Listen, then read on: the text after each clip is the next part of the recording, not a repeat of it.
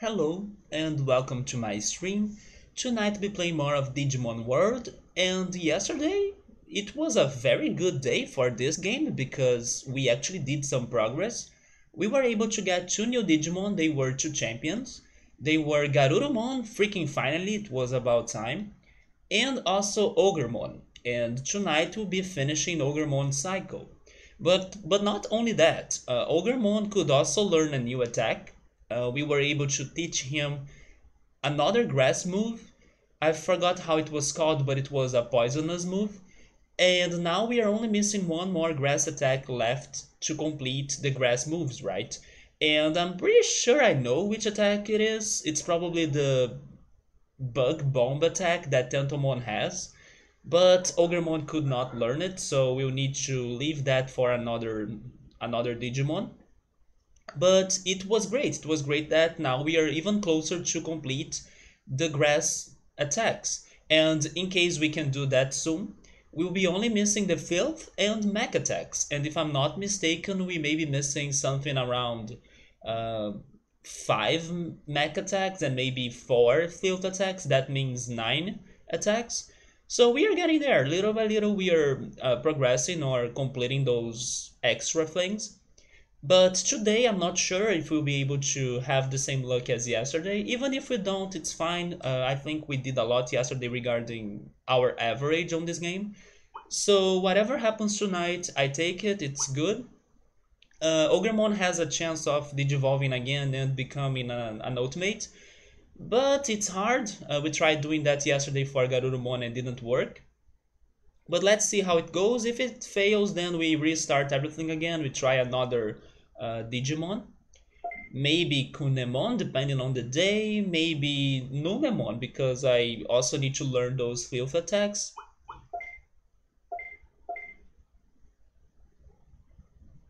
But one thing is for sure, now we may not need Gabumon again, I think. Because at least Garurumon couldn't digivolve into something new, so not sure if getting another Gabumon will be worth. Maybe he has another Digivolution for another champion, but they kinda share the same champions. The rookies can become more than one champion, so maybe it's a better game for us to focus on another rookie that could become Gabumon's last champion, because of the odds, right? Oh yes, another thing that we learned yesterday was that the level of our tamer level, like level 4 right there, it does have an impact on our playthrough, and it seems that it kinda speeds up the days that the Digimon need to wait before digivolving. We really noticed that happening yesterday, because Gabumon became Gabumon very fast. I think Patamon also was very quick. So yeah, like I was thinking, Gabumon only has one more Digimon left.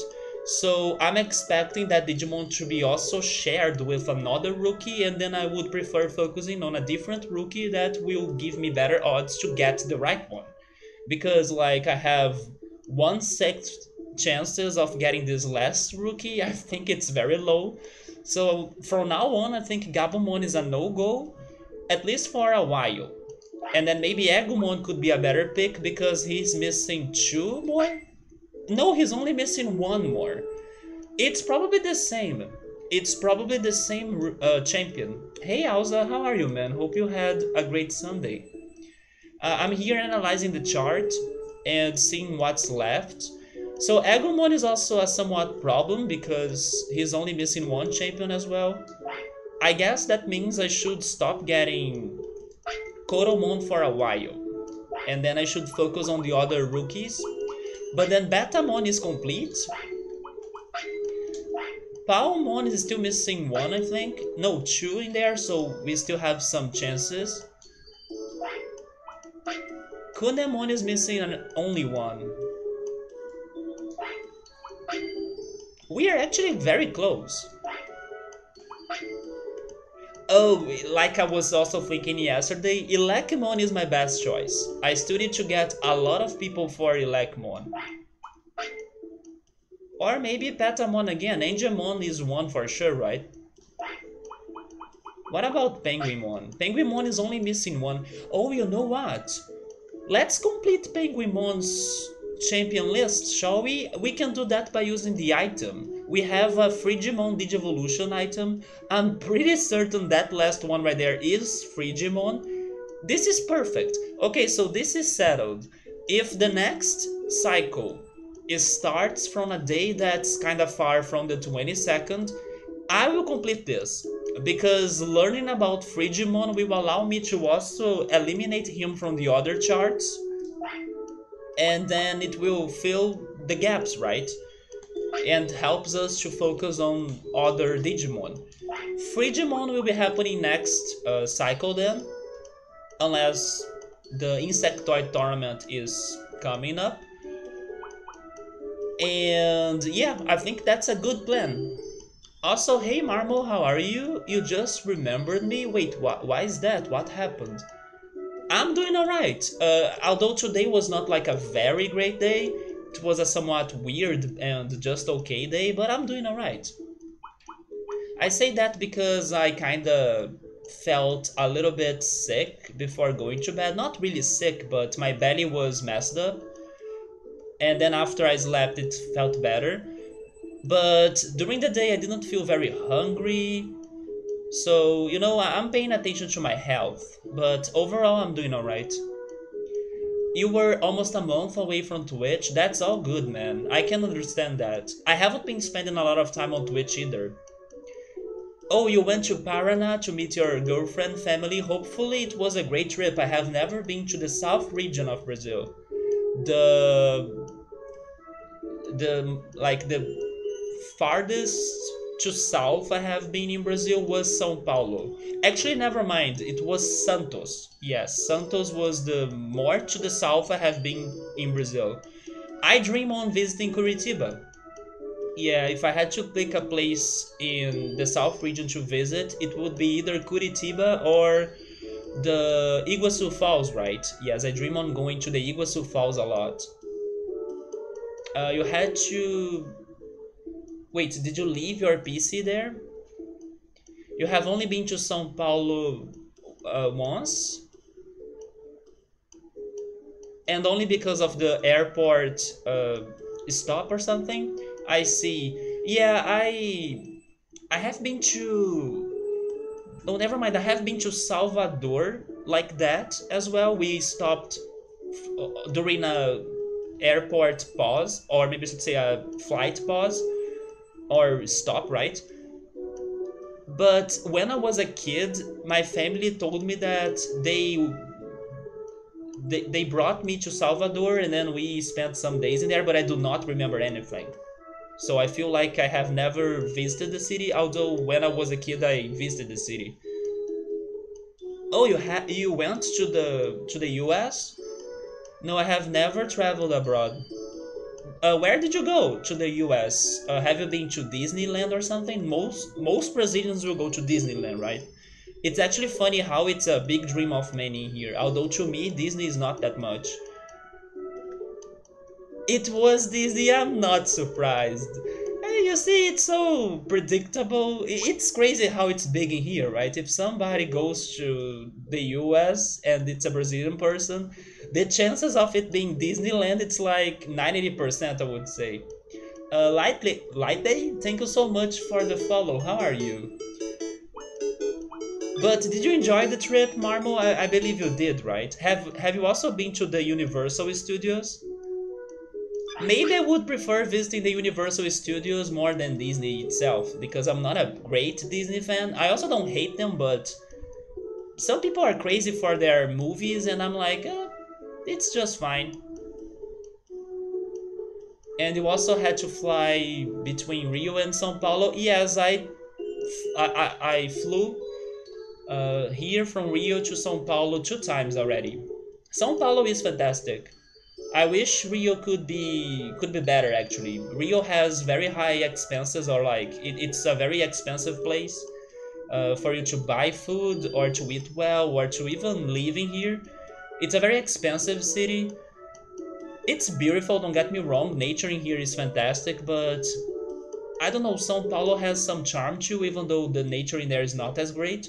But the food in São Paulo is fantastic. The prices are much better than Rio prices. São Paulo is a very good place.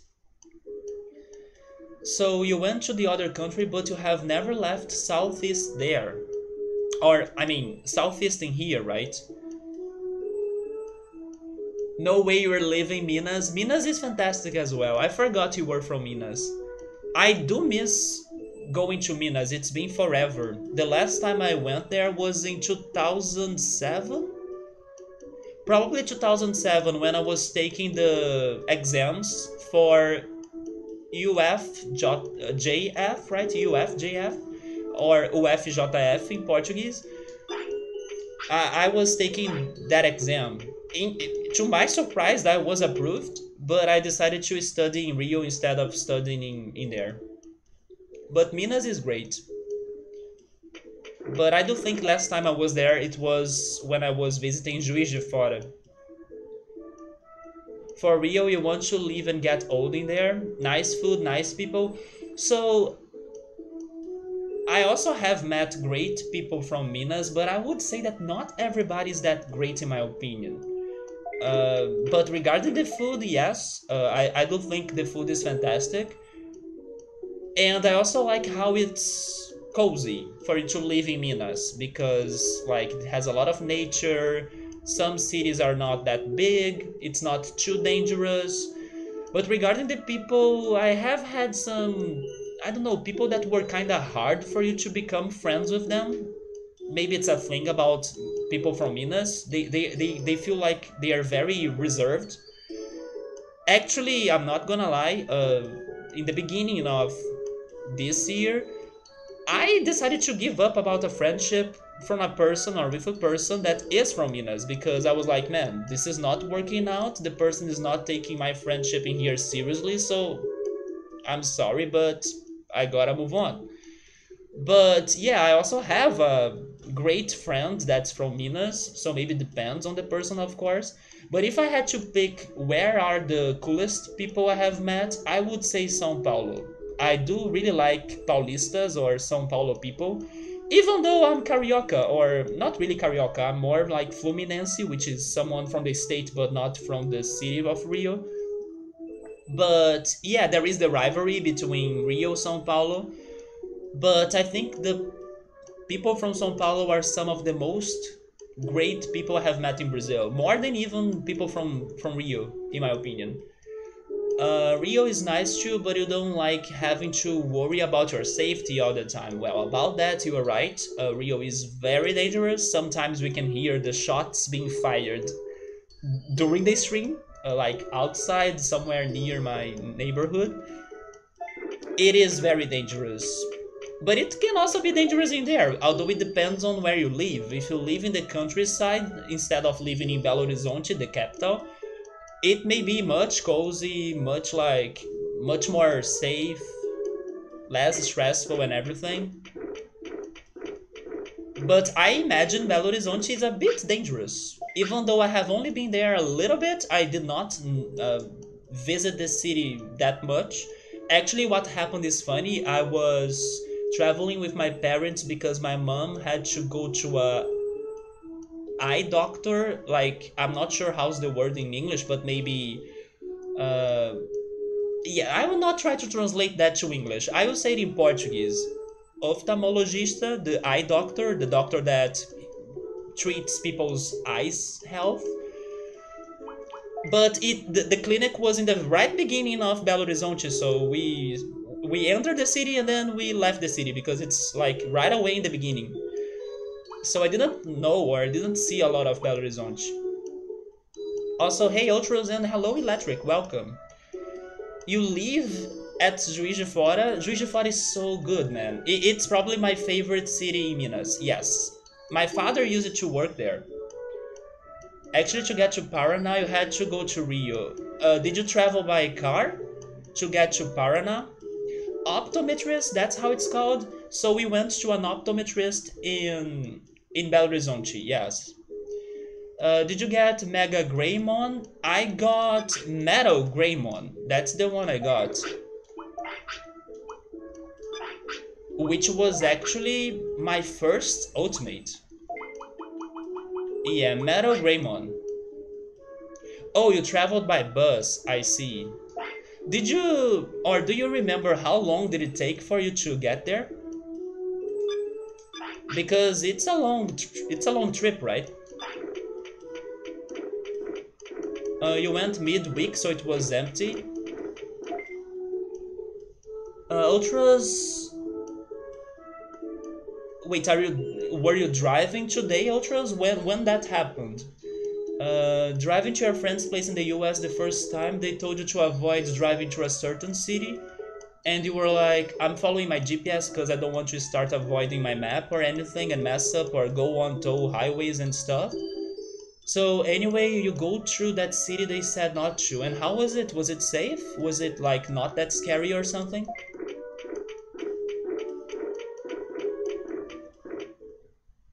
I think it depends on the time of the day you also decide to, I don't know, adventure yourself into dangerous areas, you know. When it's during the day or in a busy day as well, it's not that bad. Yeah, Marmo, I was also thinking about that. Hopefully you guys, you and your girlfriend and also their family, they were all safe, right? Or wearing masks and everything because of corona. It was 18 hours you totally slept in the bus, right? I wish I could sleep in a bus or in a plane, but only if I'm very, very, very tired, but it's not what happens most of times. You went to Londrina. I don't know much about Londrina, but I have heard about it, like, at least the name, right? So I'll be continuing Ogremon's training. Let me go for attack actually. I think I will keep it up because it worked for Patamon for me to get a new Digimon. Let me continue training his attack. Maybe that works. Maybe I can get a very powerful virus ultimate. Hopefully Miotismon, I'm guessing. I will continue upgrading his attack. If that works, then fine. If not, then we try again. There were like people walking around with crowbars and baseball bats. Really? That sounds like a movie scene. And then burned cars. Dude, just Rio effed up looking, and a cop also said don't stop at the red lights. You're sure you were not traveling throughout Brazil? Like just stop and proceed when safe, no cars? Well, honestly, I wouldn't have noticed much without the warnings. Like, if they never said anything in the first place, you wouldn't have noticed as much roughness or thought more about it. Because I didn't feel unsafe, it looked crazy. Of course, it did look crazy. Like, people with crowbars and baseball bats without a reason. Okay, nice to hear Marmo and all of his girlfriend family were taking the precautions. The most awkward and slightly in the edge you have ever felt was like 3 times in the US. One time you got off the highway for gas, and when you went to pay, or when you went in to pay, the cashier was making out with a biker guy? What the heck? And then there was a pool table in the back with biker guys playing pool. I mean, that's kind of normal. And then we were standing there, and she looks over and is like, yeah. And I said, 30 bucks on this pump. And she didn't say anything. And then just continued to make out with the guy. What the heck, dude? Then eventually took your money and set the pump. I'm saying that, but I also have seen some really crazy things here in Brazil, right? Especially in the universities. But like during carnival here, you can see all sorts of things happening everywhere.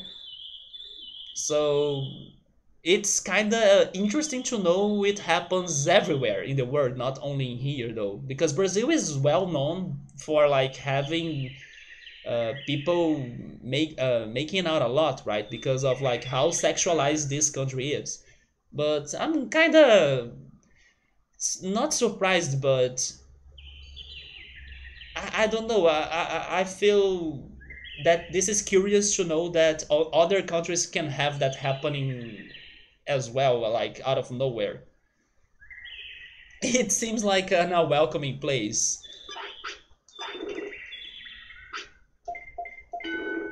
Straight from the apocalypse. That was the upstate New York somewhere. I'm not gonna lie, I don't have a very good picture of New York on my mind. Because I don't know, it's a place where people are normally very cold and it's very busy, things are expensive. I understand it's one of people's most desired destinations when they want to visit the US, but to me, I don't know if I would really want to go there, you know?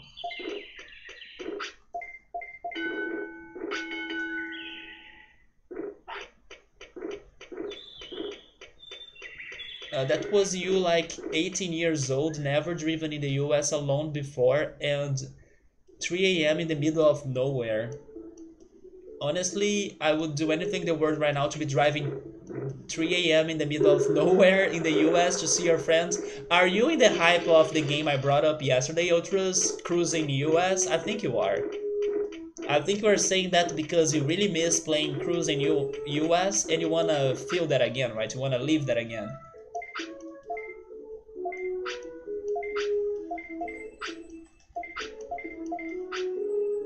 There's these little cities around.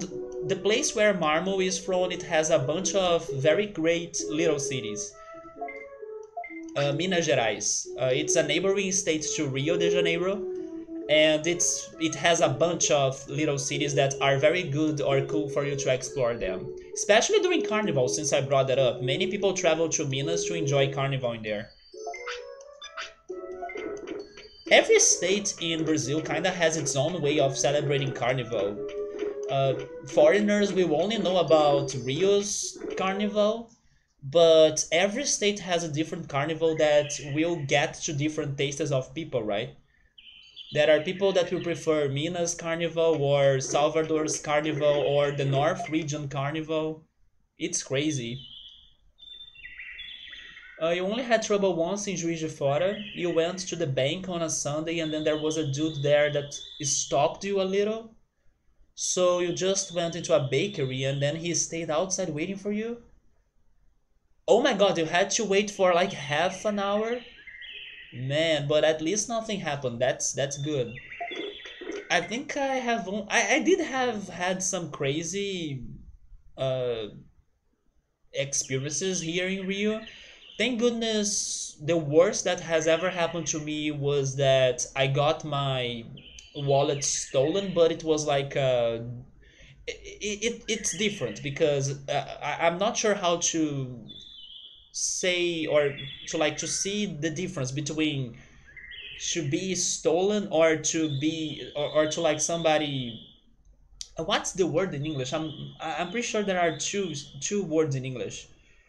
Um you know when somebody is steals something from you but you don't see it? That's what happened to my wallet. So I prefer it happening that way other than I don't know having a gun pointed in my face or something.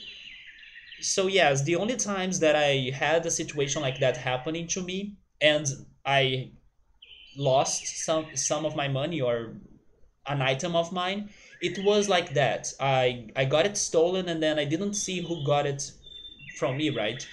But then there were some attempts of like a direct stealing or like a thief, right? A thief that came and then he wanted to steal something from me, but nothing also happened because I was not alone, and then the group of people that were with me, we just ignored the person, the bandit, and thank goodness that nothing else happened. Like we kind of put ourselves under risk because the person could have a gun or could have done something to us as we were ignoring him, but we were blessed that day and then nothing really happened. But I did see already a body, a dead body in the middle of the street. I'm always hearing the shots from outside home. I have seen crazy accidents as well. Uh, Brazil is a very crazy place. Rio is a very crazy place. Like Scranton, where the office is based. You are in the hype of cruising US, right? Ultras. I felt that yesterday from you. As soon as you cross the border and you are in the US, it feels so different and like cartoon-like. I can understand that. There are some places that are magical. Rio is magical too, even though I'm kind of criticizing it a bit. Rio is magical. One of the reasons why I decided to not live in Rio per se is because every time I go to Rio, I have this feeling of being a tourist because I need to cross the bridge or cross the bay by taking the ferry boat or by taking a bus that crosses the bridge that connects my city and Rio. I have this feeling of being a tourist in Rio, and it's very great. And I'm pretty sure if I lived there, I would lose a bit of that magic, you know? But Rio does have some magic. I was talking about Rio's magic when the summer was starting, and then how I was feeling nostalgic about it. But now I'm more used to everything that's going on in here, the weather. You are sure you have had a handful of stories where you felt uncomfortable or sensed that somebody was trouble? Thank goodness no bad ending has happened to you. My worst case was that one that somebody stole my wallet during Carnival. Carnival is very dangerous in here. But as I did not see a gun or I did not feel threatened, that's fine. And you know what, as well? That happened to me two times already. One of those times, the bandit deposited the wallet, the empty wallet with my ID and some other documents, inside the mailbox. And then the post office called my boss, my old boss, that contacted me and told me that they found my wallet, but of course without money, right? So at least I could recover or retrieve my ID and some other documents and even credit cards. But yeah, low money, of course. But I don't walk with a lot of money either, so poor bandit that got my wallet. But it was kind of nice that they at least gave me back my ID and things, right? Because it's kind of stressful for you to reprint them all.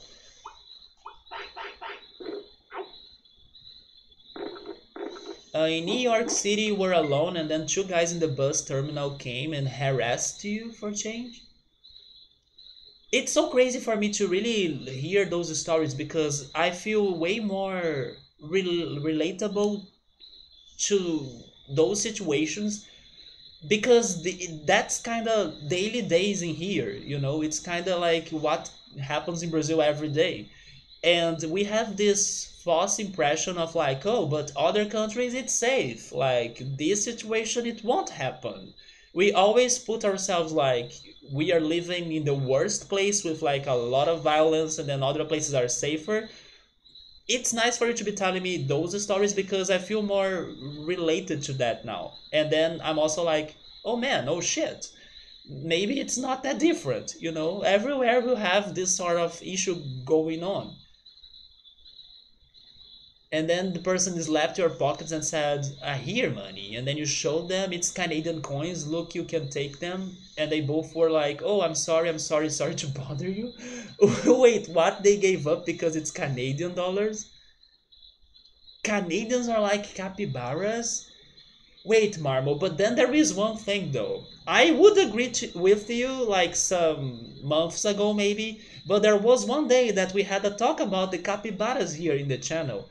And then Gabriel and Subaru told me that capybaras are actually aggressive. So I used to have this opinion or impression that capybaras were all cute and no harmful at all. They changed my mind. They said that capybaras can actually attack people and everything. But to me, they are one of the greatest animals out there. But I do like capybaras and I do like Canadians a lot. You forgot to tell that after 21 hours traveling back home, you got back and then your PC was not booting. Okay, that sucks. That's really bad. What happened last month to us in here, as you can see, is that the cam stopped working. But at least my PC is still fine. But for a mysterious reason, the webcam stopped working when I was on stream, right? So now I need to either fix it or buy a new one. But at the same time, I will be honest, I'm not too worried about it because these streams without the cam have been kind of good as well, you know. I was expecting a greater impact on everything, but I'm chilling with this no cam stream. Yeah, there are bad people everywhere for sure, but I don't know, it's kind of rare still for me to hear those stories from other places, you know. It's just because in here it's so freaking every time that it happens. Canadian money, it's worth nothing on the streets of New York City. So those thieves were not on a very bad situation because otherwise they would accept anything. All of the wild animals are aggressive when they feel oppressed. Yeah, that's something that I can agree, or I can agree with. I told you about the huge news story that literally swarmed the news and was the biggest thing about escaped capybaras from a zoo in Toronto. I vaguely remember that. And it was super crazy, like in 24 hours, or under a 24 hours coverage. And like false claims of finding them dead, and news crews were going on site. It's just funny to imagine the situation, even though it's something bad, right? But it's crazy to imagine that this is happening. Like capybaras are invading Toronto. I actually have seen a capybara in the university here. It was one day that I was watching the sunset, and then suddenly I turned my sight a little bit to the left, and then I noticed the head of a capybara very close to the water, between the water and the grass, right? And then I was like, oh my god! But then after some minutes, the capybara disappeared. And of course, I decided to not get closer because I didn't want to bother it. Yeah, Marmo, I heard from Gabriel and Subaru that capybaras can be aggressive. I never thought that before because they look so cute and, you know, super chill and calm. So your PC shows no image and the keyboard doesn't light up. Is it still bad?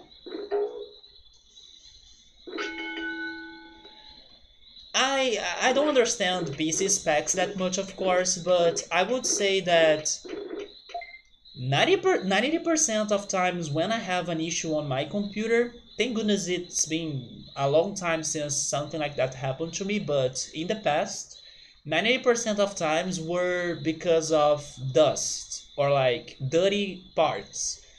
So, first of all, if you have the right tools for doing it, I would recommend you opening your PC and checking the dust or dirt. Because if you give it a clean, maybe it solves the issue. It's funny how many times I had to bring my PC to a technician and then all they had to do was to open it and clean it. And then, oh my god, my PC is back. Yeah, it's because of dirt. And I hope it's something simple like that because it means you won't need to spend a lot of money to make it work again, right?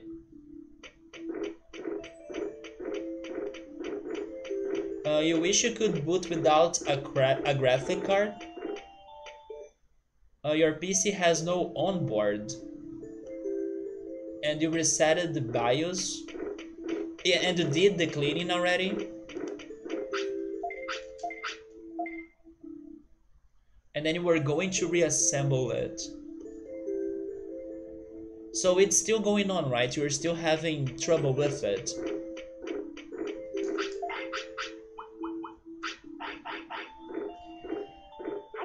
I mean, it depends, right? I understand that, of course, a technician will do it much better than your own cleaning, or faster as well. But it depends. There are some people that they charge you a lot for such a simple thing.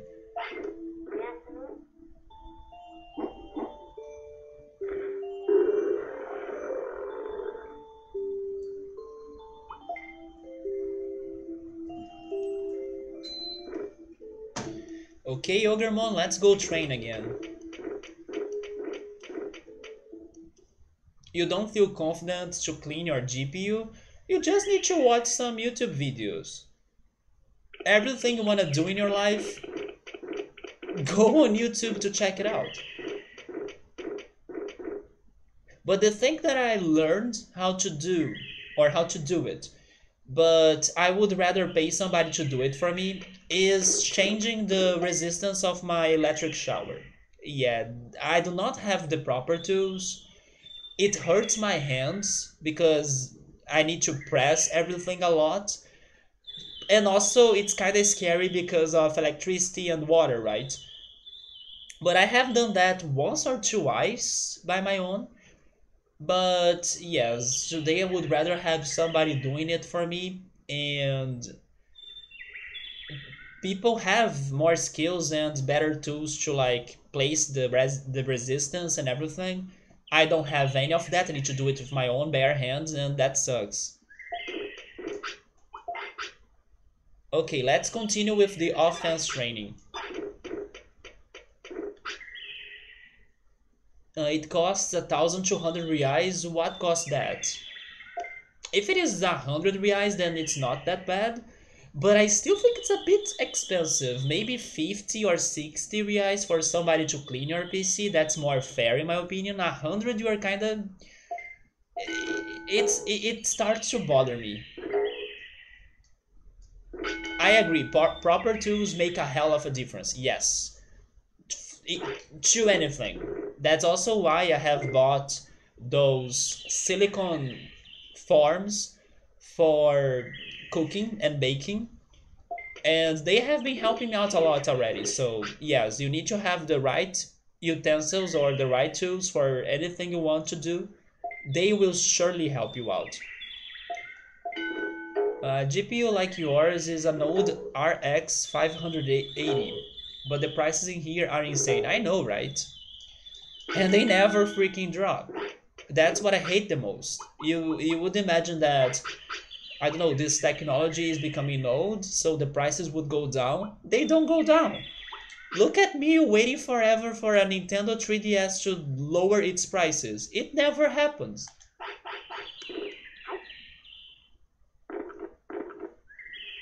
I know, when it's electronics here, they never freaking drop the prices.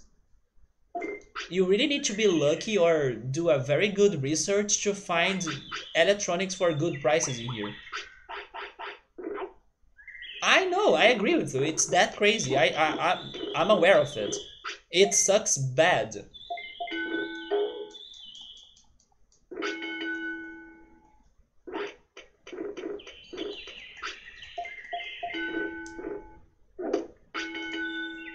But someday I will be able to get another Nintendo 3DS, and then I can transfer the data and then finally play all of the games I have for the 3DS normally again.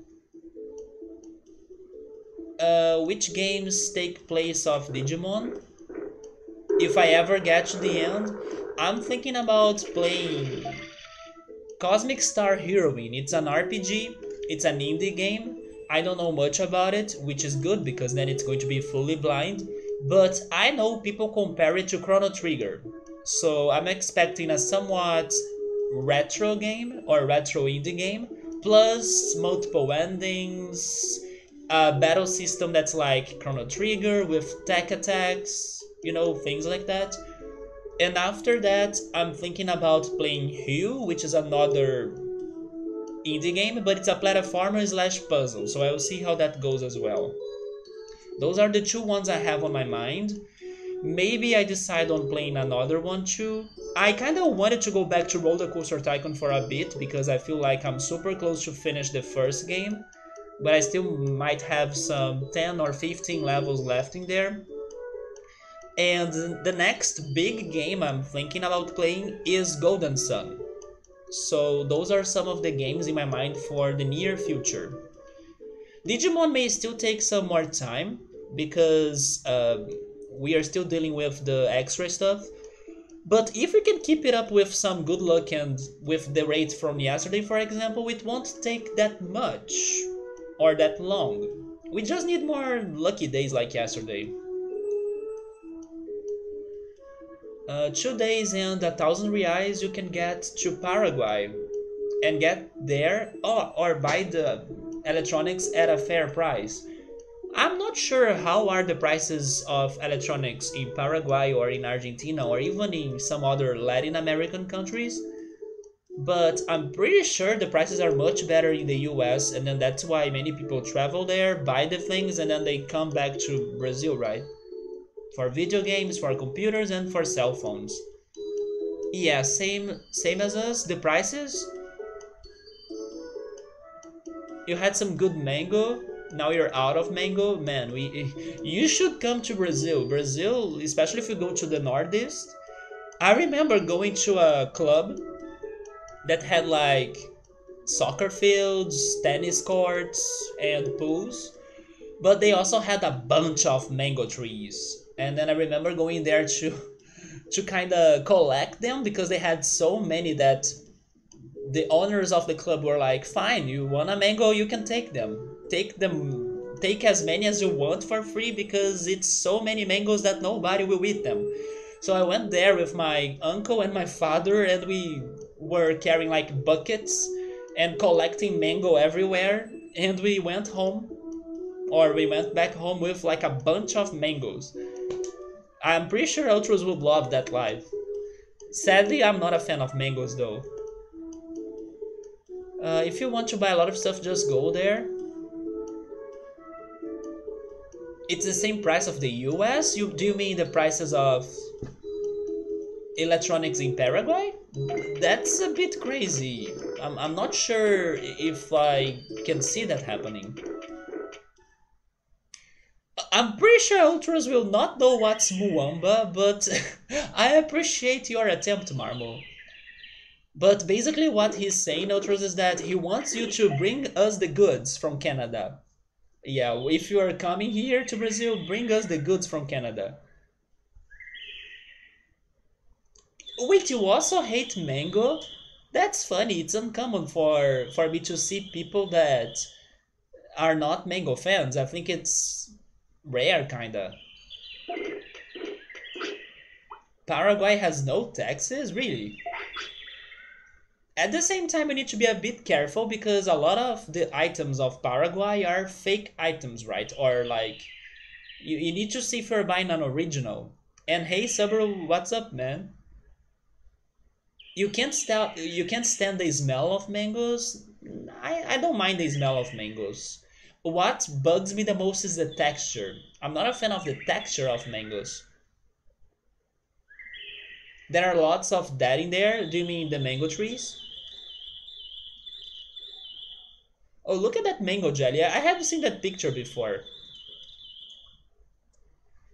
In the summer, it's like a 10 minutes bicycle ride from you. There is like a 3 kilometers of farm of mangoes, huh?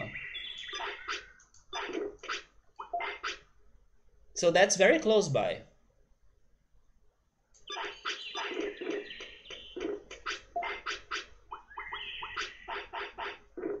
Oh, you mean the Muamba? Yeah, Muamba is like the goods. Yeah, give us the goods. It can be anything. It can be electronics, it can be cheap items. It's pretty much the, I don't know, items that people normally buy or trade in the, how is that called? In the free market space between two countries, like in the frontier of countries.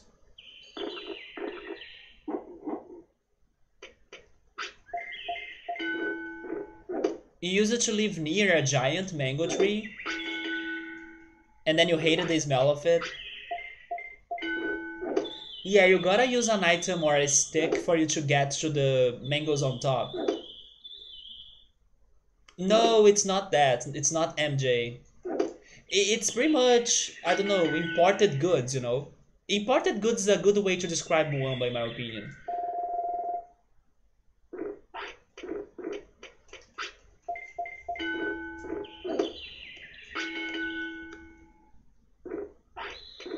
I think I can say that we actually may not need more MJ in Brazil because it's kinda common.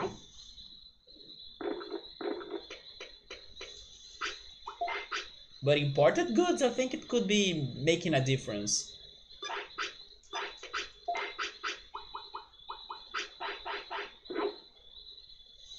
Imported goods, I think it's a good way for us to say it. I also had to think about it to find a way of translating it, but imported goods, and it can be anything, electronics, perfumes, alcohol, it can be anything. Yeah, imported goods, I think it's a good way. Man, this Ogremon is hungry. People in Toronto go to Buffalo for the Muamba. There we go. Muamba is a funny word. It's a good word in Portuguese. We do have some words that they have such a vague meaning, they are not specific. Like if you say Muamba, you can't picture which object you are talking about. It's like a bunch of them that can be the one, or it's a collective. Those collective words are good.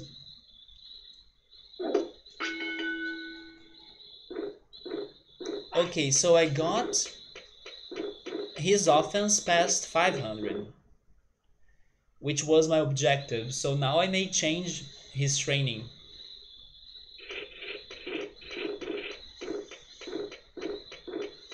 So Ultras, you were feeling nostalgic about cruising US, but do you have the cartridge?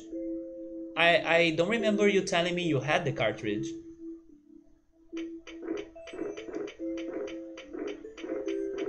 So I'm assuming you cannot play it, right?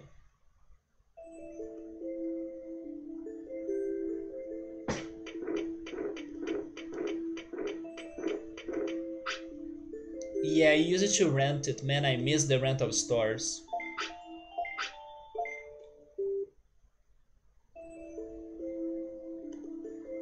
I really like the memories I have from the 90s. I don't have many memories anymore, my memory sucks, but I like the charming memories I have still. Like going to the rental stores, watching anime during the afternoons, playing outside in the streets with the other kids. Thank goodness I still have those memories, even though they feel that they are so far away because it's been so long and reality today is so different. The days that the internet were starting to be a thing, or yeah, that's correct. The days they were right, started to that internet was starting to be a thing.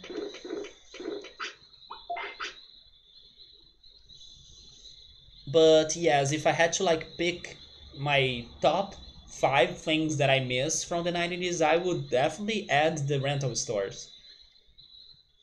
It really helped me to play so many good games, including my favorite one, Super Mario RPG. I did not have Super Mario RPG cartridge. I actually only had two cartridges for the SNS. They were Super Mario World and one very crazy game called Teen Star. It was a shooter actually.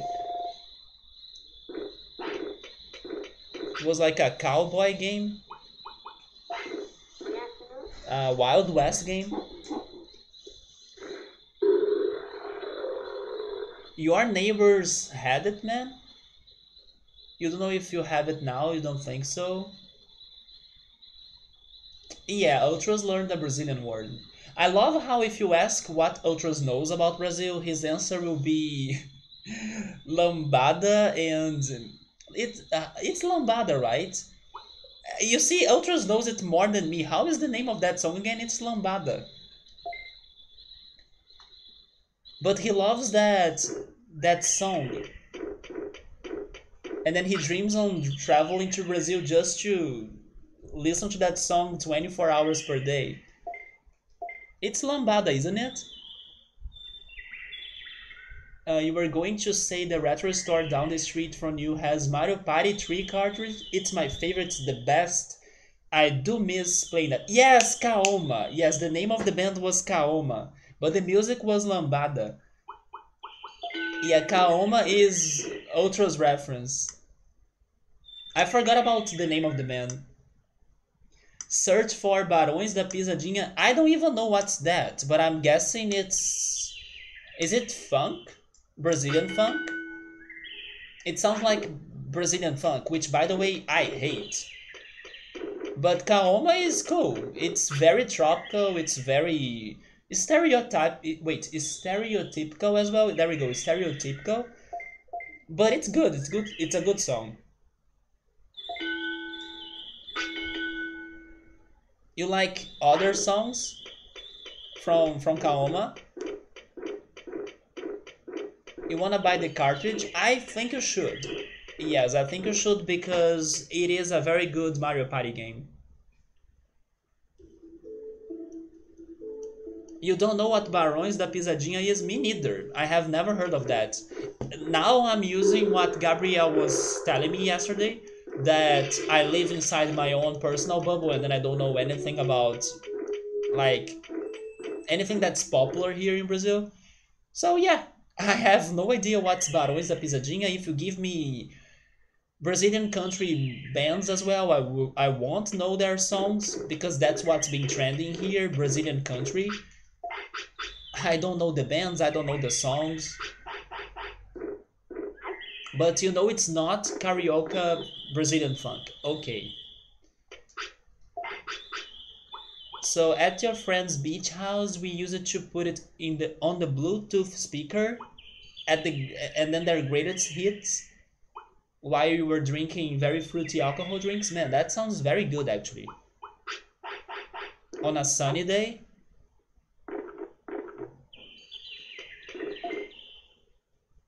Yeah, I won't try to guess it then. I have no idea. The old white Canadian folk would walk by and be like, WTF? They are missing it out, Ultras. Your cousin brought from Disney. Wait, it brought something to you from Disney when you were 3? What? What you're talking about? Do you mean Mario Party 3? You're not talking about Mario Party 3, right? It's like just a bunch of dudes sitting down listening to this festive salsa music, drinking colorful drinks, and sitting on the beach completely silent. Oh, you mean your SNS? My parents bought the SNS to me. It's funny how I still kind of remember a little bit of that day. Or at least I do remember myself playing Super Mario World.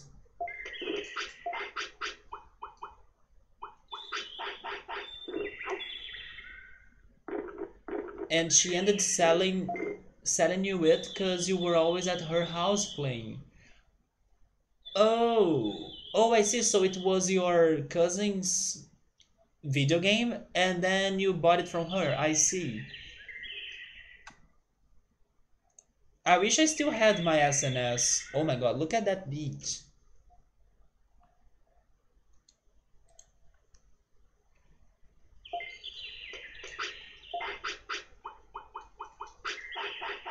What I miss a lot is that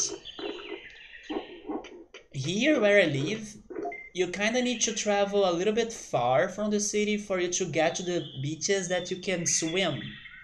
Because the ones that I'm close to, like the beaches that are in the city pretty much, they are polluted, so you cannot swim. But I also miss my hometown's beach because in there it's clean, so you could swim. You still have yours somewhere, but the power connector broke. So you would need to get it and bring it to a technician, right? I hate how I'm so unlucky with my consoles. It's like every video game console I have, they kind of break down at some point. It happened to my GBA, it's now happening with my 3DS. I kind of want to keep them with me for forever basically, but I can never do it because they always end up breaking down. Regarding Digimon, any Digimon needed more than 600 of any stats to evolve. You can actually buy one on Mercado Livre or eBay. Well, you can buy the SNS Mini, right? Nintendo has released the SNS Mini.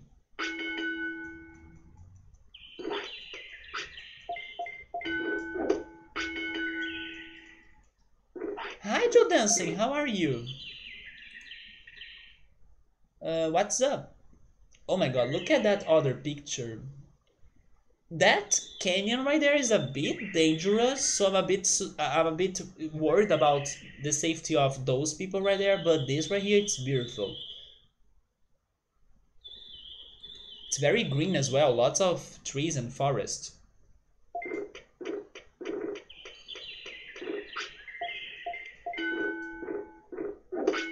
Joe Dancing, I'm curious about one thing, and I wonder if you have done it already. Have you read your fortune for this year? Because the fortune to this 2021 to me is going to be, let's say, ruled by the wheel of fortune. So I'm excited for that. It seems that it's going to be a very crazy year, and then I may be taking a lot of big risks as well because of the wheel of fortune. So I'm down. Let's go. But I'm curious if you took some reading or if you got a card for your year as well.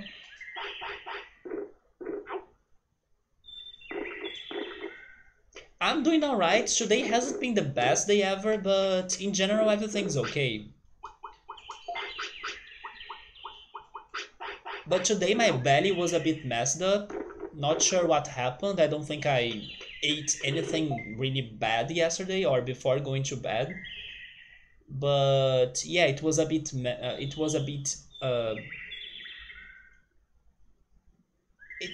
not aching, but it was not feeling well. But throughout the day I feel like I recovered from that, but I'm still paying attention to my stomach health, right? So I'm drinking a lot of water, and I'm also avoiding some sort of food like milk, for example, so it doesn't mess it with it again. But the consequence of that is that I wasn't very hungry throughout the day, and in the end I ate pasta again like yesterday. But today I went for a different topping. I went for just garlic, olive oil, and sausage. While yesterday I had a whole tomato sauce going on.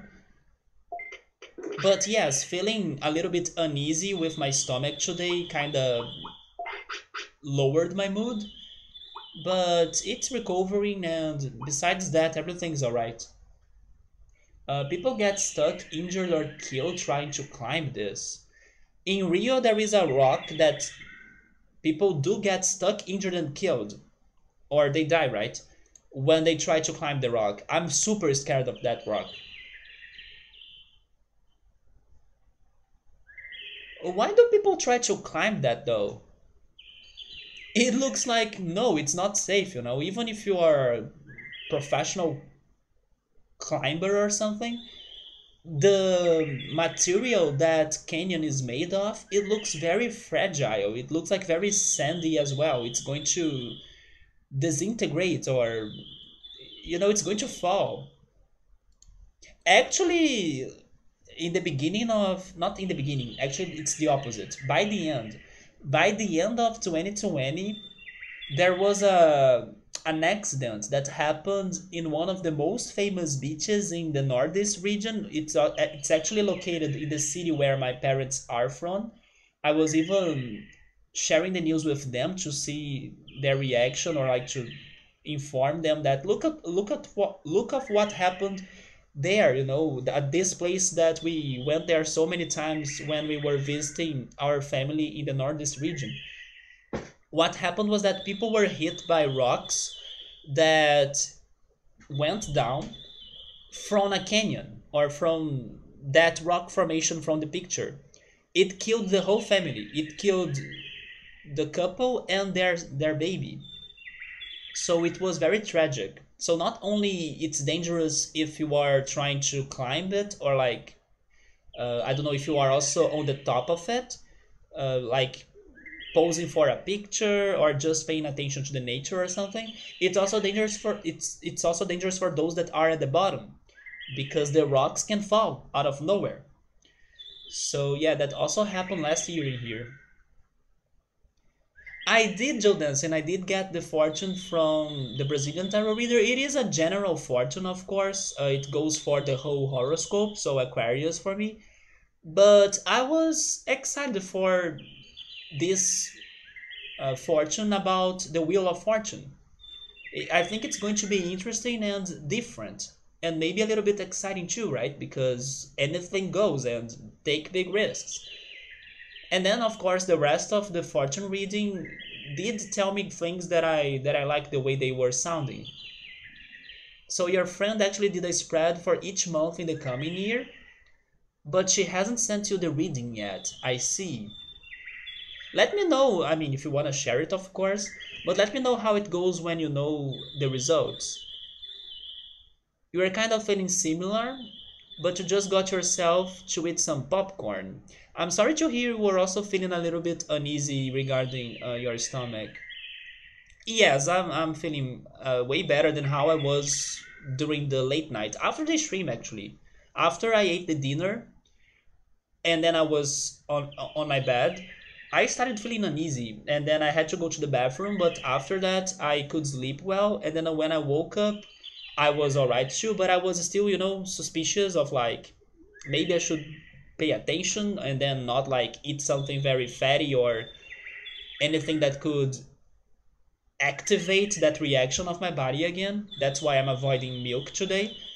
Even though I wish I were drinking chocolate milk, but I would rather prevent anything to happen. So I'm avoiding milk and drinking lots of water. Is it the big Jesus one? Do you mean the card? The tarot card? Wheel of Fortune seems like a good one to get right. It is, of course, a major arcana, so it could be a big change. Yes, Jordan, let me know because I love having this fortune talk with you.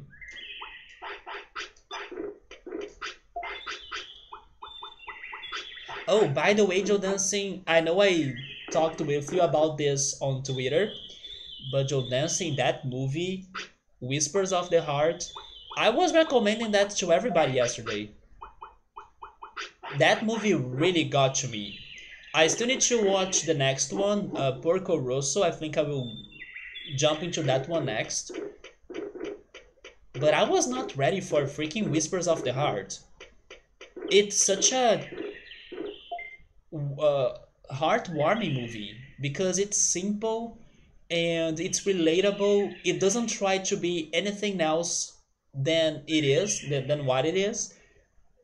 Because like most of Studio Ghibli movies are so fantasious, they create all sorts of universes, and then they go all crazy, and then people get so inspired by that, or like they see their imagination traveling with that crazy world they are doing. This movie was one of the movies of Studio Ghibli that I have seen so far that felt the most, let's say, normal or the closest one to reality. But then the magic was still there, but not necessarily on a magical world. It was more on a magical and meaningful atmosphere that exists in our real life, in our simple life. And then, man, it hit me so hard. I was so delighted to watch that movie.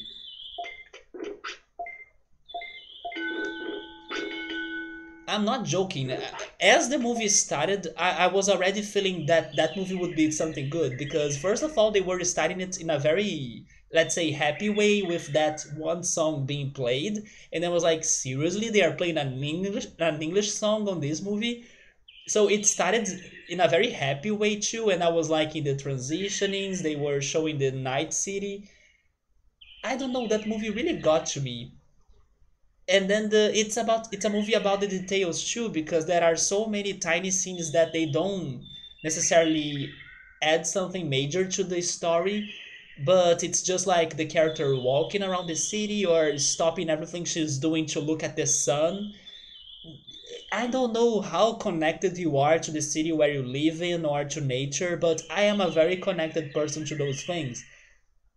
And I could relate so much to her. Like that's what I like doing as well. I like to stop what I'm doing and then spend some time sunbathing.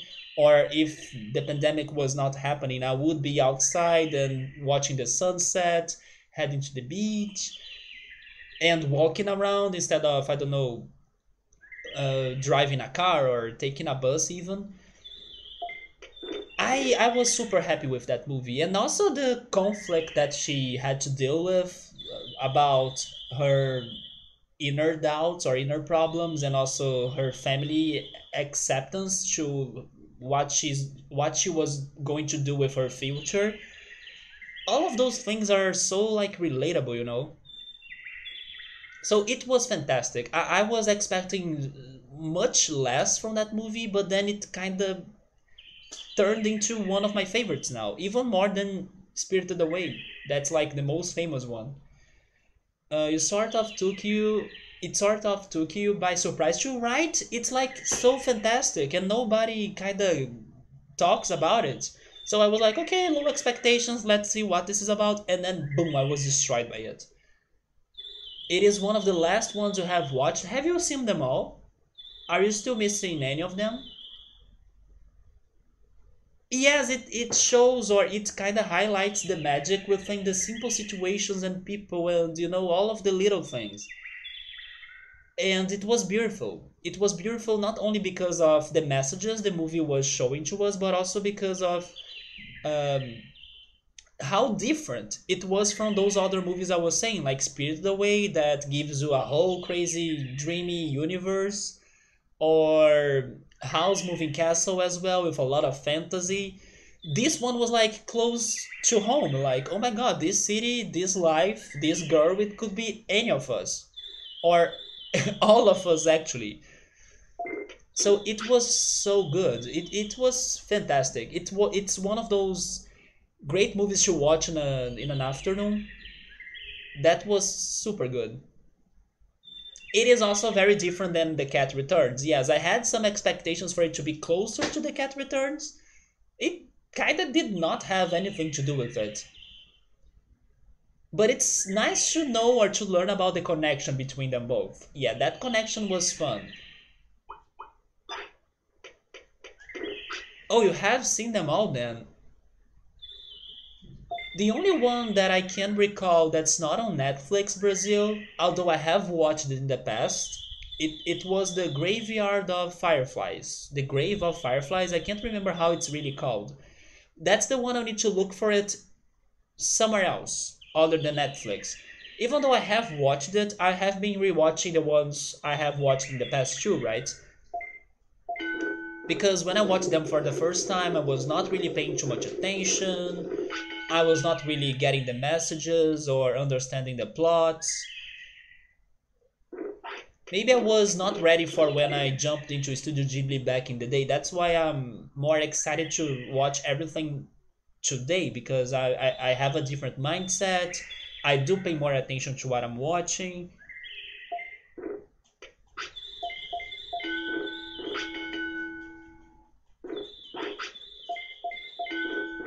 But I do think all of the other movies are on Netflix, and little by little I'm checking them out. I still have a bunch left though.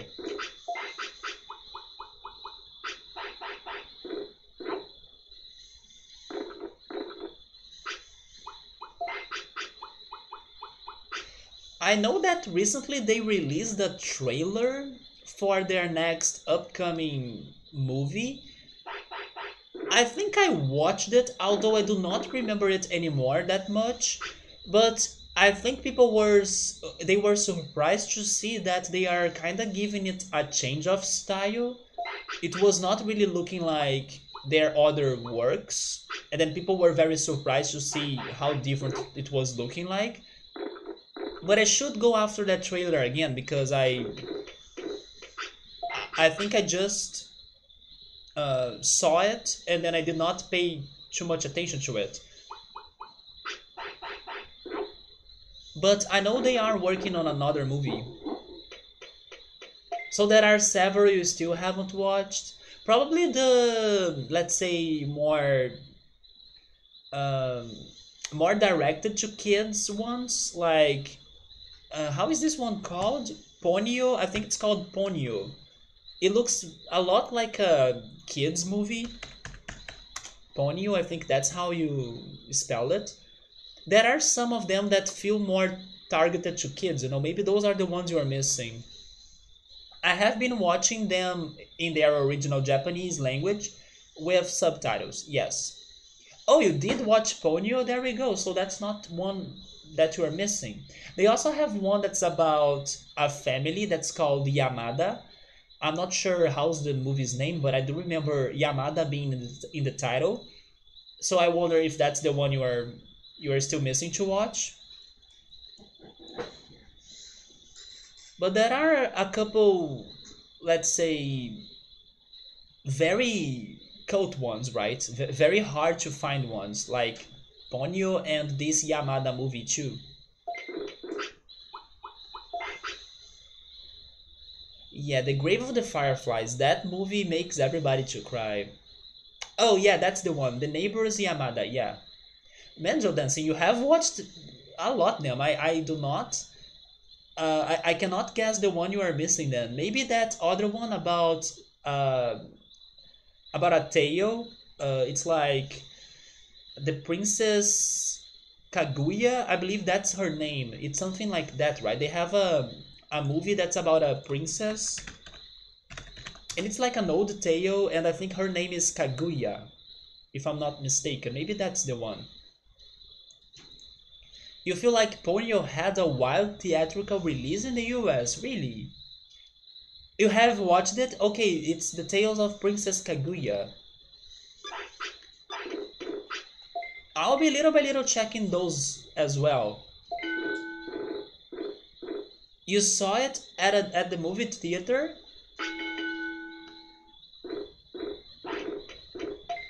I haven't watched any of their movies in a movie theater, but I imagine the experience. Because if there is something that surprises me about Ghibli movies is how beautiful they look, especially the colors they use, right?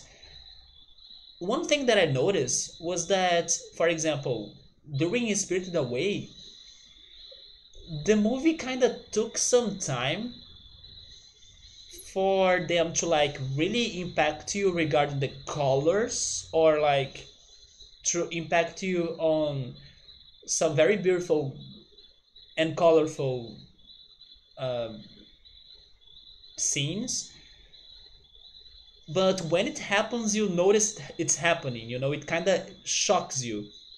But there are other movies that they are beautiful throughout the whole movie, like Mononoke Princess, for example. It's a movie that starts right away with beautiful colors and impactful and shocking scenes.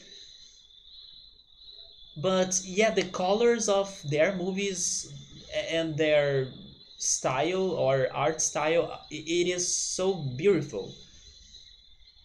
So seeing those colors at the movie theater, I imagine the experience. It gotta be fantastic. Yeah, the art and the drawing, it's so much different, but especially the colors. If you pay attention to the color usage, it feels so, lively, even more alive than reality sometimes. It feels so bright too.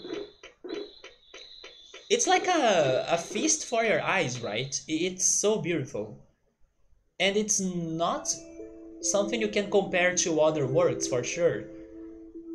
There is something about their colors, the colors they use on their movies. It's really surprising. Yeah, I'm glad you know what I mean. It's hard for me to kind of put it in words, but there is a magic in their color choice, in their palette choice, or palette choice. Maybe it's palette choice. So Princess Kaguya had a minimal color scheme, but it was very lively and artistic in its animation style. I know it looks different. Yeah, it has a lot of, let's say, white canvas, At least that's the impression I got from it. It seems to be a movie on a white canvas, and then it goes very Japanese traditional art style. But I imagine that's what I'm going to watch. A movie that goes on like a painting, you know?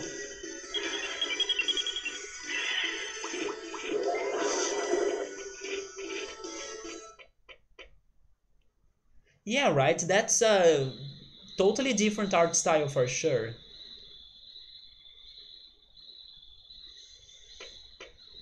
Let's try getting to the clinic through the city.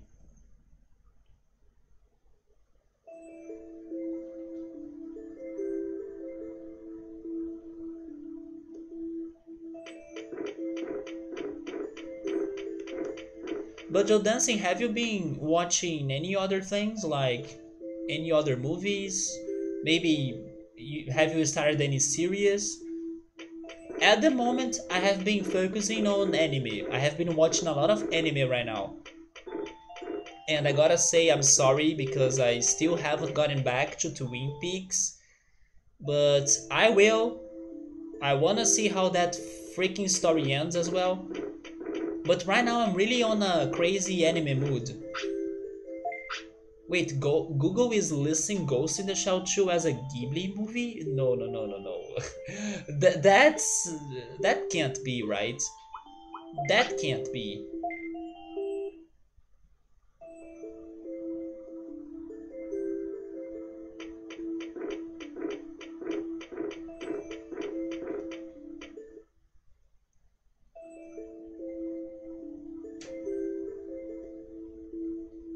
One anime that I'm watching right now is Avatar: The Last of Korra, and I finally got through the two seasons that I have watched in the past. Even though I didn't like the second season that much in the past, now that I rewatched it and paid more attention to it, I liked it more. And I finally started the episodes I have never seen yesterday after the stream. And I kinda loved it. Like this third season of Korra, it started very surprisingly good, or it started in a very good way.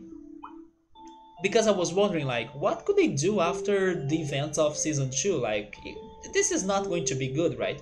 No, they actually started it in a very good way. They're also bringing back the stories and the characters from the Last of Aang, so it's telling us more about what happened afterwards. This third season has been surprisingly good to me, so I'm excited to finish the two last seasons of The Last of Korra. I don't think I will like it more than Last of Aang, but it's still good. It's not bad. Yeah, it's of course not a Ghibli movie. Ghost in the Shell 2. So you have been watching all kinds of different stuff, and you are rewatching Twin Peaks. As you are introducing someone new to it, don't give up about me though. I swear I'm going back to it. Somebody saying that maybe they had some sort of um, partnership going on with the movie, and then they are listing them all together. I mean, maybe they consulted Studio Ghibli for some sort of inspiration. But the thing is that Ghost in the Shell, I'm guessing Joe Dustin is talking about a movie, like a live action maybe. Or are you really talking about an animated Ghost in the Shell 2 movie? I didn't know that was a thing actually. I was thinking about a. You know that Ghost in the Shell movie they had with Scarlett Johansson? I was thinking they were working on a sequel to that maybe. But if there is a second Ghost in the Shell animated movie, that's the first time I'm hearing about that. And if that's the case, then I can see maybe Studio Ghibli being consulted for some sort of help to help them out. Just like what the Pixar studios did with them, I learned recently that there was a meeting between Hayao Miyazaki and the guy or the head behind Pixar, and then Hayao Miyazaki inspired the Pixar guy to complete a short movie. So there is a second Ghost in the Shell movie. Why does nobody talk about it? Maybe it's not that great. Nobody talks about it. I could swear there was only one animated Ghost in the Shell movie, and that's the one that I still gotta watch actually. Joe Dancing, if you liked The Last of Aang, I would recommend you checking it out too. Don't go with high expectations because it feels very different and I don't think it will beat The Last of Aang, but it does show you more about the universe, actually a lot more. And now on season 3 they are giving us answers about what happened to many characters, and I'm really excited and appreciating that a lot. So Joe Dancing was watching the movie Inside. That sounds familiar, but I'm not sure which movie that is, which is very good. I should check that out. I wanted to check The Handmaid's Tale too.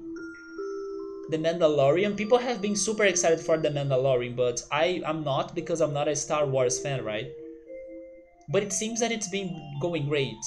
The Mandalorian. The Handmaid's Tale, I will try watching it at some point too.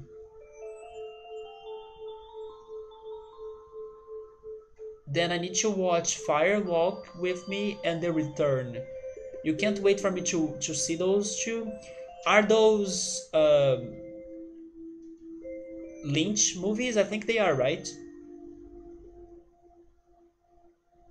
So it is from 2004. Why does nobody talk about it? Next time Gabriel is around, I will ask him if he has watched it. Or Scapluni. Scapluni is another one that is always pressuring me to watch Akira and Ghost in the Shell. I want to see those guys, like, I will fight them back. Like, oh yeah, you were pushing me to watch Ghost in the Shell. I will fight them back. Like, but have you watched the sequel, Ghost in the Shell 2? Who's winning this now? I'm going to fight them back with that. Thank you for that information, Joe Dancing. They will wait and see. Just wait and see me. Wait, those are Twin Peaks. Wait, what? Do you mean the seasons? Fire Walk with Me is all about Laura pre-murder. Oh, The Return is that one on Netflix, probably. Maybe they will actually have watched the Ghost in the Shell 2 movie, and I'll be like, rip me. Like, I was trying to also pressure you to watch something, but then they will be like, oh, but I have watched it already.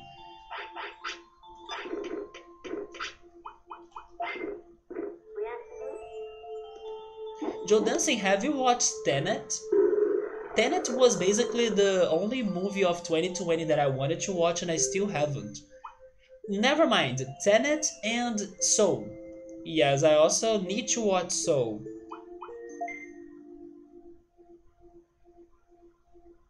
It's not on Netflix in there, it is on Showtime. Yeah, I have never heard of Showtime being a streaming service here in Brazil though.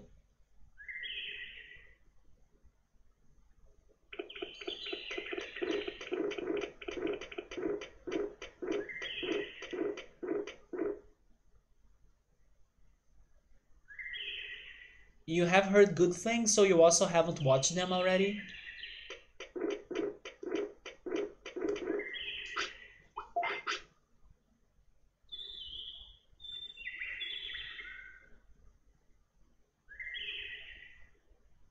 Yeah, I gotta find a way to check them out.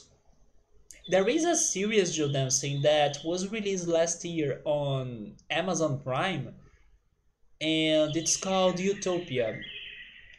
Even though I still haven't watched this retake on it, because actually the original Utopia was uh, an ABC series, if I'm not mistaken, it's something like that, and that was really great.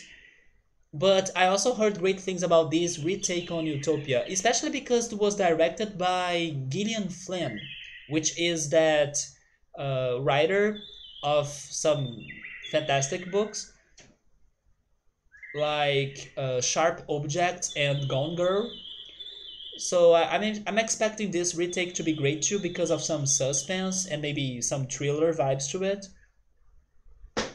So that's something that I will try to watch this year as well because the original is fantastic.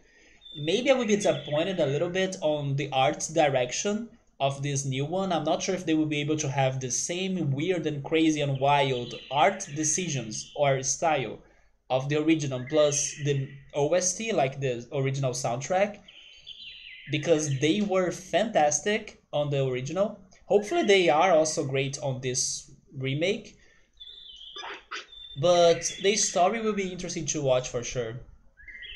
By the way, you were recently gifted the original series and Fire Walk with Me vinyl records? Joe Dancing, but do you have the how is that called in English? The player, like the music player for that? Wait, you think you have seen Utopia, an animated movie? Wait, are we talking about the same movie? No, Utopia was not an animated movie. It's actually a series.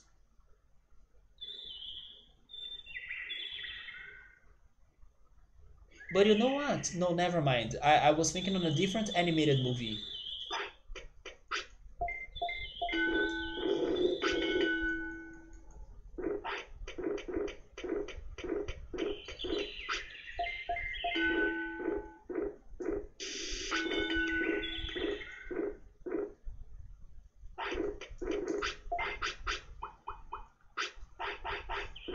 Oh, you started collecting vinyl this year?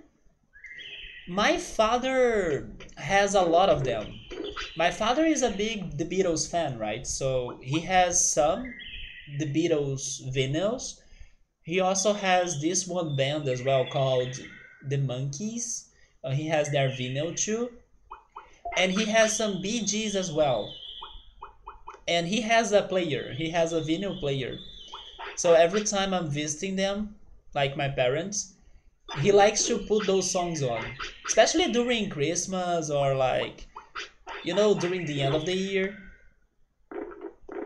I still remember. It's funny how I have the clear memory on my mind right now of him like playing those vinyls during a sunny day while we were inside the house, and then everybody was like preparing, getting prepared or getting ready for the Christmas at night.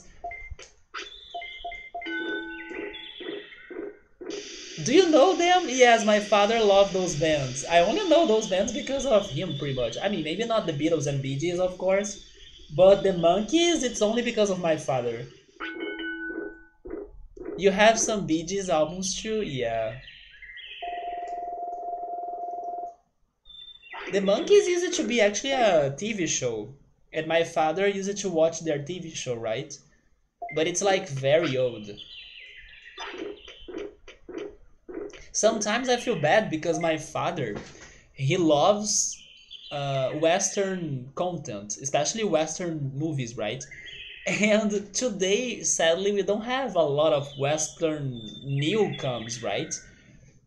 And he gets sad because he has Netflix showing there, and he keeps on asking me like, Alan, did you see if there is any new Western movies for me to watch or something? And then sadly there aren't many because it's not that trendy anymore. But yeah, I feel bad because the streaming service don't have a lot of Western options for him. Although he has watched them all, right? He has watched a bunch of Western movies already. Oh, we were recently introduced to them? Yeah, my father is a big fan.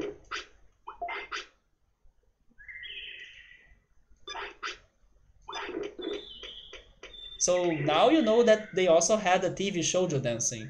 It was like a comedy. How is that called? Slapstick comedy series? I think I said it right. Slapstick comedy series.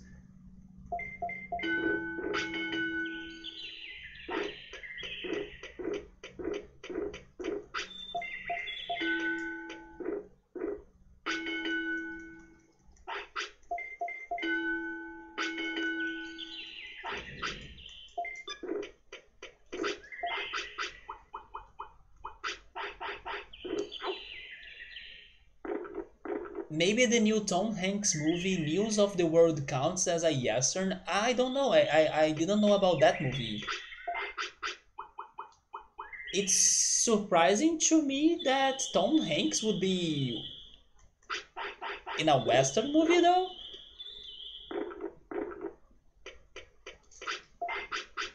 By the way, I should go get the meat, right? I need more sirloins. I have seen a little bit, I guess.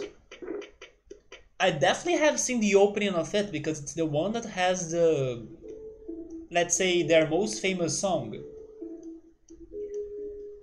It's only in black and white, but I do think my father showed me at least one episode once. Maybe on YouTube you can find it.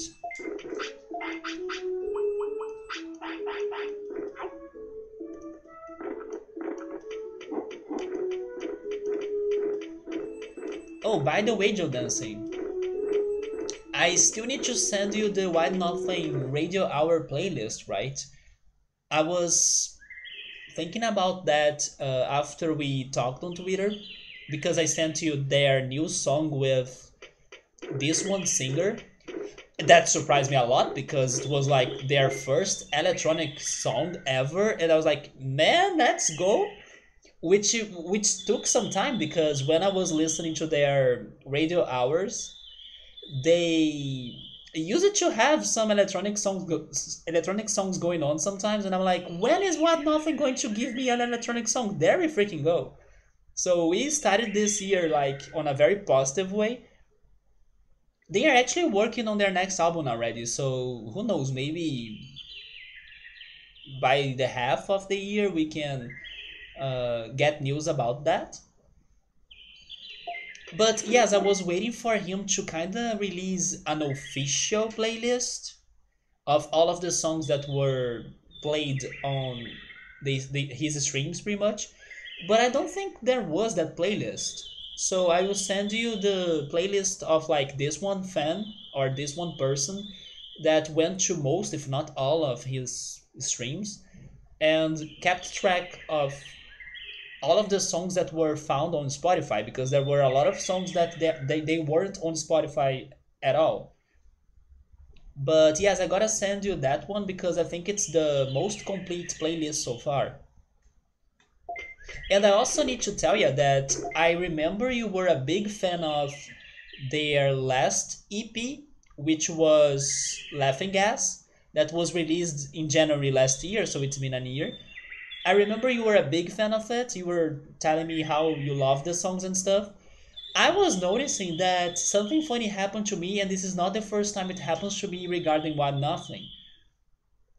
I liked that EP too, but I did not like love it a lot, you know. Especially maybe their first single, which was Foyer. But Joe Dancing now, I'm addicted to Foyer. So that's so funny. It used to not be my favorite. My favorite was The World is a Hungry Place for sure. Now I'm not sure anymore though, because the more I have been listening to Foyer, the more I'm liking that song. And I kind of have this memory that you were a big fan of Foyer right away. Now I'm loving Foyer a lot too. But I said it's not my first time that this happens to me regarding What Nothing, because another song of theirs also didn't hit me right away at first, which was Drifter, and today I'm a big Drifter lover. It's totally one of my favorite songs. I will never skip that song if it starts playing. It gives me the feels, the memories, the nostalgia, everything. Drifter is amazing. But I still remember the days that was like, oh, let me hear to, or let me listen to Gemini album, which is the one that has Drifter. Drifter was always like, oh, but this song, let me skip it. Or like, maybe after this song it gets better or something. I always, it was like my least favorite of the album. To date, the complete opposite. I'm a big lover of Drifter. And Foyer now as well. Foyer, it's such a good song. Even though at first it didn't hit me that hard. Spotify Wrapped told you they were one of the most listened artists to you. Me too. Even though I felt like I was not listening to What Nothing that much. But yes, they were, I think, my second or third most heard artist of the year. That surprised me. That surprised me because I felt like I was listening to way many other bands or artists. But no, they still made to my top five. You are going to cook a burrito, Ultras? Go for it, man. Go for it. It did grow on me, Joe Dancing. And now I'm telling you, I love it. I get excited when it starts. It played today. I was listening this one playlist on Spotify that's called On Repeat, which is pretty much the songs you put on repeat the most or the ones you kind of have heard the most times in the past month, I think. Fire was in there. And then it was playing today. I'm like, oh my god, let's go. I'm liking the song now.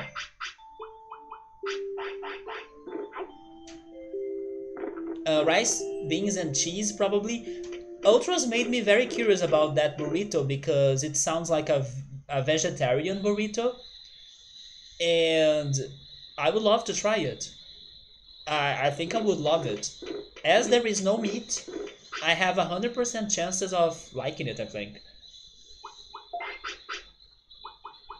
You know what, Joe Dancing? I should go and listen to more of the Beach Boys. Good call. I still need to listen to more of Ghost, which is Ultra's one of his favorite bands, I think, if not the favorite. I need to listen to Scapluni's Spotify playlist that will have a lot of metal songs that I may not like, but I will check it out anyway. And I should listen to more of the Beach Boys. I don't know a lot of them or a lot of their songs.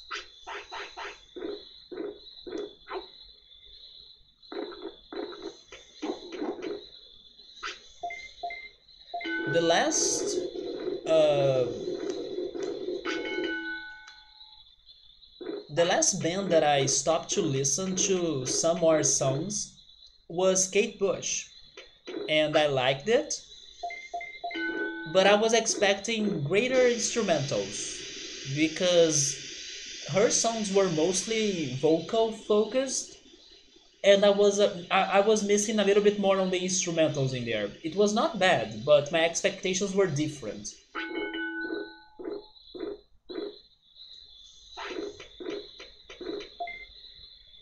Yeah, I wasn't sure if Ghost was your favorite, but I knew it was one of your favorites, right? Well, your favorites would be Ghost, Ramstein, Nightwish. Nightwish was great too. Surprised me because they were not too heavy, or at least they have a good amount of more soft songs. And then Metallica. Okay, if you do, then I recommend the album Wild Honey and Surf's Up. I will actually write it down. Normally, what I do, Joe Dancing, is that I know Spotify has their how are they called in English? How would they be called in English? Oh yeah, I know how they are called in English. They have those playlists that are called "This Is Band Name." So I'm pretty sure they will have "This Is the Beach Boys." You know, I normally go to that playlist and then I listen to maybe their most famous and popular tracks, but totally they won't be having the order or the songs from the album that you are saying, right? It's not really top songs. At least I don't think so. I'm not sure if they are really their top songs, but it's a collection they have, at least here in Brazil, that's pretty much this is, and then band's name. This is the Beach Boys, this is What Nothing, this is Daft Punk, that's what I did with ABBA. I don't know if I told you, but I went after ABBA and then I heard more of ABBA after all of the Chiquitita, You and I experience and everything. Actually, Chiquitita, You and I was in my most heard songs of 2020, by the way. So thank you for that, Joe Dancing, and also Rian.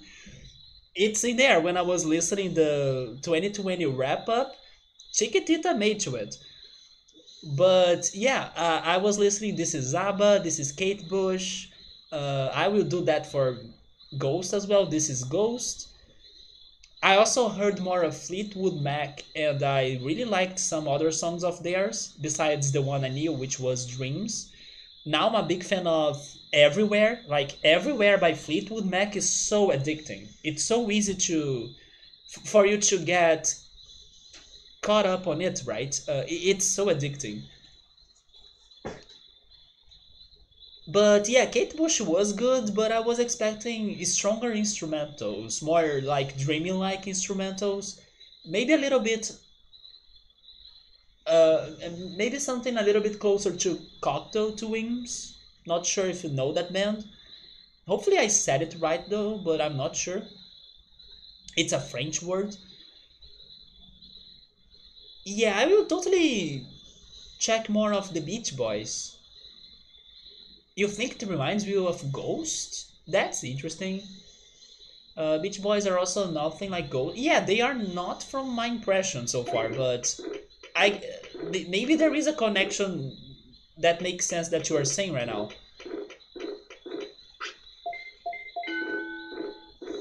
You can pick up influences.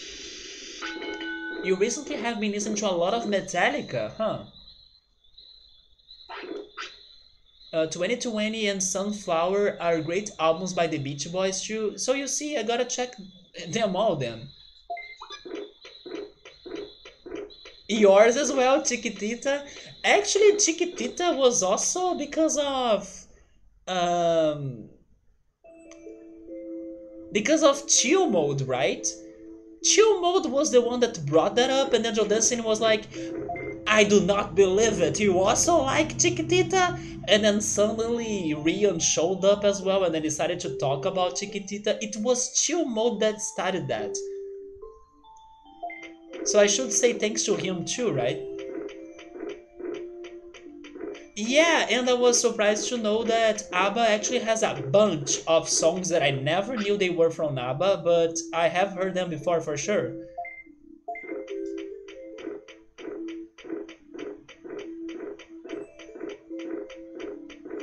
Yeah, let's jump into Ghost. It's one of Ultra's favorite bands.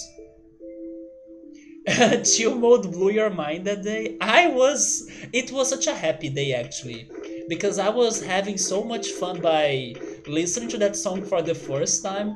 It was such a happy song. And then if you are on a bad day, this is what you need to do for you to feel better right away. It's like guaranteed, 100% sure you will feel happier just after doing this step that I'm going to tell you. If you're on a bad day, look for Abba Tikitita on YouTube, and you don't even need to listen to the song. If you listen to the song, you'll have a great time too. But just look at the thumbnail. That's all I'm asking for you. So I was laughing slash feeling so happy and thinking it was so funny just by looking at or staring at that thumbnail. It's a source of happiness to your life in case you are looking for it. So yeah, that day was glorious, not only thanks to the song, but also because of that thumbnail that should go to my list of favorite thumbnails on YouTube. It's so good. You know what, Joe Dancing? I think that the feelings I felt when I was listening to that song for the first time, I can compare those feelings to how I felt when I was watching Whispers of the Heart. It's kind of the same atmosphere, it's the same, I don't know, happy slash cheesy energy, but it's good. You know, good cheesy is good. That makes you feel so great. So I would compare that. The feeling I had when I was listening to that song that day is how I felt when I was watching Whispers of the Heart. It has so many cheesiness on it, but I was so down into it too. Like, let's go cheesy here, let's have fun. Man, I really loved both things. That song and that movie.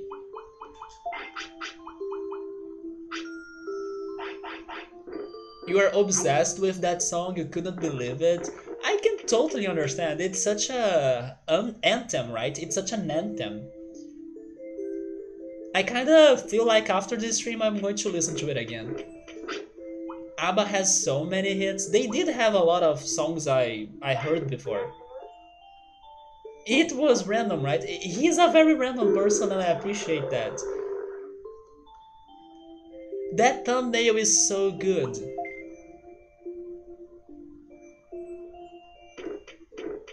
Yeah, it's a very good feeling. I do think that this year of 2021 has kind of started great to me, especially because of Whispers of the Heart. It did make me feel very great. Oh, you haven't watched the video? It's them singing in a fireplace, right? No, not fireplace. Bonfire.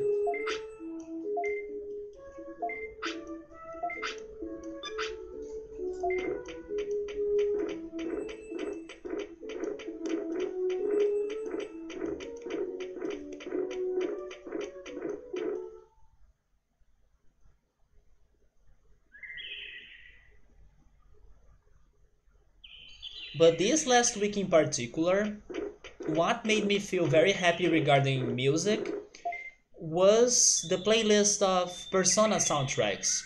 Yeah, now on Spotify you can find all sorts of different Persona games soundtracks in there. So I have been listening to them a lot. And Joe Dancing, I still need to pressure you to play Persona at some point. I'm watching a playthrough of Persona 3 actually, that it's my favorite game, or my favorite Persona game. I'm enjoying it a lot, but at the same time I'm a bit like sad that it means that I'm refreshing my memories of Persona 3, so maybe I shouldn't play it myself soon. So I would need to take more time to forget about everything again, and then, when I'm bringing that game to stream, for example, I will be surprised by things I have already forgotten. But no, this playthrough is kind of updating me with everything again. So I may take some more time to play Persona. But Joe Denson, you need to play Persona so much. Especially now that Persona 4 Golden is on Steam. Although the problem is that your computer is a Mac, right? And then we need to see if it works on Mac. I hope it works because you gotta play Persona. It's like you must. I'm not kidding. It's okay if you play it and then you tell me you didn't like it, but there are so many elements on it that it's like, man, Joe Dancing will like this. But especially the tarot readings and the tarot cards. It's an open gate for you to get interested on those cards, or on tarot reading. That's what happened to me. I got so much more curious on tarot readings because of Persona. It makes so much more sense why you were laughing so hard when you first saw this. It was a clash of everything. It was a clash of expectations. It was the video, the thumbnail, the cheesiness of it. But don't you agree that it's the cheesiness that makes it great? You know what? On this 2021, I hope that I get a lot of good cheesiness. Or, I don't know, cheesy content that's good. Because if it is like ABBA, if it is like Whispers of the Heart, it really brings happiness to me. Because it's not like, let's say, trying to be something else, or pretending, that's the word in English, pretending to be something else. When you stop and look around, you see that the greatest things ever, or maybe I should say that a normal life is full of cheesiness as well. So you don't need to really take everything 100% seriously. And when you appreciate that cheesiness you have around you, or in your life, or in a movie, or in a series, or whatever, it's so good. And not when you're like, oh man, this right here, what the heck is going on? I don't like this. No, you just need to embrace the cheesiness. Right, Joe Dancing? When you embrace the cheesiness, it's so good.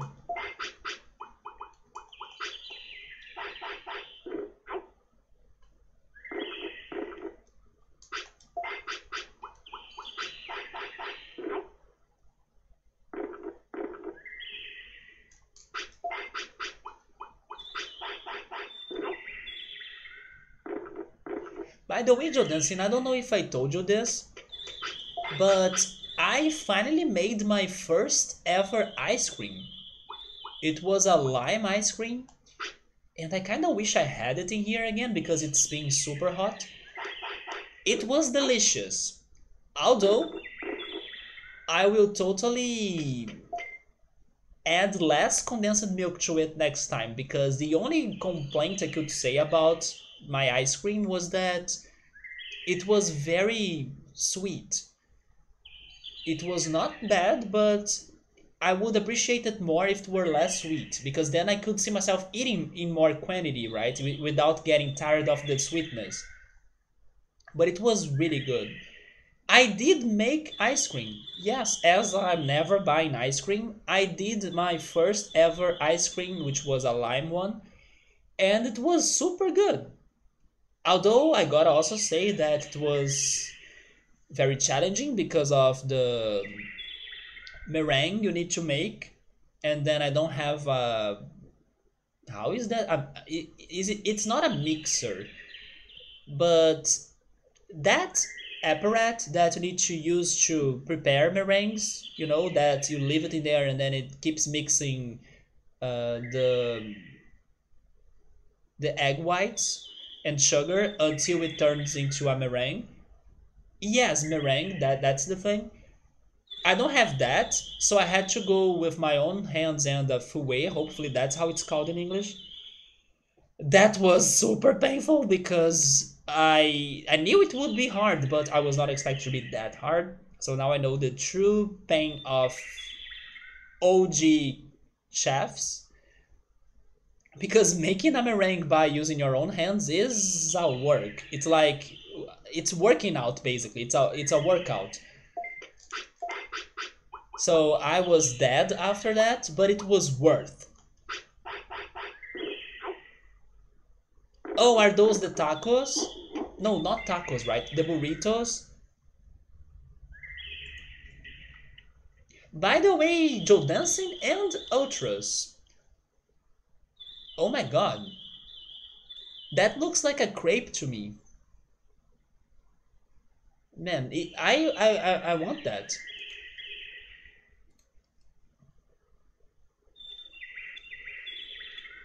Oh, look at the rice right there. Yes, I was going to ask you too, like, how are your cats? How's Daryl and how's Oliver? As Ultros is sending pictures of his house, I remember the pictures he sent me before that had Oliver. And then I remembered of Daryl as well. How's the big boy? The Sphinx, right?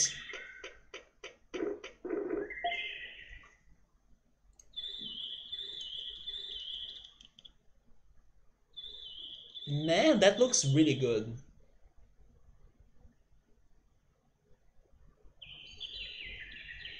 Oh yeah, that's the cheese, right? And are, and is that cilantro, I'm guessing? I need to buy more cilantro. This week I'll see if I do some fruit and vegetables grocery shopping. Oliver is good, he's just eating and being annoying now. He's being annoying.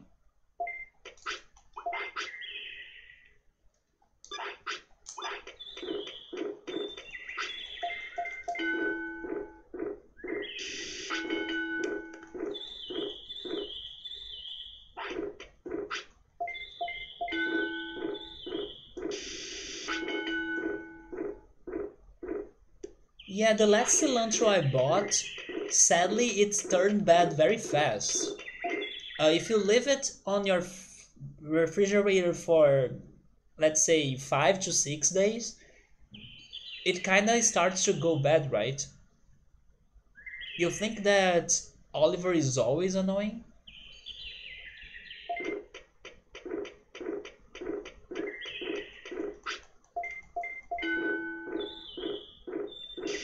I guess he just wants more of your attention then. He's very needy and likes to be dramatic. Do you, I don't know, go outside with him? I know it's something that people do with dogs, not really cats, But do you like hang out with him sometimes, or does he only stay at home and live by his own? And I don't know, he goes out by his own.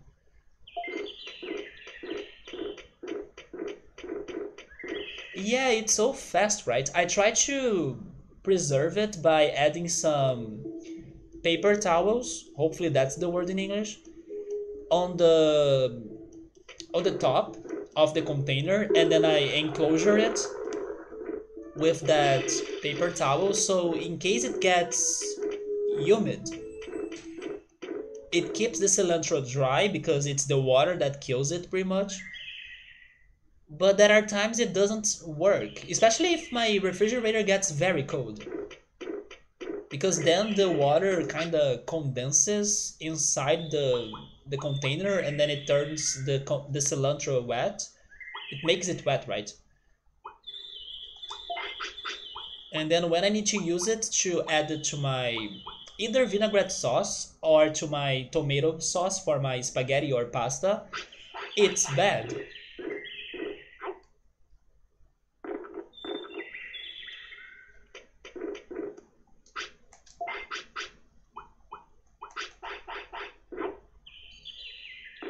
Usually rinse yours off and wrap it in paper towels. Yeah, I have been not wrapping it in a paper towel, but I have been adding a paper towel on the top of the container, and then it stays in between the container and the lid of it. I'm not sure if I'm using the right word. Hopefully it is the lid. I'm not sure.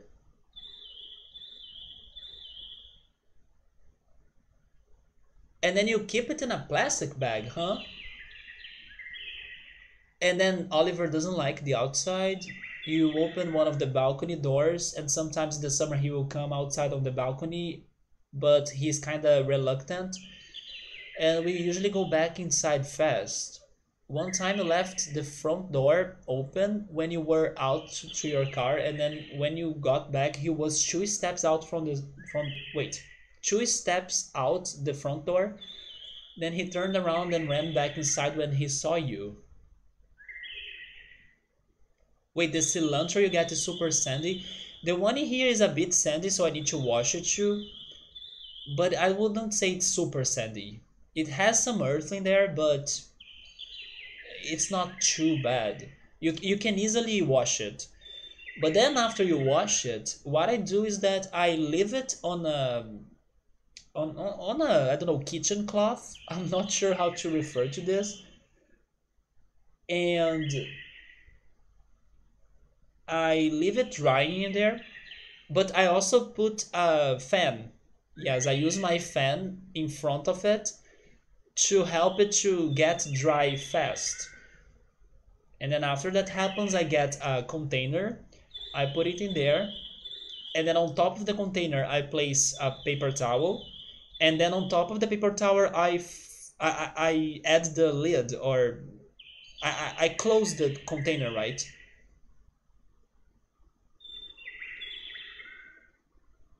You really have to clean it before using, especially before you blend it into a chimichurri or something. I mean, you gotta wash every vegetable you get, right? Especially now that we are under the pandemic. People may be touching fruits and vegetables all the time. So lid was correct, there we go. It's just a word that I normally don't use. We have the Lay's potato chips, but they are not as big as Pringles or Ruffles. But we do have those. So what about them? Are you eating your burrito with them?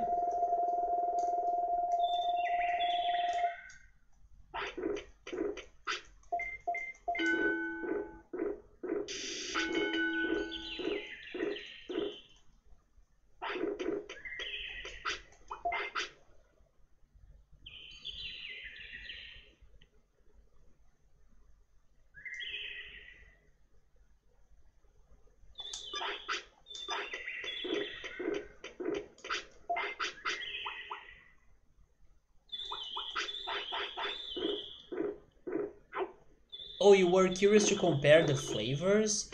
I would say that the one we have in here is more basic. It's like the traditional Lays. I'm pretty sure in there you have all sorts of flavors. Barbecue flavored, salsa flavored, onion flavored, ketchup. In here, Lay's is mostly the regular one. We have a lot of Ruffles and Pringles with different flavors, and also lots of Doritos.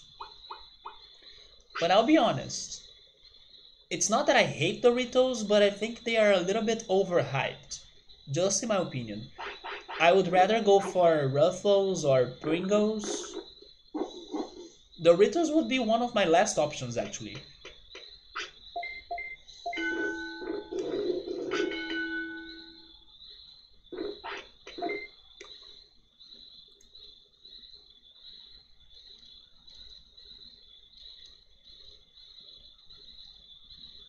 Yeah, you see, I guessed right. We don't have all of those flavors here. If we have them, they will be more hard for you to find. But you can find all sorts of flavors mostly on Ruffles or Pringles. Especially on Ruffles. Ruffles is the most popular potato chips we have in here. Actually, maybe Doritos is the most popular one, but it's not my favorite.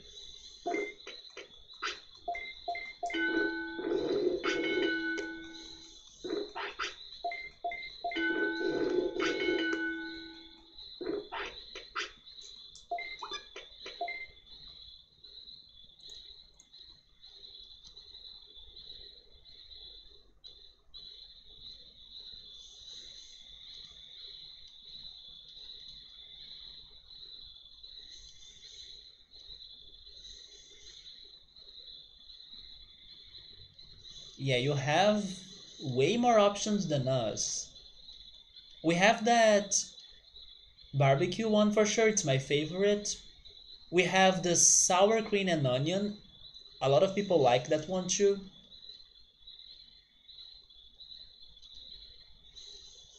But like flaming hot cheddar flavor, I don't think we have that one. Or sour cream and bacon. We used to have a ketchup one,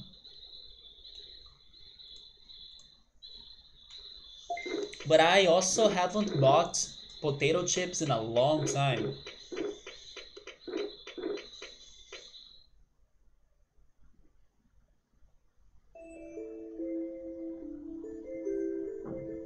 But one day I will have an air fryer and then I'll be making my own potato chips. If you want something that you don't buy since forever, learn how to do it yourself, like the ice cream, and then in the future my potato chips, panettone that I had to learn how to bake panettones for Christmas, and in the end they were alright.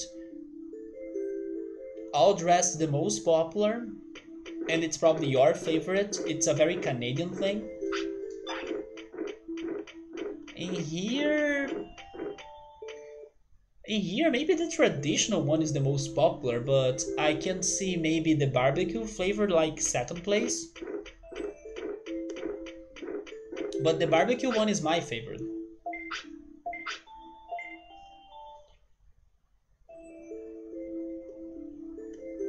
You don't know how to describe the all dressed chips?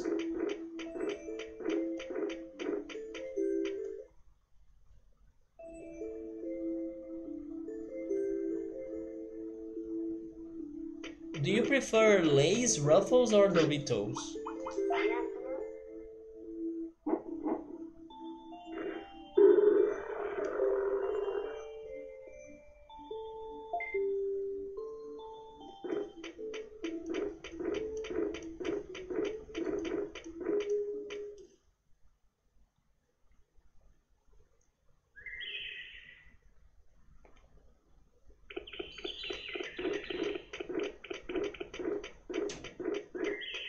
Man, it's getting hot in here.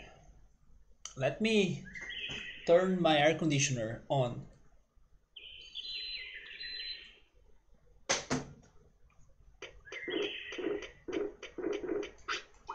Okay, so continuing the training, let's get to 4000 of HP, maybe 3000 of MPs. I think I will ignore the brains. Hopefully that's not a bad decision. I can try getting his defenses to 400.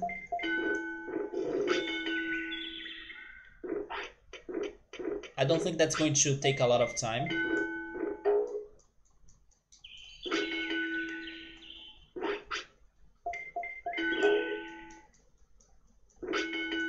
Okay. And then now back to magic points, right?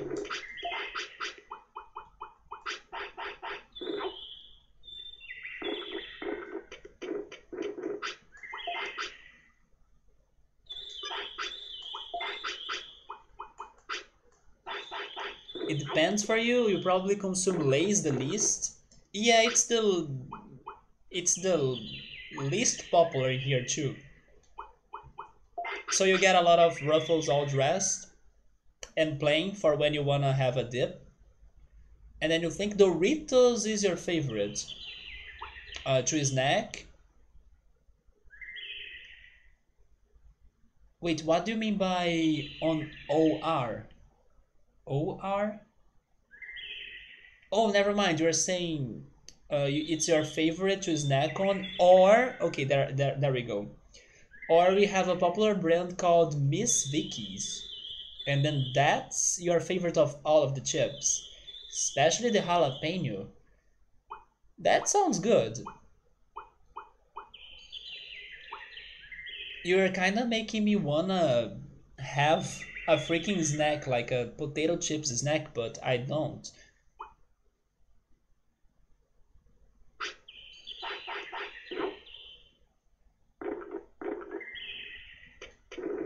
What about you, Joe Dancing? Do you have a favorite potato chips? Mine would be Ruffles Barbecue. That's my favorite. Let me check this Miss Vicky's.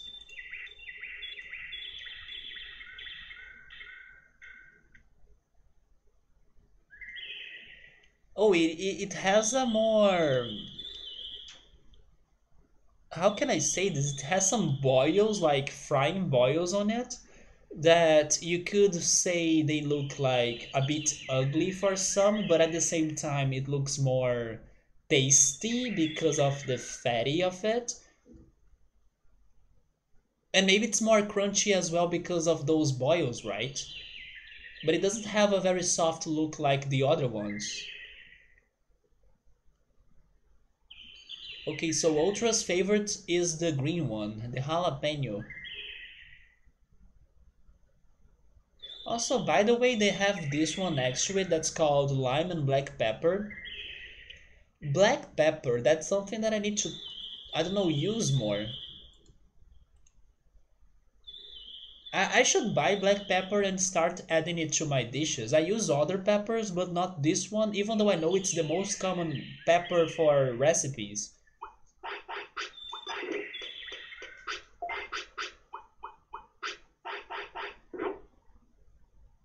So Jodance's favorite is the dill pickle one. I would like to try it. I have never seen it, but I don't like pickles. And now I miss McDonald's burgers because McDonald's burgers have pickles. Never mind, the Whopper on Burger King also has pickles, but it's been forever since I had a McDonald's burger.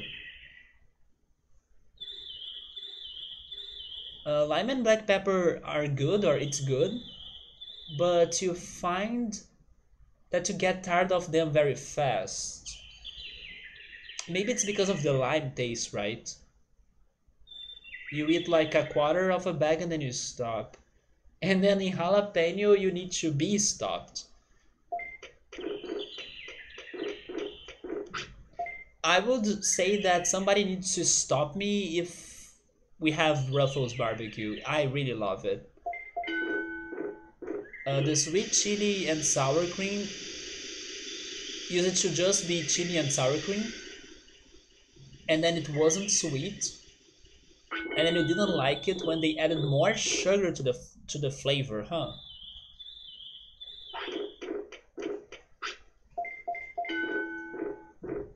It is so crunchy that it hurts your teeth sometimes. Damn.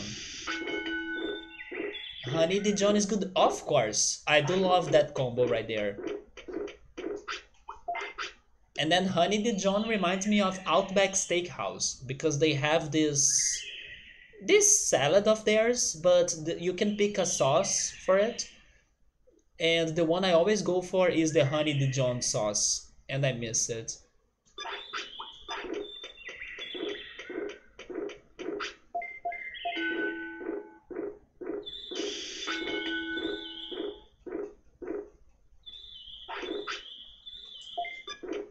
They're a bit pricey chips, but it's worth it.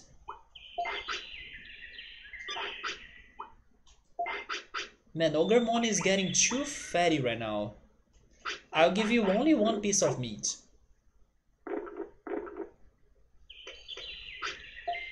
We do, of course we do. It's so good. It's actually a very popular place. They have the best strawberry orange juice ever. I don't know if they serve that where you live, but their strawberry orange juice, even though it's a bit artificial as well, I'm pretty sure they use some artificial flavors for it. It's so delicious. It's so good. That was like the drink of the year for me 2 years ago, I think. 2 or 3 years ago. And then every time I went to a juice store, I was like, can you please mix strawberry and orange to me? So I was really enjoying that.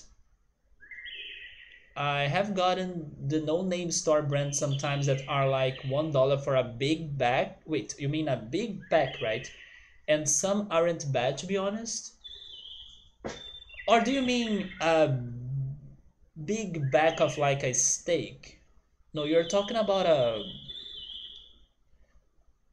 Yeah, it is supposed to be an Australian team. They even give you the... Is it called the black bread? Oh, you mean a big bag. There we go. Or pack. Pack also works, right? But yes, they have this black bread. Hopefully that's how it's called. Maybe it's called Australian bread. Do you know what I'm talking about? The bread that's black. They give you that every time you get a table, right? It's very good. And that bread is Australian like. Me too. You're making me hungry for that. Or you're making me like, man, I wish I had the freaking air fryer because then Ultros would not make me crave it. But you know what? I could go for popcorn. Joe Dancing was having popcorn earlier. I could go for popcorn. It's not going to be the same as potato chips, but it will have the same impact of like being crunchy, being easy, and being delicious. The only problem is that if I get thirsty, I will try avoiding drinking milk, but I don't have juice. I could make juice, but I don't know if I will go for that work. So I'll need to drink water basically with popcorn. Oh, you don't have Outback there? In my city, I have two. Yeah, there are two Outback steakhouses in here. One is in the shopping mall, the other one is in a neighborhood. You don't know the bread that I'm talking about? Here in Brazil, in Portuguese, we refer to it as black bread, but maybe it's called the Australian bread in English, I'm not sure. Let me see.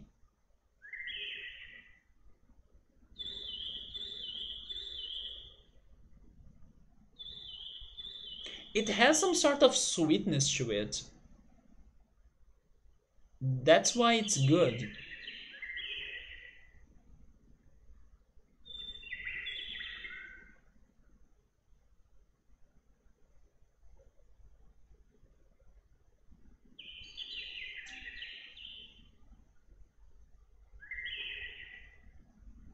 I love how there is this result on Google saying Brazil's Australian bread. Is that how it's called in English?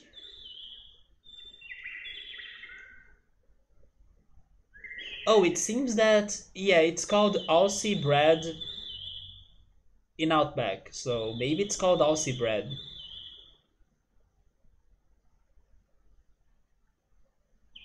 There is also a result saying that it's called damper. It's a traditional Australian soda bread. But then some of those dampers, they don't look like the one I get from Outback.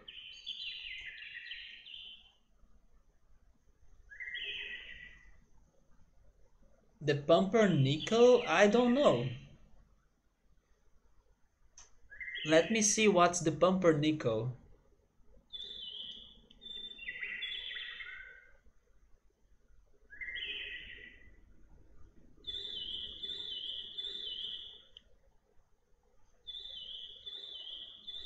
Maybe. Wait, it's from Germany?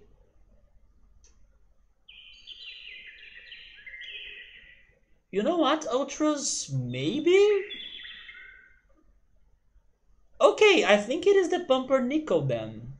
It's the one that looks the closest to the one I get at Outback.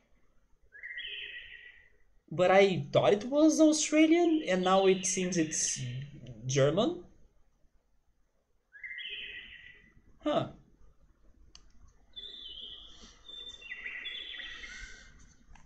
But that bread is super good. It has some sweetness to it that I can't explain.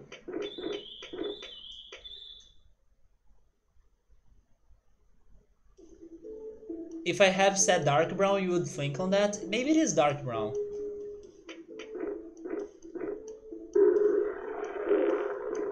There is a popular party dish where you hollow out the center of a pumpernickel loaf and then you put a dip in it made of cream cheese. And then sour cream, mayo, minced onions, and pickle and dill. It's very similar to pumpernickel, but like Australia's version of it. Yeah, I think that does it then. If you explain that to someone, would call it Australian pumpernickel. Yeah. But I'm now shocked that that bread is also big in Germany.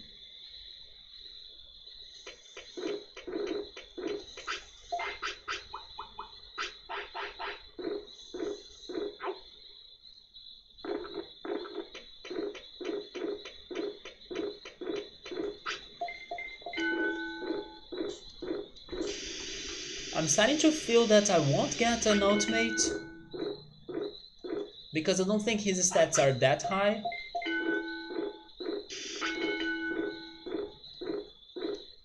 And he's getting older and older.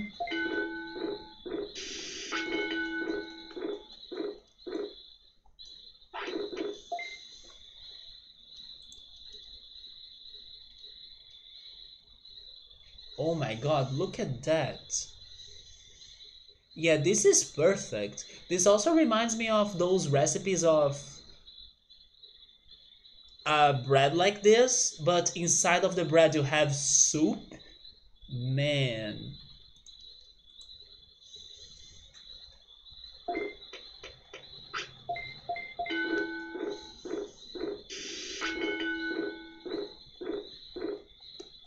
Thank goodness I still have 3 bread. By the way, I learned this week that bread is uncountable, right?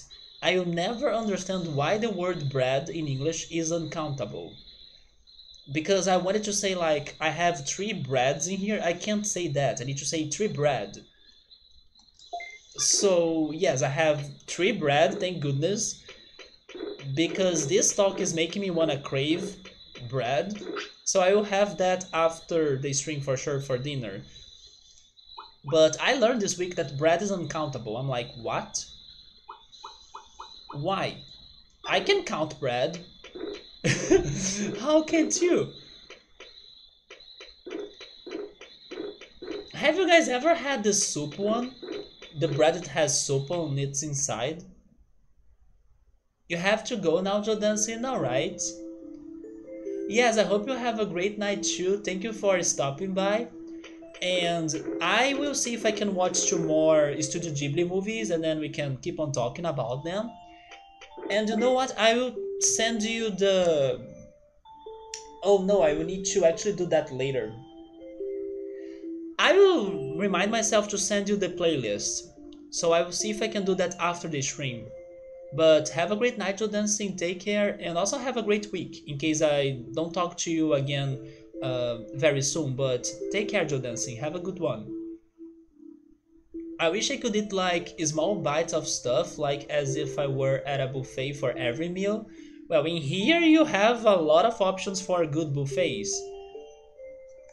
Oh yeah, speaking of soup and also Joe Dancing, I should put to my goals of this year tomato soup because I know Joe Dancing loves tomato soup and I still have never had that in my life. I gotta pressure myself to go for that. Tomato soup. You're much happier like having one each of many things that you can't just cook one of. Would you say I have three kinds of bread? Yeah, but why not say I have three breads, you know? It's so crazy how English works sometimes. In Brazil, the word for bread goes on plural, by the way. I would, or it would also be normal to say I have three different breads, yeah. But you wouldn't say, go buy me three breads, right? That's so crazy. I learned that this week. I was like, what the heck is going on?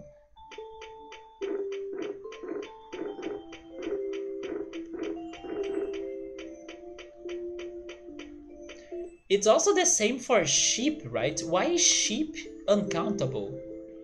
Oh yeah, there are five sheep. Why? Why is it not sheeps? You can count them. By the way, Ogremon is not happy. So a bread bowl with broccoli cheddar. Broccoli and cheddar? That's a bit interesting. I don't know how to feel about that though. Oh, broccoli soup maybe.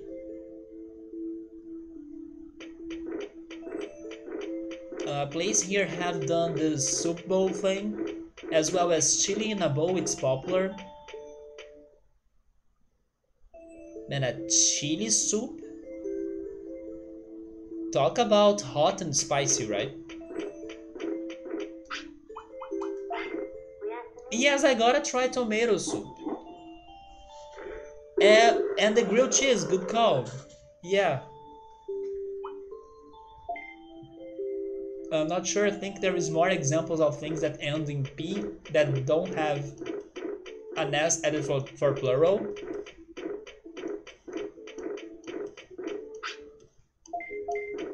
Well, there is sheep. Um, there is fish as well, but it's not the same case.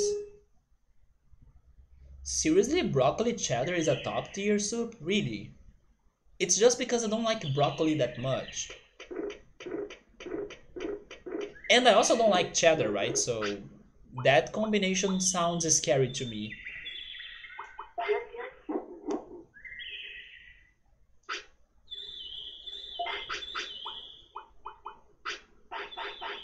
Chili in Canada.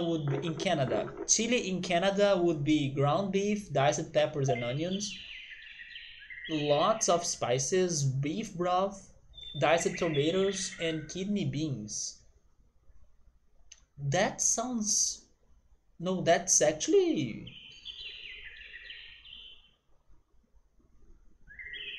that's crazy. It sounds like a mix of Brazilian hot dog and the black beans recipe. Although you use the kidney beans, right?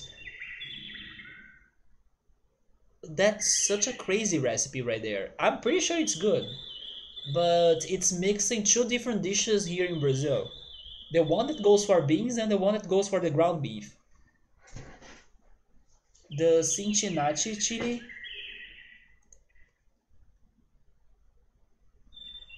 Yeah, look at that. Man, I'm pretty sure it tastes really good, and I'm not a big ground beef fan, but I would try that out for sure.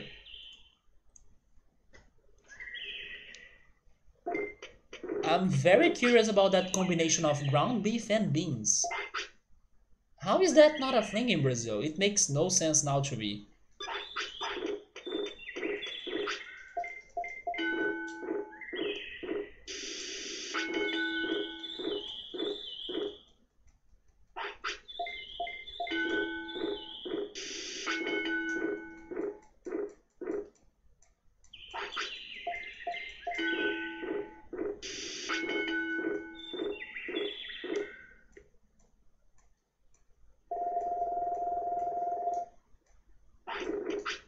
Okay, so now I really don't know what else to train.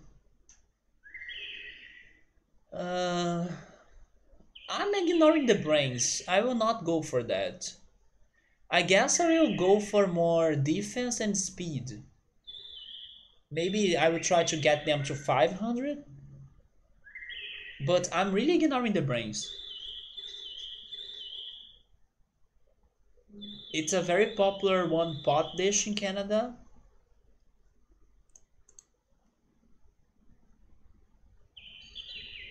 I'm sure it's delicious.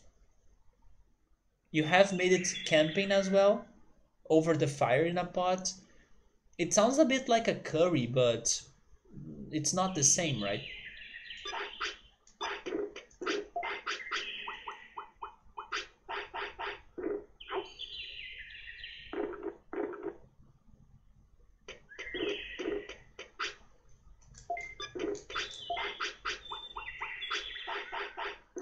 The traditional uses beef, but you can use ground or minced meat. Turkey is also popular, pork, chicken. People use meat substitutes or just no meat. Oh man, a no meat one, I would love it too.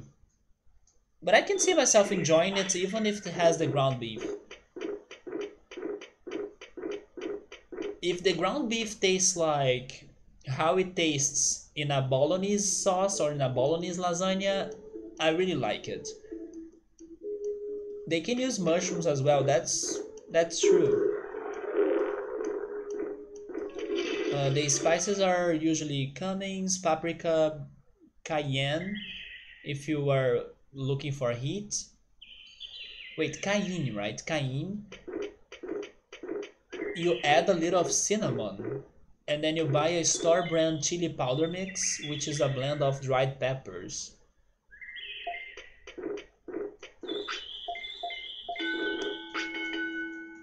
I still use very mild peppers, and like I said earlier, I will see if I buy the black pepper to see if it really gives a different spiciness to my dishes. But more aggressive peppers, I still avoid that. So if it is basically bolognese, I'm down. I do love ground beef bolognese. And beans. I never considered them both together, but now after you said it, I can see it working perfectly.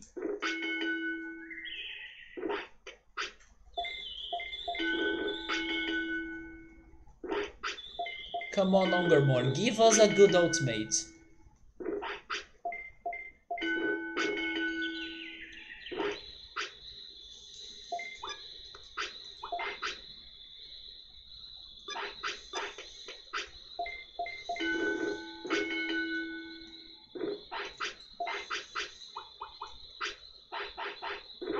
Chili can straight up be eaten in a bowl like a stew, or topped with cheese, like parmesan, in a bread bowl over spaghetti with cheese, on a hot dog. Here in Brazil, that would be a blast. Like people selling it on a hot dog, dude. Because ground beef is a way of hot dogs in here. And then you add the beans, that could become like successful a lot. It could become a new trend dish or trend food truck. trendy, right? Your mom uses or use it to make a pot and then use some garlic bread. Dude, Ultras, you're making me miss so many things. Garlic bread, bolognese, potato chips, bread. I miss all of those things. And soup as well. Vegetable soup, I'm down. Yes, there is the famous Rio fries. They are really bad actually. In my opinion, they suck. They are very fatty, very chewy, oily, but you can buy a bunch for very few bucks. So that's why they are popular, and then people keep on eating them forever while drinking beer. I also don't like the toppings they decide to go for them, like the cheddar, the bacon. I'd rather have something to dip. Barbecue sauce, ketchup, mayo. But they go for a greasy cheddar that I hate. And yeah, those fries are popular in here. Wendy's chili is famous. I wish Wendy was a thing in here. Or Wendy's, right? It's made from their unsold burger patties, chopped up and put in the pot. That's an interesting way of recycling it, right?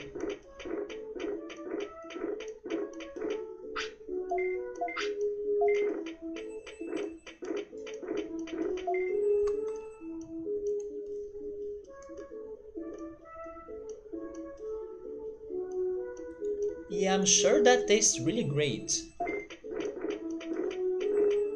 Especially on a cold day.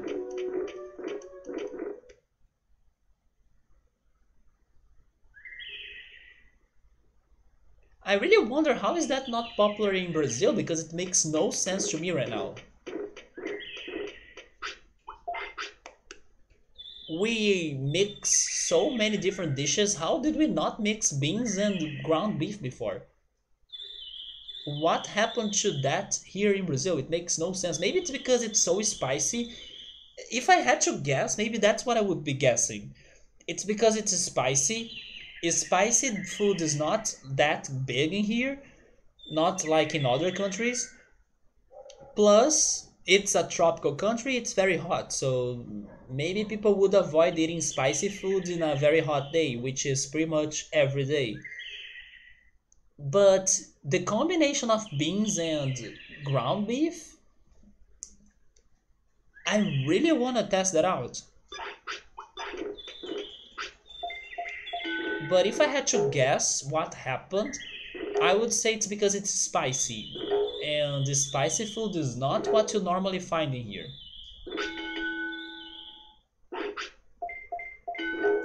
That's why people are very mistaken if they think that Brazilian food is just like Mexican food, for example. Nope, it's different.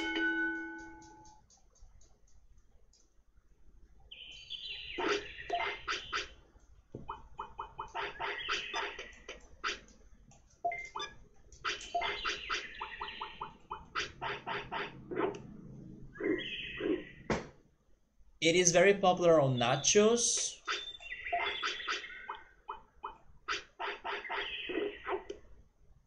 I can see you dipping nachos or Doritos on that too, right? You bought a can of chili to put on nachos recently?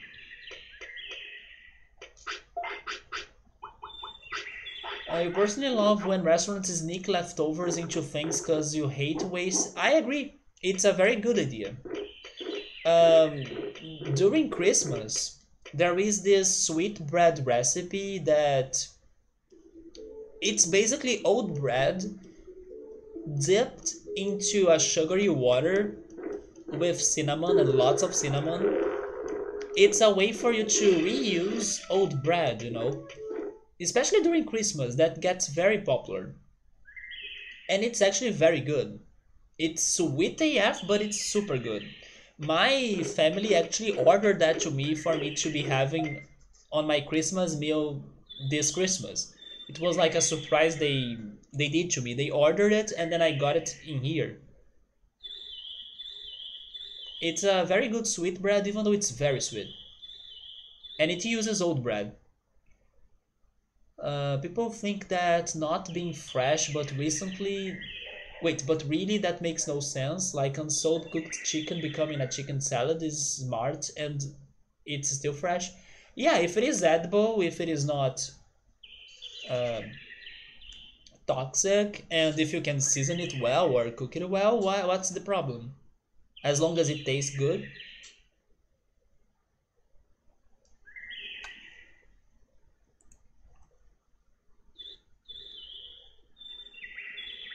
Canned food is not popular here, like in general. You can find them, but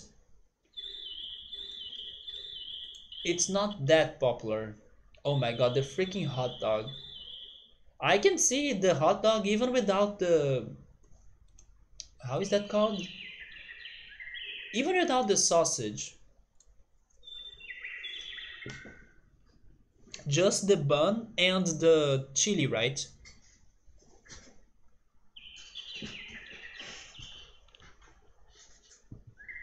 You know what I'm wondering right now?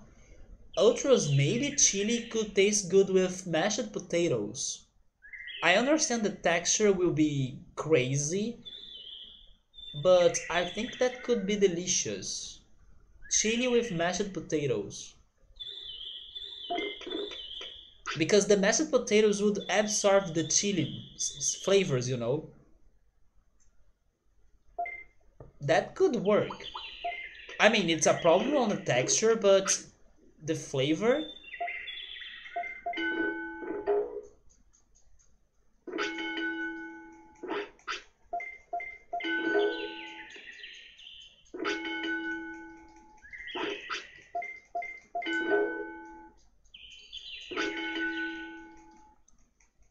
So there we go, 500 on defense. I don't know what else to do though. Maybe I should try getting to 700 of offense?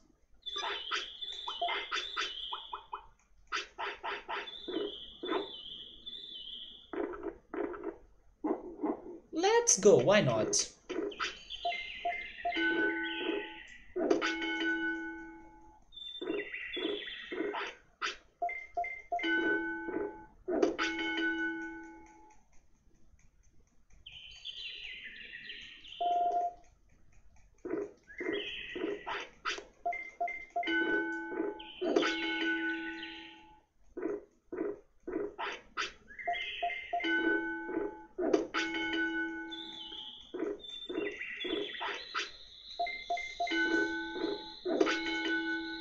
I did it actually.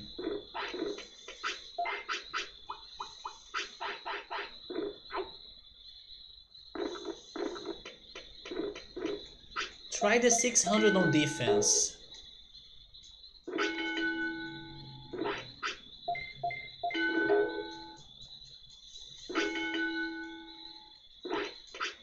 Oh no, now he's tired.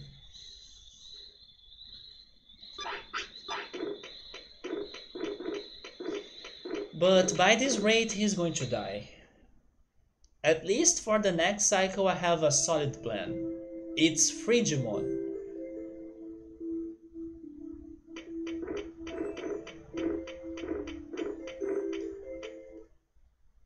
It's Frigimon, right? Because which day is today? Today... Yeah, it's Frigimon for sure. We are far from 22nd.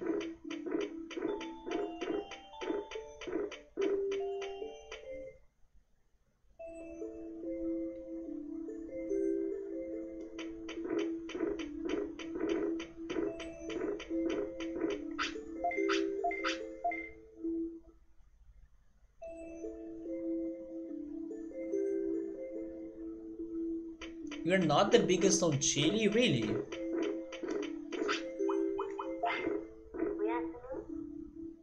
I can see that being somewhat more popular during June or July, which are the months that it gets the coldest in here, which is our winter, right? Maybe people would prefer eating that during winter in there.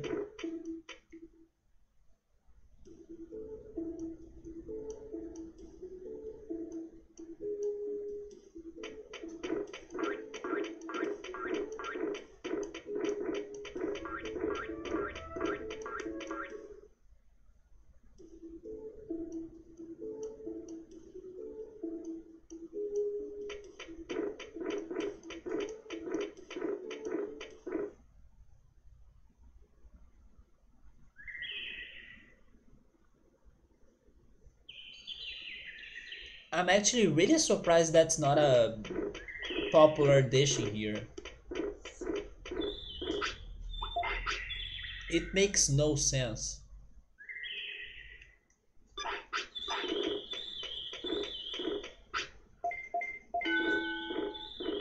I have heard of Tim Hortons. I think you told me about them. Oh, he's dead. I knew it. I knew it.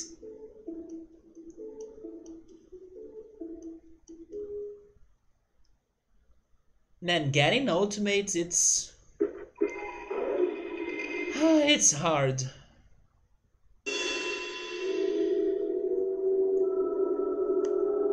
But at least now I know that attack doesn't do it. Unless it was a higher stat for attack, but that's wild, right? That's so crazy. Now it doesn't matter because I will go for Frigimon.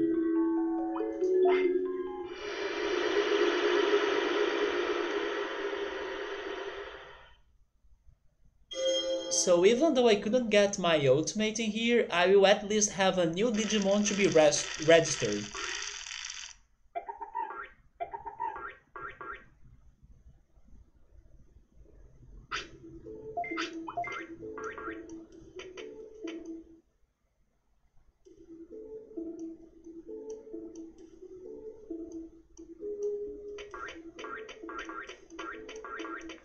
Wait, you had a dream where you were stranded on a very very small platform in the middle of a body of water?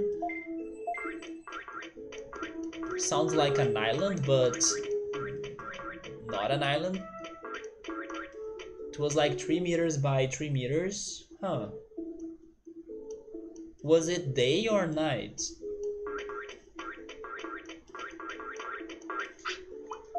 To be honest, that sounds like a cool dream to have. It sounds peaceful. To just have water everywhere around you.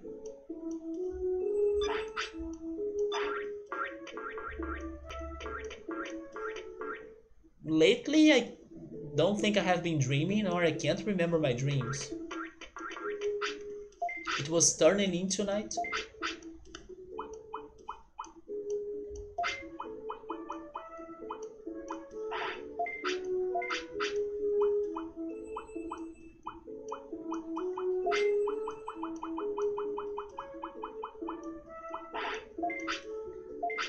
Oh, you think it was terrifying? Really?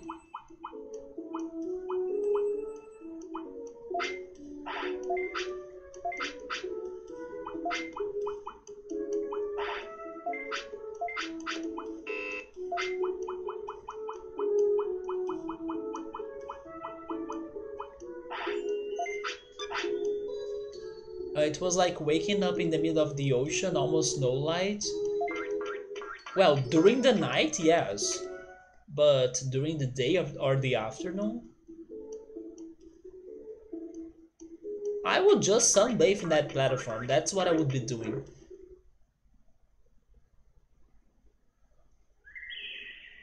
It was exhausting. Damn. I think you made it harder than what it should be.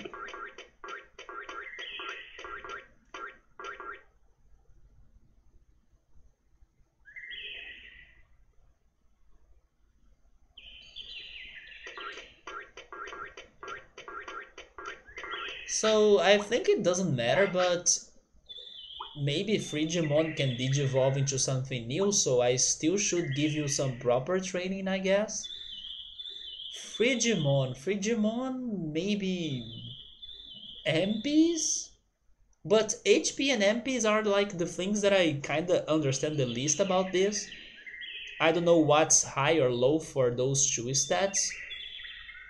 The other ones I can have an idea, or I think so.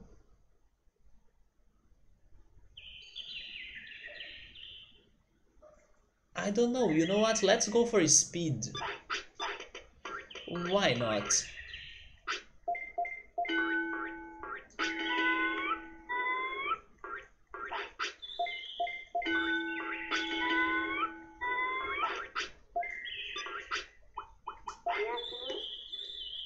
I hope that by using the item, I don't have a drop on my tamer level. Because sometimes this game likes to punish me. Please don't punish me for using a Digivolution item. Because now that we have this high tamer level, it's been helpful. I don't want to go back to when I didn't have it.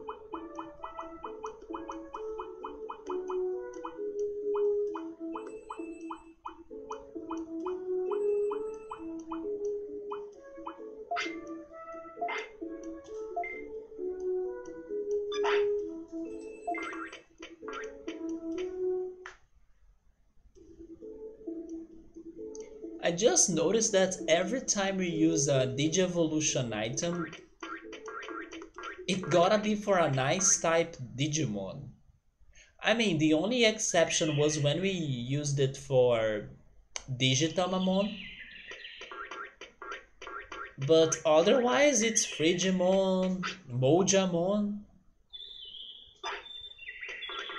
There is something about the frosty side.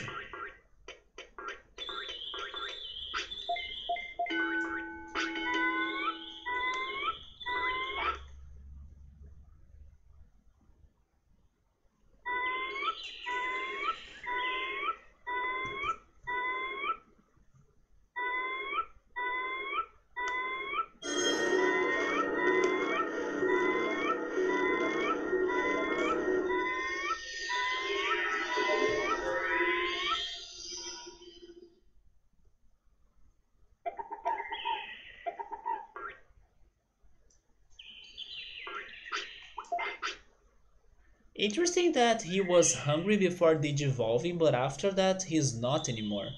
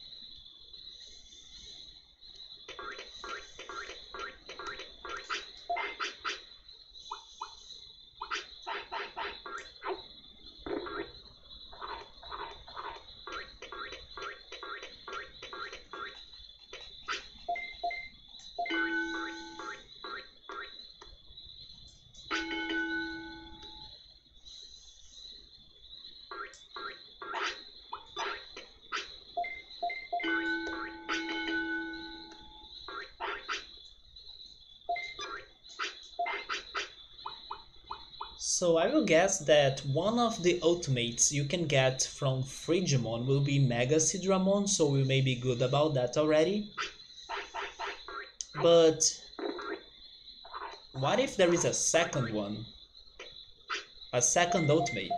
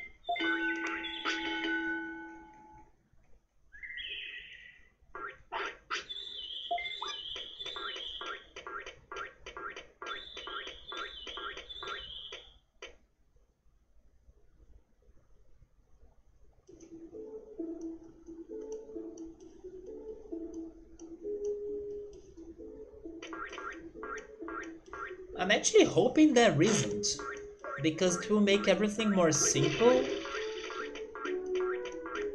if there is only one.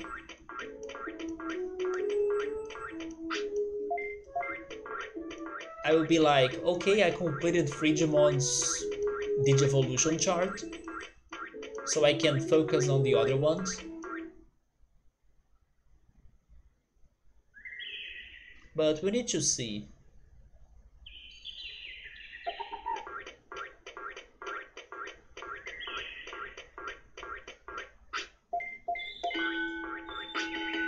This is also going to show me who I'm getting in case I just train speed. I'm guessing this is going to give me Ogremon, I hope, which is good because we need to work on Ogremon in the future.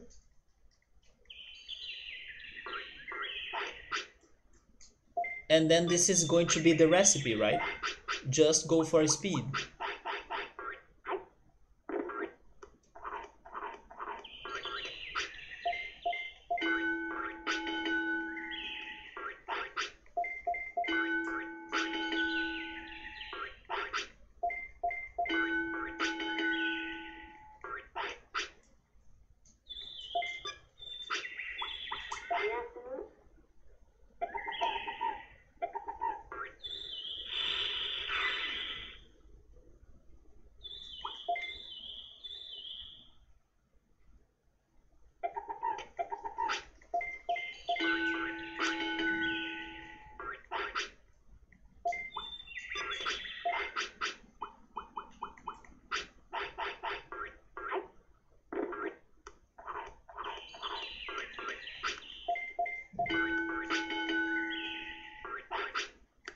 I'm also, of course, hoping that Frigimon will fill a lot of those gaps in the Digivolution chart. If only every Digimon could Digivolve into Frigimon, right? That would be the dream. But the more the better. Give me at least 5. Not 5, sorry. 5 is too much. Maybe 2 or 3. I'm good about 2 or 3. And this gotta be Ogremon, right?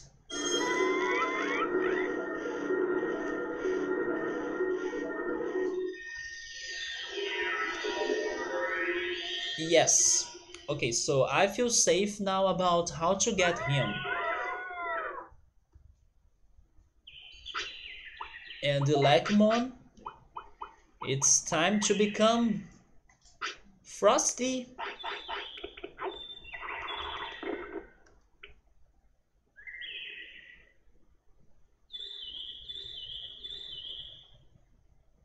If only I had more of those items to complete my Digimon chart.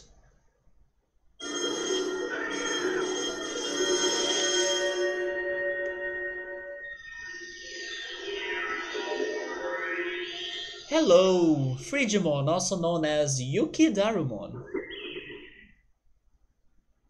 The one that gave us so much trouble in Friesland. Oh man, he's very heavy. His final is Sub-Zero Ice Punch. And as I imagined, I cannot learn anything new from him. But let's go check the chart now. So Frigimon is the first one of this line. Penguinmon can become him for sure, right? Oh yeah, there we go. Penguinmon is now completed. We don't need Penguinmon for now. Maybe we need another one of those Digimon right there, so we can try getting to the Ultimates. But the champions of Penguinmon, we are good about that. Penguinmon and Batamon. Is Frigimon an option for Palmon? It's not. It's not going to be Kunemon's option either, right? Oh my god, is it going to be only Penguinmon's option? Seriously? Oh my god. It is only Penguinmon's option. Is it Penguinmon's real Digivolution? Maybe it is. Okay, so that means you can only get Frigimon by Penguinmon. Gotta catch them all, Digimon. Catch 'em, gotta catch 'em all. Digimon. Oh! I was not expecting that. Hello, Rodri. If I'm going for 100%, not really 100%, but I'm trying to complete some tasks, yes. But definitely not 100%. For example, if somebody was going for 100%, they would go after the medals. No, these medals right here, I'm out of it. I'm focusing on pretty much 4 things, I would say, which is completing the card collection that we are only missing one. And when I was wondering about that last card, I got the information from the chat that it seems to be something about the post game, so I'm leaving that for that, as I still haven't fought the final boss. I'm focusing on completing this chart right here. I still don't know if I will be able to do it because it's very insane, but little by little we are getting different results and we are getting new results more often as well, even though it's still a very slow process, I admit, but it's getting there. Like yesterday we got 2 champions, today we got a new one right now, so it's still doable. And I'm also focusing on getting File City to 100%, and right now it is at 87%, I think. And I'm also trying to get all of the attacks, which is looking like this right now. So we are missing one Earth move and those 2 right there. So yeah, little by little we are getting there, but it's not 100%. It's maybe close to it, but the medals, I'm not going after the medals. The hardest medal is to catch them all, to be honest. I mean, I hope we can get it, because I'm trying to get them all, basically. So yes, we are focusing on those 4 things, but right now, the cards and File City are kind of stuck, because I haven't fought the final boss yet. I'm kind of saving that for a little bit more for the future. And all I can do right now is really work on getting new and different Digimon and the rest of the attacks, right? But there is still one last mystery that I should investigate, but I gathered some information about it in the previous streams with like the chat, and it seems that I would need an ultimate that I still haven't gotten to investigate this thing further. I'm talking about Garurumon in Factorial City that's asking about a remodeling. Not sure what's that about, I'm still investigating it, but it seems to be something about an ultimate. So, as I haven't been getting new ultimates, I'm still not worrying about that.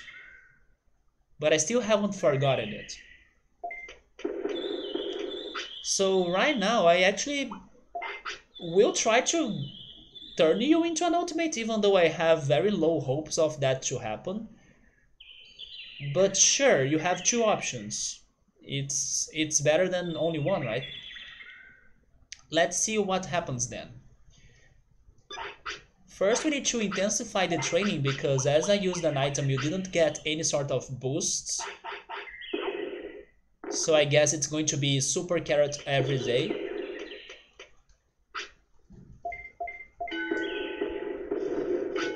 But even if I don't get an ultimate, it's fine because it's a new Digimon to the chart.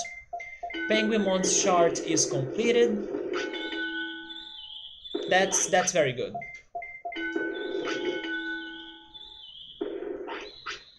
Hello, Aledge maybe? Welcome.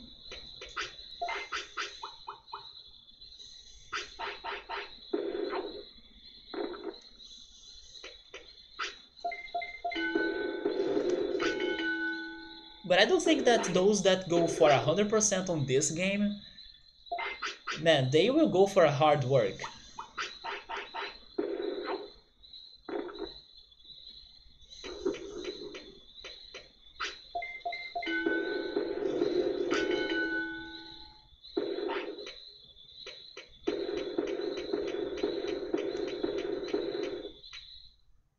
I do have a question though. I was wondering this earlier when we were training Ogremon. It's because it's still not very clear to me. But all I wanna ask is the following. I expect a positive answer, of course, but I will ask it anyway. HP and MP are very relevant to the Ultimate Digivolution, right? They are important, right? Because normally I focus on the other four stats: defense, offense, speed, and brains. But probably there are some Digivolutions that will require HP and MP. It's just, I don't know, more fuzzy for me to consider them in comparison to the others. They feel like extra. Like I will make my Digimon, I don't know, to survive for longer in battles because he has more HP. Or, I don't know, use more magic because he has extra MPs. But I have been seeing or noticing greater changes on which Digimon I'm getting because of the other stats. Like, oh yes, I'm training them attack, so I'm getting Agumon, for example. I just trained my Digimon with a lot of speed, and then I got Elecmon. I can see more connections with those other stats, you know, other than MP and HP, so I don't know how important those two are for the results I'm getting. Because sometimes I also feel like I'm wasting my time. For example, oh yes, let's keep on adding them with a lot of HP and MP, and then in the end it doesn't matter. Because what I had to focus on was something else: attack, defense, brains, speed. So I'm starting to wonder if it is really worth for me to keep on giving them like 4,000 of HP, let's freaking go, and then in the end it doesn't change anything, you know? Hey Bookmark, how are you? Yes, we got Frigimon. I noticed that he was left, of course, we still didn't have him. And I wanted to finally use that item that I got somewhere. Oh yes, I got it from Shogun Gakomon. Because if we can add him to the chart, we will be able to analyze the chart more. Because we can see who can become him and everything, right? I was hoping for more Digimon to become him, but it seems it's only Penguinmon. And then Penguinmon's chart is now over. But he can become two new ultimates that I still don't have. So that was kinda shocking. But yeah, I used an item to get him because I wanted to feel more the chart a little bit to see who could become him. And then, you know, sadly only one could become him, Penguinmon. But at least now I know I don't need Penguinmon that more or that much, right?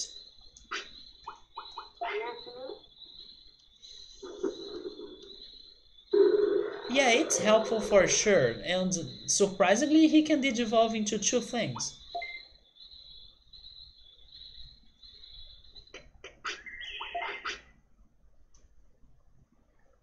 But yeah, I guess I'll keep on giving him HP and MP just for honor, even if it doesn't matter that much. Let's get to 2000 and then we go for the other stats.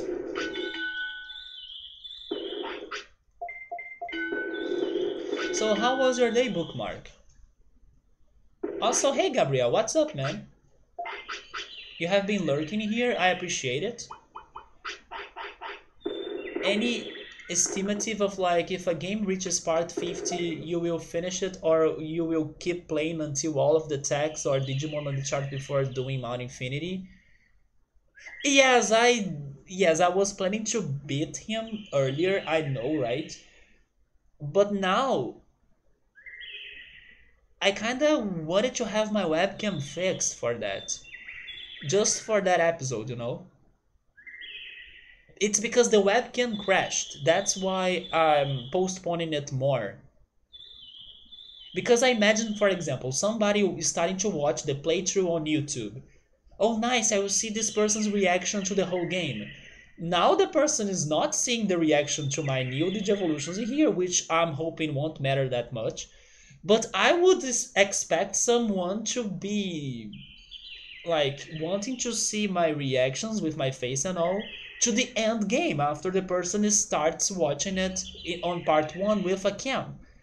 So I don't know if it's that important, but I would feel, I don't know, a bit disappointed if I started watching a playthrough of a long game such like this one, and then it has the webcam working for everything, but not the end.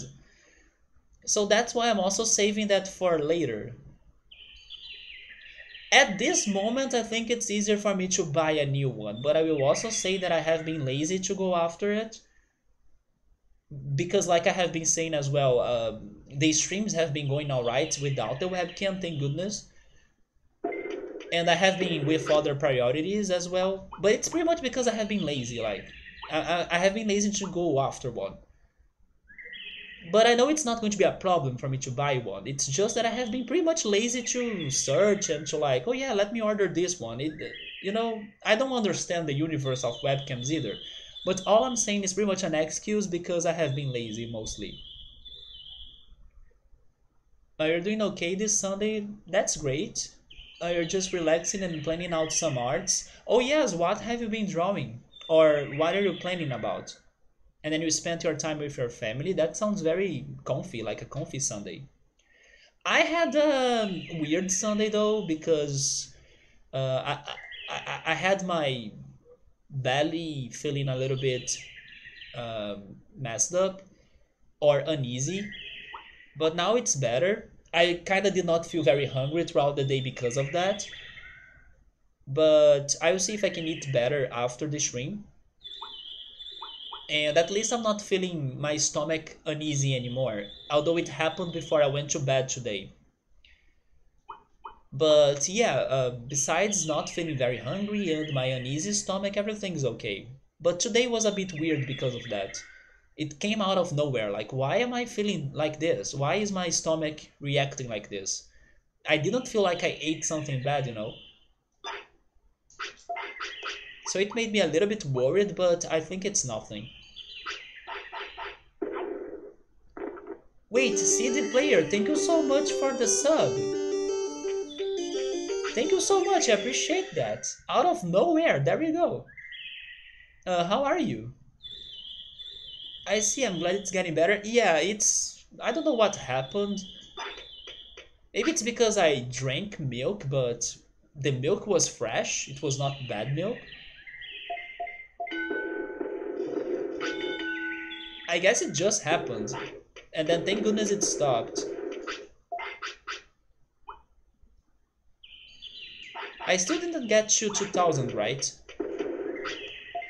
Also, Joshua, thank you so much for the raid. How are you? Thank you so much. Welcome everybody from Joshup's stream.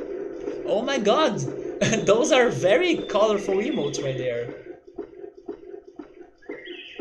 Yeah, those are very nice.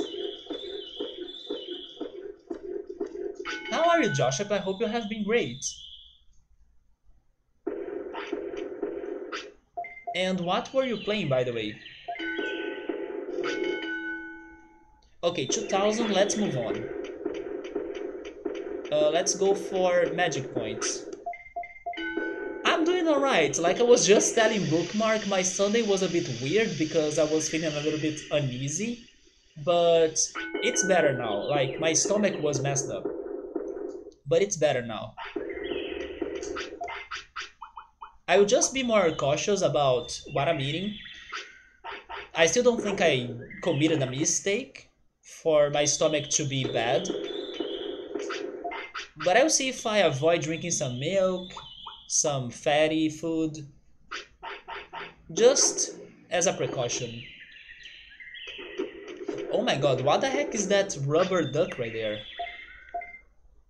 You're doing fantastic, that's awesome, man. You just got 2 PBs speedrunning Croc. Now that's a game I need to play for the first time. It was a good stream, nice. See the player saying that he has been watching my playthrough here and there and been liking the content. I appreciate that, man. Have you found me on Twitch or on YouTube? Some people find me on YouTube and then they decide to check the streams as well.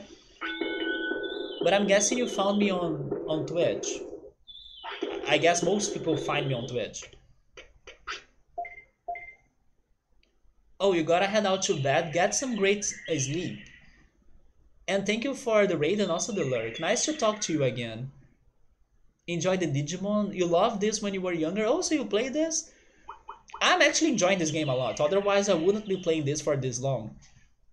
Although I will also agree with some of the discussions we are having that it's been too long, I'm not moving on, or like I should have beaten this game already. But I'm really enjoying this game. I mean, it's been a while since I played anything like this, like anything any close to Pokemon and then collecting multiple creatures and those things. And I love that. I'm a big Pokemon fan. I'm addicted to Pokemon Go, for example. And I haven't played Pokemon besides Pokemon Go in a while. So this game gave me an opportunity to spend more time or to have those memories again, especially fresh memories like from a franchise that I always liked as a kid but I never played a game. So I'm really enjoying this game. It's totally one of my favorite games that I have played on the channel. But yeah, it's being repetitive, it's being a bit tiring and sometimes disappointing that we can't get what we want to get.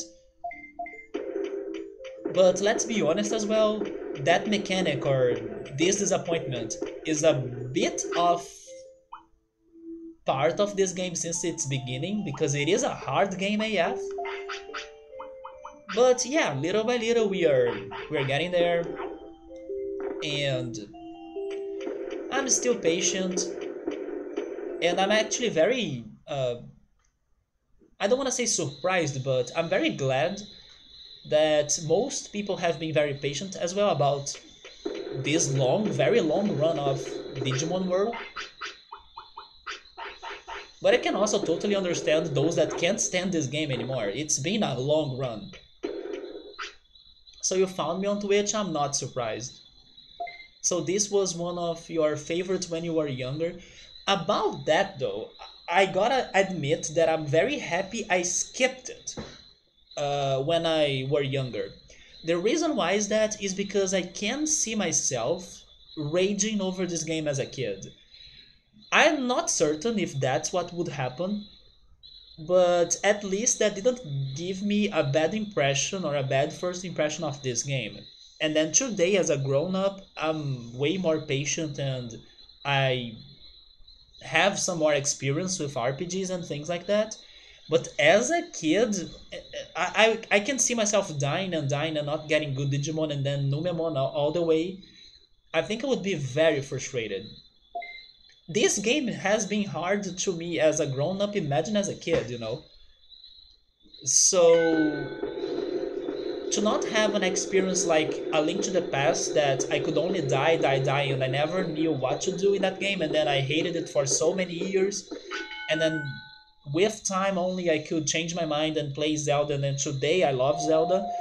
Just to not have something close to that happening to me about the Digimon games, I'm kind of glad that I'm playing this right now instead of playing this as a kid, because man, this game is so hard, but it's also awesome.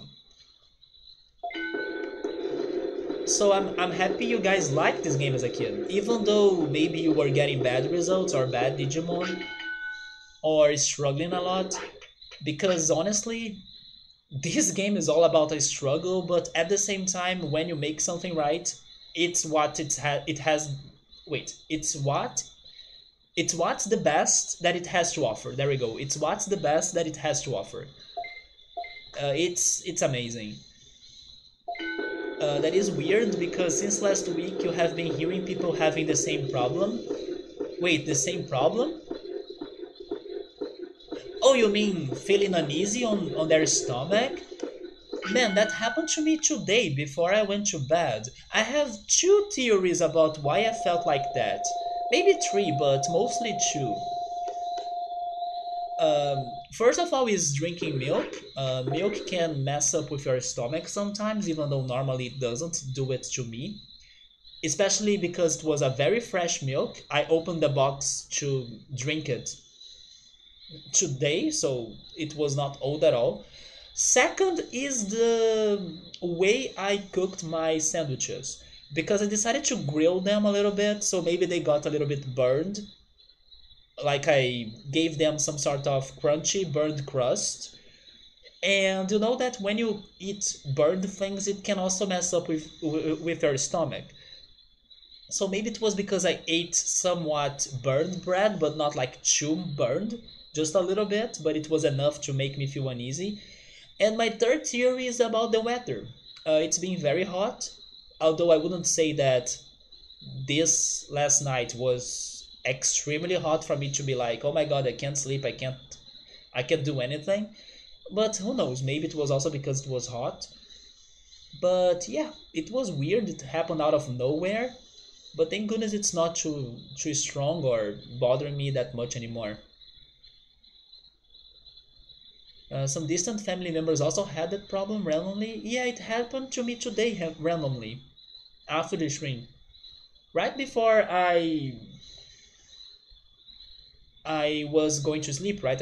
I laid on my bed to sleep, and then I was like, man, I'm feeling weird. And then I gave up about sleeping. I went to the bathroom and then I returned. So you never 100%ed it until a couple years ago. You got all of the medals as well. Congrats, because I'm sure it was a big challenge.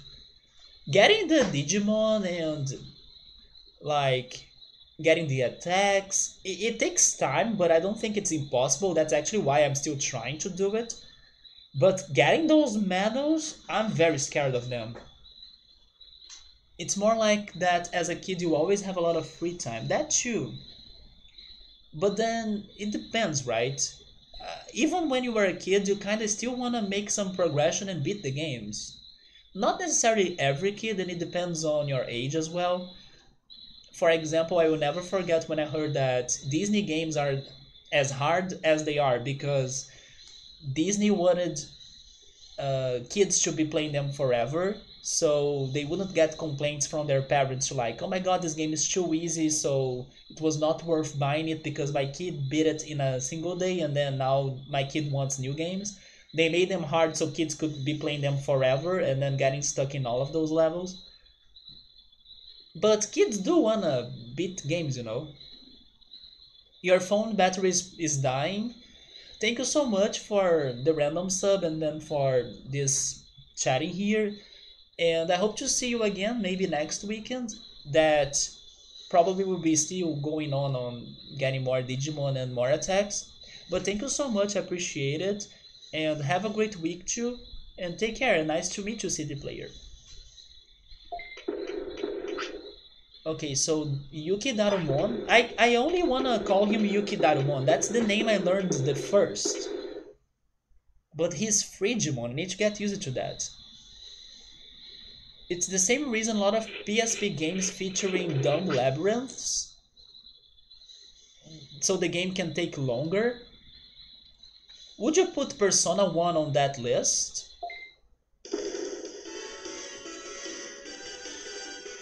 I mean, Persona 1 is not a PSP game. It's not a PSP game, but I really feel like that game has a very hard to navigate dungeon plus a lot of random encounters. Yeah, right. When you said Dumb Labyrinth, I thought on Persona 1.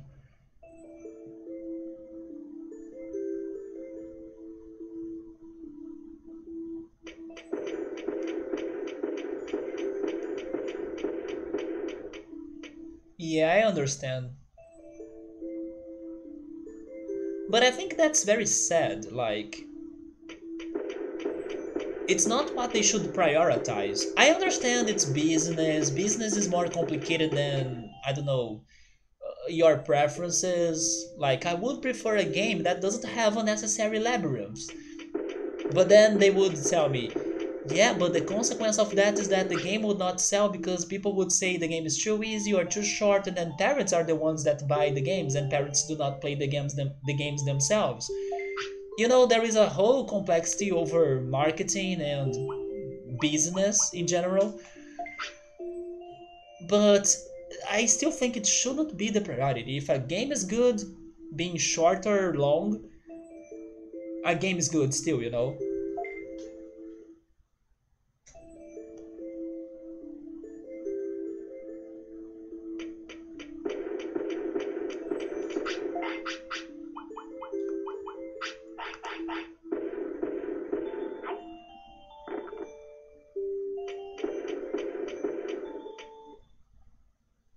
But there are some games that they are not like unnecessary long, or I don't know, they don't have unnecessary labyrinths and things. They are just hard to me. And I really hope I can beat those games at some point. Banjo Tooie and Super Mario Bros. 3, even Super Mario Bros. 1, I still gotta do something about it. I need some balance, but some you do feel like they forced it to be longer. Yes, I can understand that. Also, hello Celestial, welcome. Wait, that's a surprise Dagumon, huh? That's a very good emote. I was hoping for somebody to have a Numemon emote. I think a Numemon emote could be very fun to use.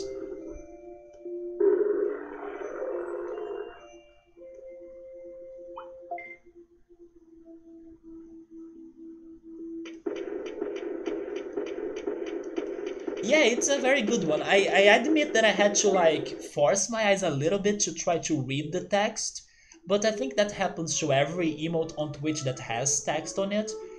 Because at first I was reading like hunt, but then I was like Agumon hunting? Like what is the point of that? No, it's actually huh. Yeah, once you read it, it's fine.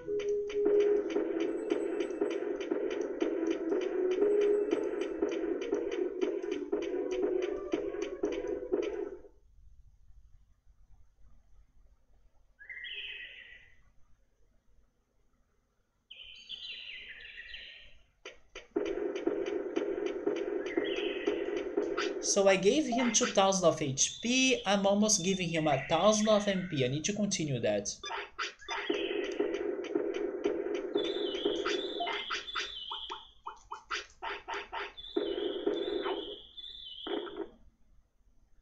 Bookmark, did you answer me? And then I maybe skipped what you said, but I was asking you which drawings or which things have you been planning to draw for your art? Have you still been drawing Naruto characters? Also, Gabriel, I don't know if you heard when I said it earlier. I started watching the third season of The Last of Korra. Man, I was not expecting it to be that good. So going through season 2 was worth because I really like the way this season 3 of Korra is going on. Not only because of the new, let's say, enemies that are showing up, that actually made me feel a lot like when I was watching Inuyasha, because there is an arc in Inuyasha, man, it's hard to say that, in Inuyasha, that has the same vibes of these enemies they are introducing on season 3. Yes, I'm enjoying it a lot, and I was like, man, season 2 is over, what they can come up with next? Like, nothing, right? And then no, they did come up with something good right now that I'm really excited for. But yes, do you know that arc in Inuyasha that has the, I think, 7 brothers, or that family of warriors that Inuyasha needs to fight, like them all 7? I don't know how they are called, but they are like a gang. Not sure how they are called in English, not even in Portuguese anymore, but I love that arc in Inuyasha. It's such a good arc. I'm feeling that in Korra now. Like a bunch of strong enemies that are like a gang too, and they are getting reunited to cause evil. The Seven Swordmen, maybe that's how they are called indeed. That's one of the best parts in Inuyasha in my opinion. Even though Inuyasha has many different good parts because it's such a long anime, but that's one of my favorite parts for sure. Yes, I'm feeling that. I'm getting flashbacks or feels, goosebumps, right? Goosebumps of that happening on Korra. But not only that, they are also giving more screen time to explain the backstory of some of the OG characters, like some of the characters we have met back in the day or back in The Last of Aang. So they are giving more time for the past to be explained.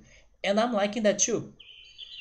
So this third season has started really well. I actually watched a lot of episodes already because after the stream I told you guys that I wanted to watch something. That's what I went for. And I watched like 5 or 6 episodes already. It's been a very good season so far. You're not sure currently, you just have an action placeholder sketches, but so far you went for Boku no Hero Academia. Wait, is it that long the name? Isn't it just Boku no Hero? I never noticed it had Academia after Boku no Hero. And Sonic too. Those are the styles you have done so far. Tell me more about the Sonic ones. Which characters? Or like you are basing on which characters? You actually want to draw some Inuyasha. Let's go. Inuyasha is fantastic. It's been years. I need to go back to Yashahime. Have you started watching Yashahime bookmark? The new Inuyasha anime? I watched only the 2 first episodes. But then I paused it because I was into a lot of anime, and then I decided to save it for later. Now I saw that they are at episode 14. Also, speaking of anime, yesterday before sleeping as well, after I was binging The Legend of Korra, I also finished watching the most recent Pokemon episode and the Dragon Quest episode of the week. And I gotta say that I'm a bit disappointed on this one episode from Dragon Quest because I noticed it got censored. I mean, in comparison to the original at least. Did you notice that, Gabriel? Have you watched it? It got censored. Not a single time. It got censored 2 times.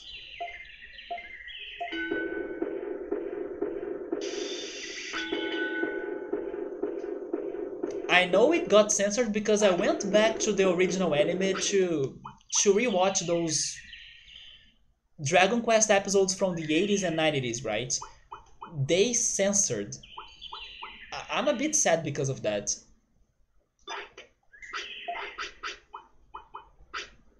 Yes, the last one. It was too apparent? Yes. I don't know if you got the 2 censors or censorships, but yeah. It's the episode about Flazard. I love his name, by the way. He is more brutal in the original anime, and when he was fighting people, he did not do the same as what he did back in the day. I'm disappointed because of that.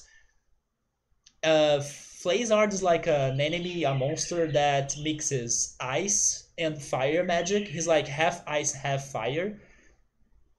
And normally he burns people, he freezes people, and then he crashes the ice. That's what he did in the original, and now he got censored because he did not destroy ice sculptures of people. He did not burn that character that got burned in the original. They censored him a lot.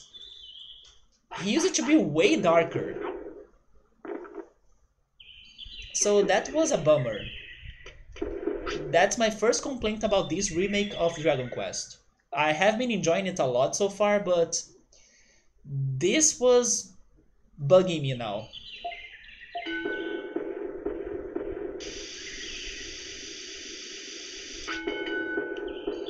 So you were working on Knuckles and Sonic and Chaos, and you have done some four so far? Some four so far?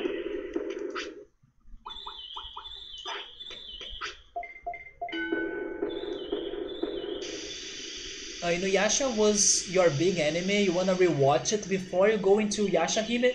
What I did was that I watched a summary of everything that matters in Inuyasha. I think that video took like 40 minutes? 30 to 40 minutes, because Inuyasha is a very long anime. Which, by the way, made me realize that Inuyasha is way more interesting slash complex than what I used to remember. So I have this friend that he hasn't watched either Inuyasha or Rema, and I have been telling him a lot about Rema because it's what I have been watching at the moment, and I'm loving it. But I also told him about Yashahime and how I at least started it. And then he said, "Oh yes, I have never watched Inuyasha. Is it good?" And then I had to tell him, "Man, it's really good because I forgot how complex and how crazy the story really gets there for the end of it, right?" So yeah, Inuyasha is really good. I also understand why they censored, but I'm disappointed because I don't think Dragon Quest is an anime for kids. I mean, it is, but like Dragon Ball has a lot of messed up things too when kids are watching it, you know?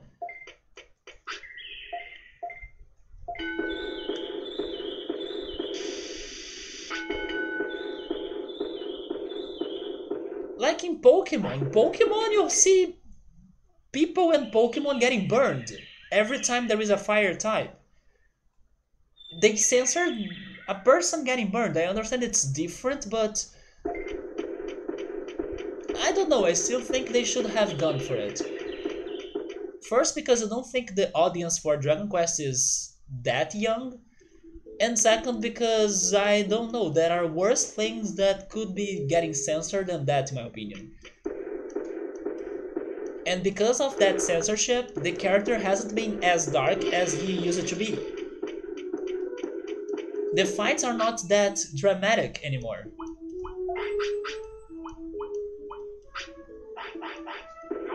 Or at least like do it on a different way, like you don't need to show it maybe, but you can definitely give the idea that that character got burned, but not even that. The character only got thrown away. Like, seriously? You are a freaking beast of ice and fire, and you are not using your magic powers to like destroy these people? Because you are just throwing people away instead of like burning them or freezing them? That's why I was disappointed.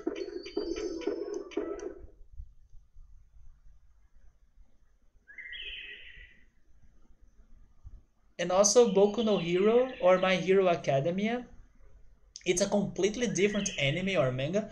Oh, you are saying that they are two different things? There is Boku no Hero Academia and My Hero Academia. And Boku no Hero is actually a completely different anime and manga, huh? No, don't worry, Bookmark, it's all good.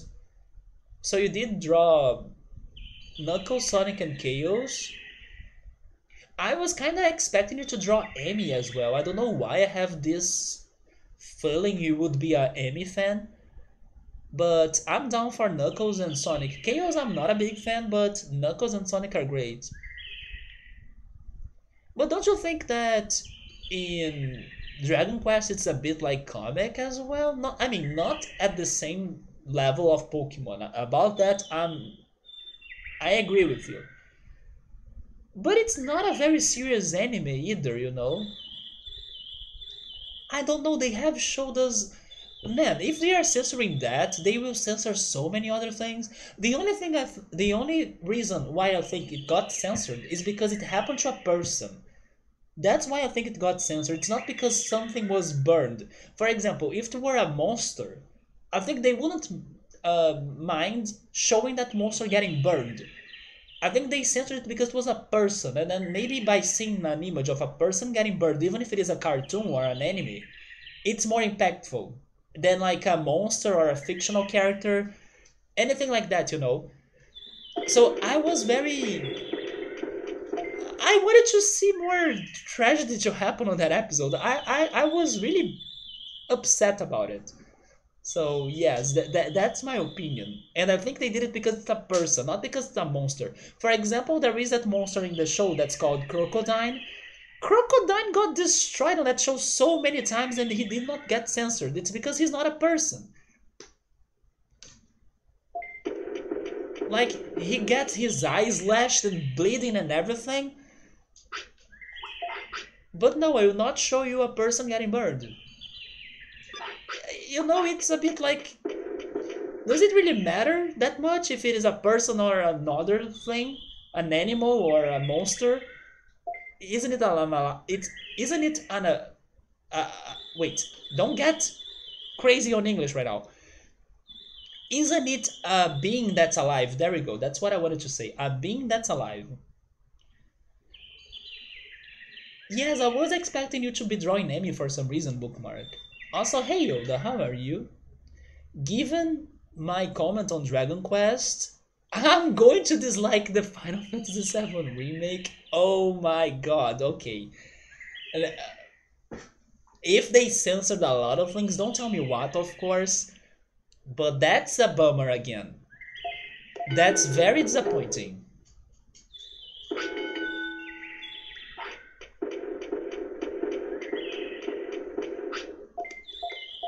But also, it's probably because I'm from a different generation, right?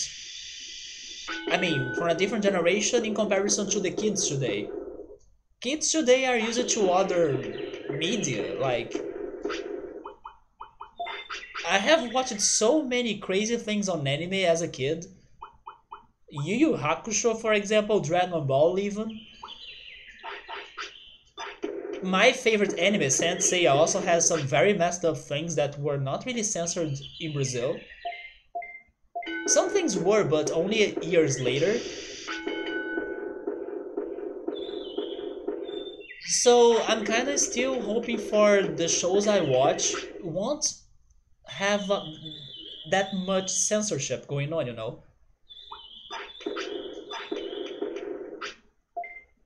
It's not that I want death, but I don't know, it's not being as serious as I used to remember because I have a thing to compare. I'm pretty sure that if I didn't watch the original, I wouldn't mind it that much. It wouldn't hit me that hard.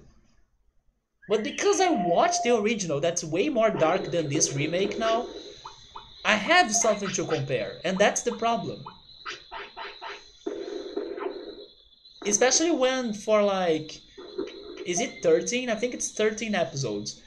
For 13 episodes, they have been very loyal to the original.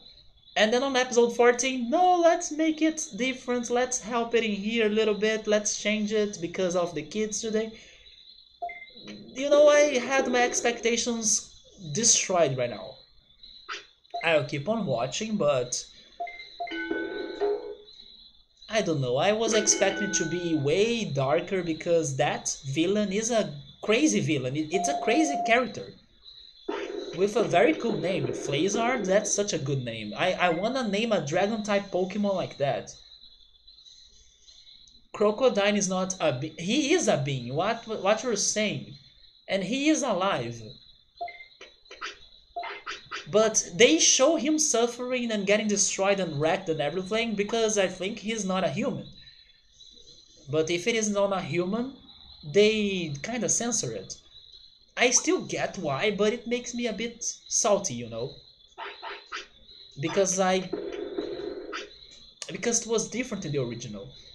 I'm becoming one of the worst things ever. I'm becoming one of those people that are like, remakes suck.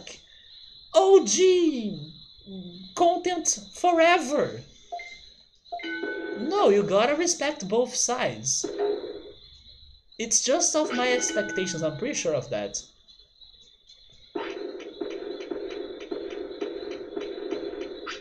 Maybe it's because I was hoping this remake to be better than the original, and then I would be liking it more than the original. And then for those 13 episodes, I was feeling like that because I'm loving the graphics, I'm loving how it was keeping it up with the original, I was loving how the music is beautiful. Seriously, the music of this remake has been amazing. There is one track that I'm like, is this straight out of Chrono Cross or something? It's been mind blowing beautiful, the music of it.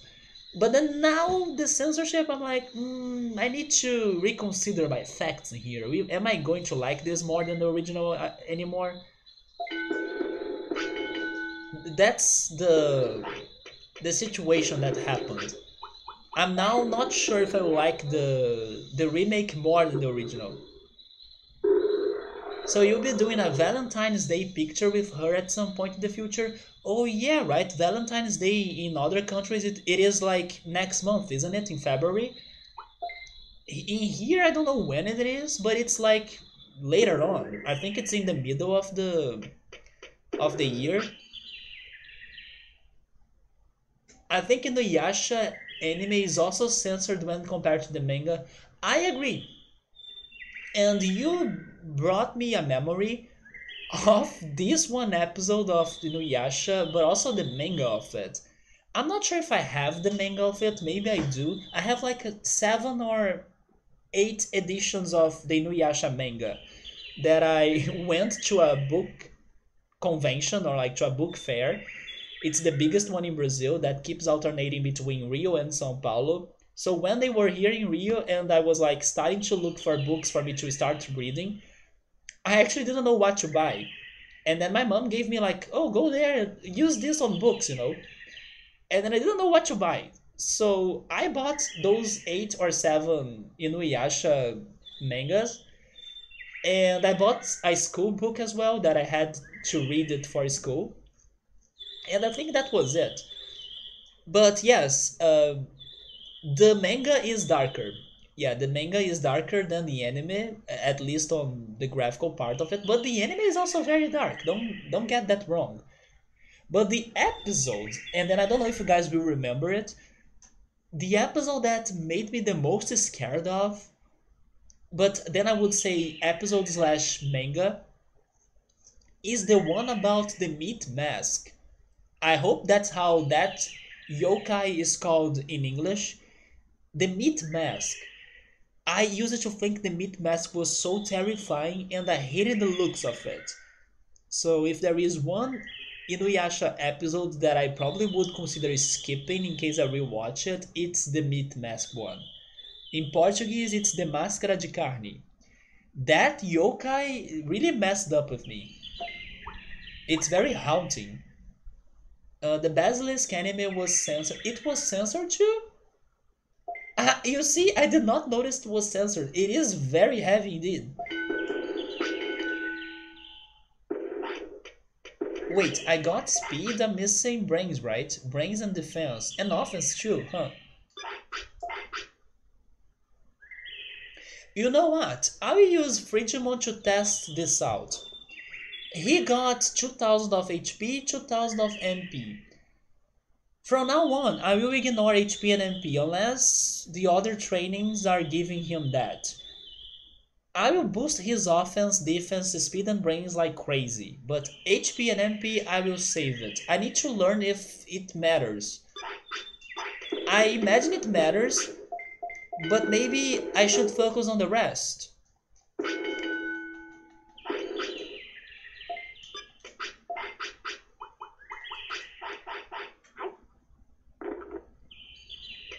I think that's why it was good that the new Digimon changed everything and it's not exactly like the original, so you can't compare. I see. That's why you have been liking the Digimon remake so much, right? Because you can't make those comparisons. I see what you're saying. But the Dragon Quest has been good. It's just that I finally found a problem on it. And of course, because I saw it happening now, I will be paying more attention to it as well, right? But in the end, what matters the most to me regarding this remake of Dragon Quest is to finally know how the story ends, because the original didn't get to an end.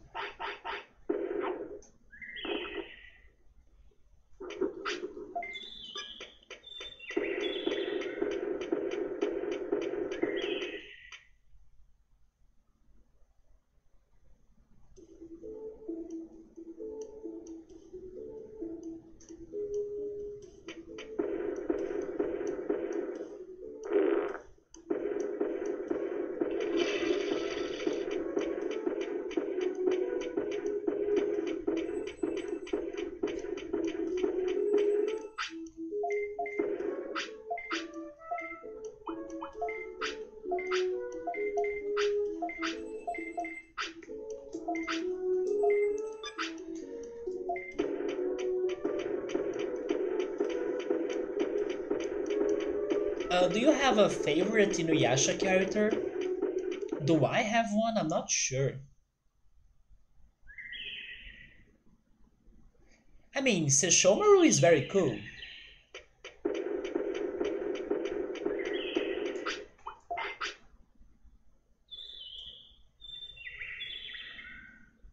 Maybe I would pick him actually. I'm actually surprised of my pick as well. Like, really? But he's very cool.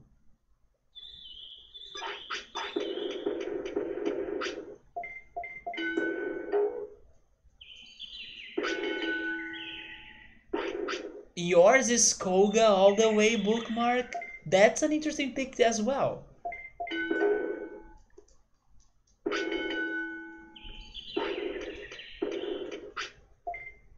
It is hard not liking Sesshomaru, right? Maybe this is going to be a very weird out of nowhere comparison, and I don't care if it doesn't make sense. But let's say that maybe Sesshomaru is like Sephiroth done right, if that makes any sense. But Sesshomaru is really cool. Your husbando, wait, husbando, right? Husbando all the way. Wasn't your husbando? Uh, how was it called in Final Fantasy IX again? Was it Blank?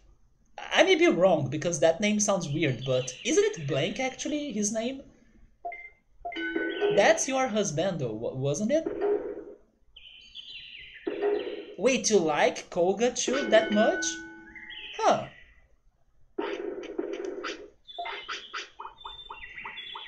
Very interesting picks. Oh, I remembered his name right. There we go, Blank. Such a weird name still, but...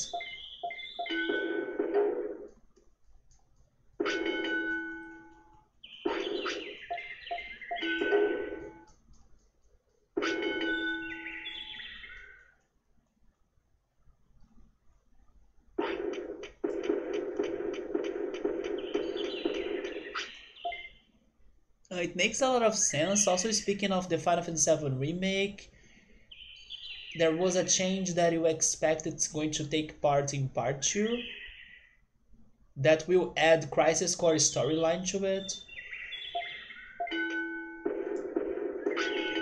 Good call, I still need to play those other Final Fantasy VII games, right?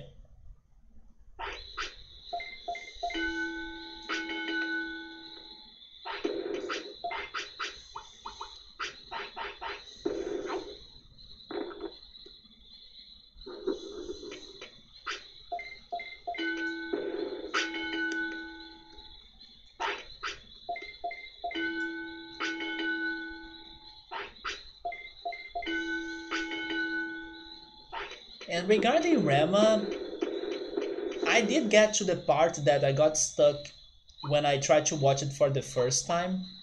It's because of this freaking character that I hate him so much.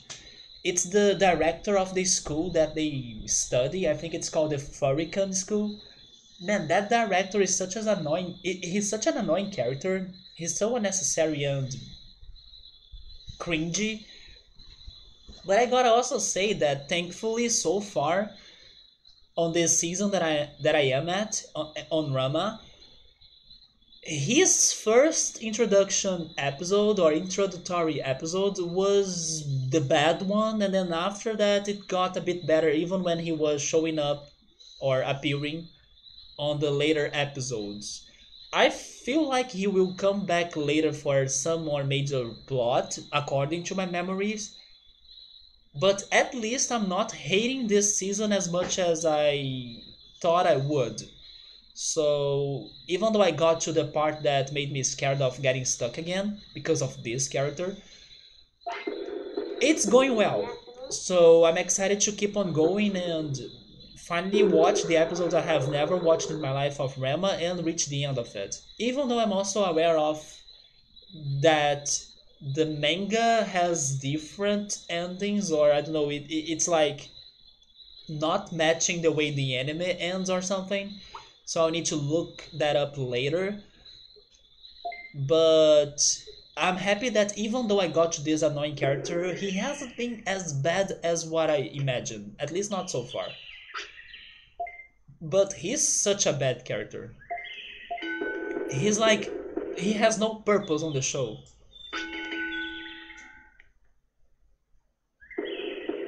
You prefer Inuyasha's character in earlier episodes, that he was more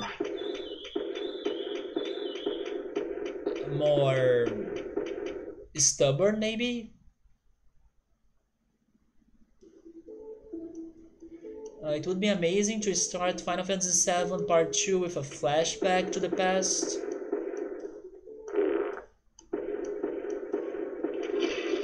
I wonder when they're going to release Part 2, right? It's probably going to take some years.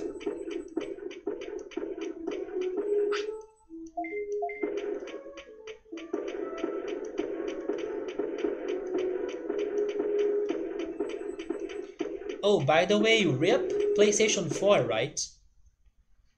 I don't know if you guys knew that or heard about it, but the PlayStation 4 is not being produced anymore.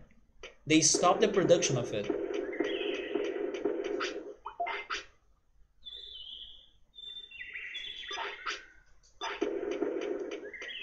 That was kinda early in my opinion. What? What the heck is that noise? Frigimon. Do it again.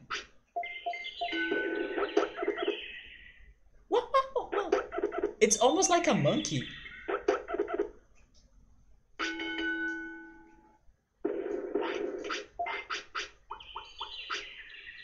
They said it would be faster, so maybe announce it for the next year, this year. Oh, really? They have Final Fantasy VII Remake going on that fast? I didn't know that.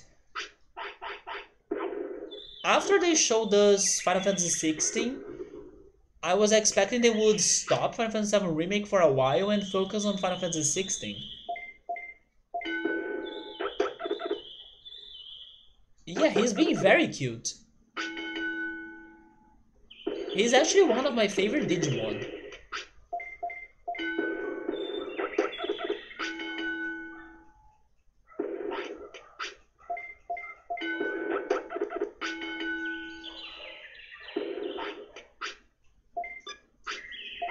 They have different teams and directors. Wait, having a different director for that game? I'm not sure how I feel about that. Having different teams? Oh, wait, never mind. Maybe what you're saying is that Final Fantasy VII remake all of the parts and then Final Fantasy 16. Okay, I agree with you on that. There we go. I was thinking that part 1 and part 2 would have different directors, and then I would be like, no, don't do that, please. I see, it's between Final Fantasy VII remake and 16. That makes sense.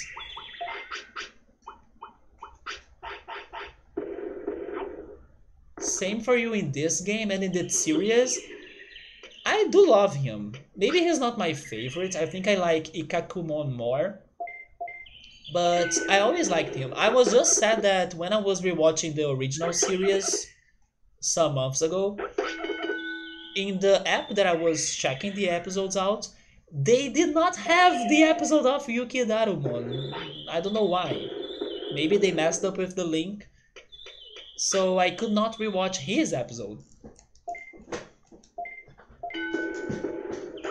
It's his episode together with Mojamon, right?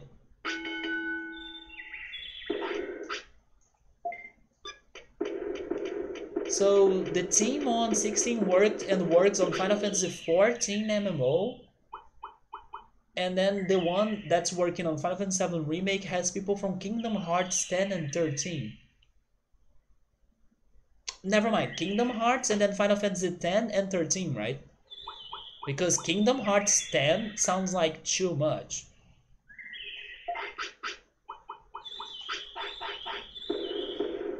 People should be concerned about the team of Final Fantasy 13 because it's one of those very mixed opinions games.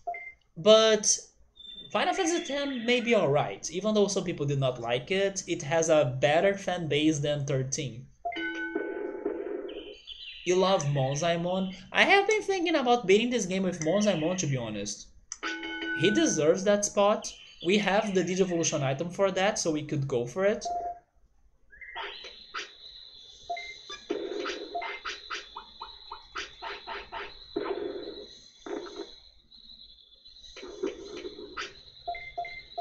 We wouldn't be where we at today without Monzaimon.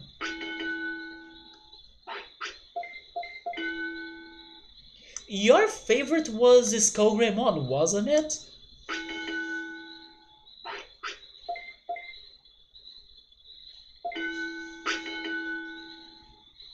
Also known as Resident Evilmon.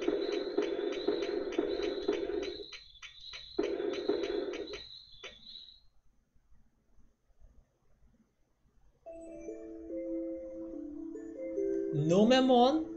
Yeah, Numemon and Monzaimon. They were big parts of this whole playthrough. A lot of mixed emotions as well. Thanks to them.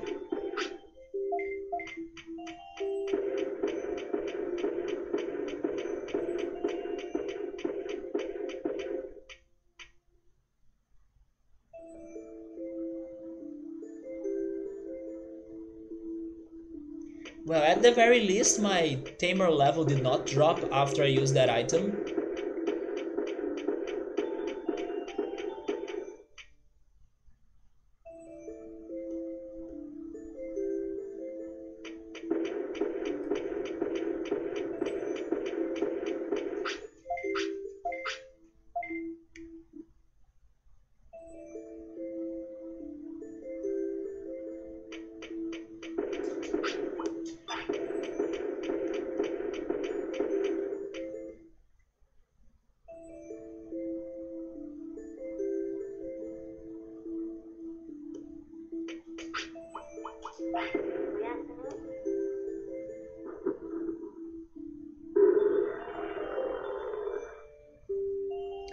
Oh, your favorite was Burgermon. Oh, so Ogremon was your favorite ultimate then?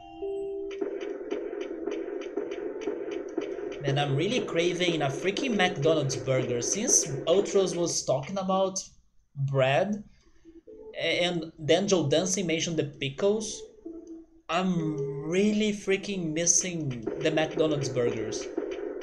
But I want buy those because they not only are expensive, but also because of that freaking absurd delivery tax that I'm not putting my money on it.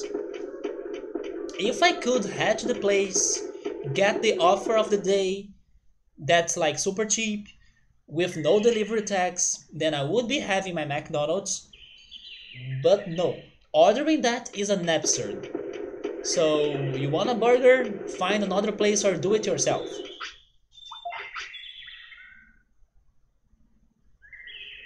Okay, so now I will get all of those 4 stats into 300. The speed is super easy, so I will skip it because probably another training will give me that speed, I think. So let's go for offense. It's actually the offense one, right? With this I will get to 300 of speed. There we go.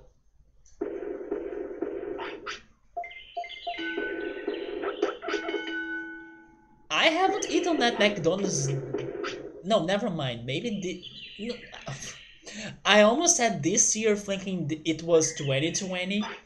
Yes, of course I haven't eaten at McDonald's this year, 2021. Ha. But last year, maybe I have eaten at it, but like in the very beginning of the year, maybe January, February, and that was it. It's going to make a year that I haven't eaten anything from McDonald's. All because I don't go there.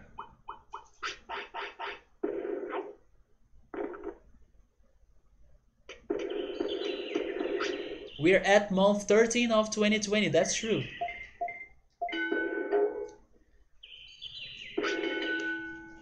It's actually better to think like that.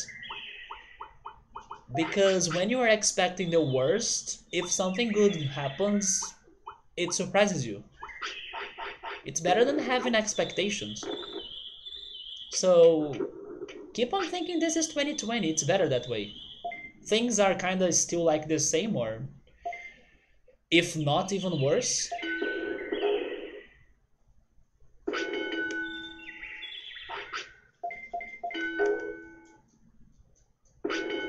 But yeah, I'm really excited to continue the third season of The Last of Korra. Probably by next stream I will have finished it. If not, the whole show actually. The episodes are so short.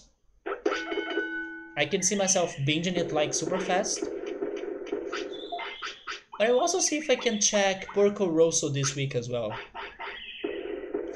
I'm not sure if I'll be able to do it because I also think I'll be busier this week. But I will see how all of those plans go.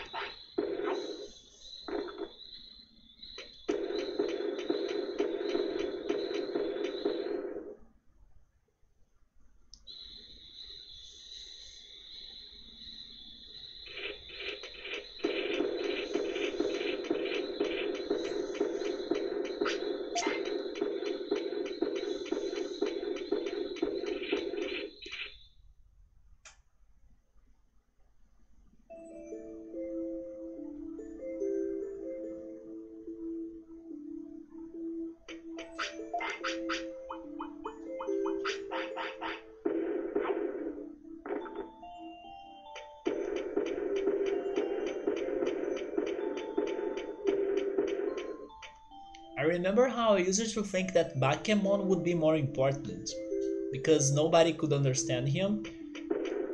And then once we could translate what he had to say, he would say something like game breaking.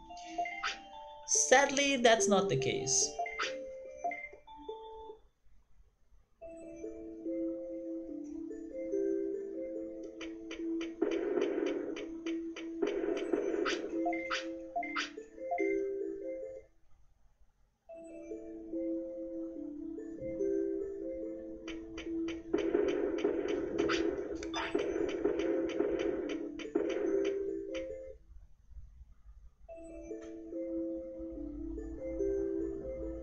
You know what I I just remembered, and I kind of wanted to have it right now, although I don't. I just remember that one of these days I was telling Bookmark to try this pineapple dessert that's a tradition of my family. Man, I so wish I had that. It's like a cold pineapple and creamy dessert. Today would have been the perfect day for it because it's been hot. I mean, if I ignore that my stomach was feeling uneasy today, right? Maybe that wouldn't be good for it. It would be good to my taste, but not to my stomach.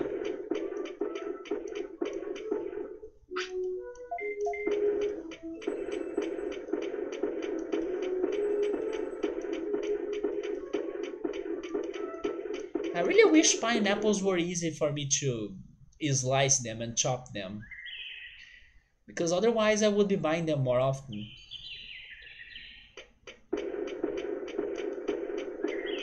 I don't know if I still have pineapple pulp. I need to check that out. I know I have cashew, but maybe making some pineapple juice, I can go for that.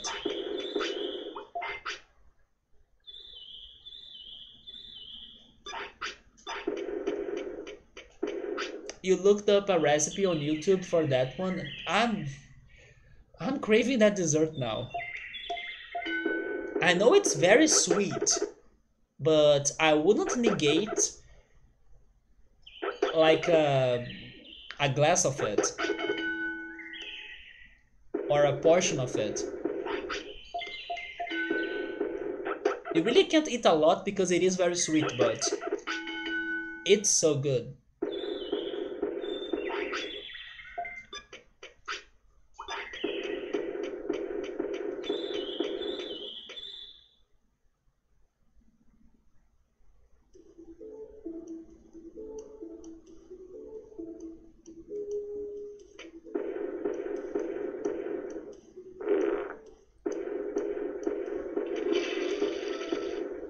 You think that using bolognese as pizza sauce, then cheese on top would be good?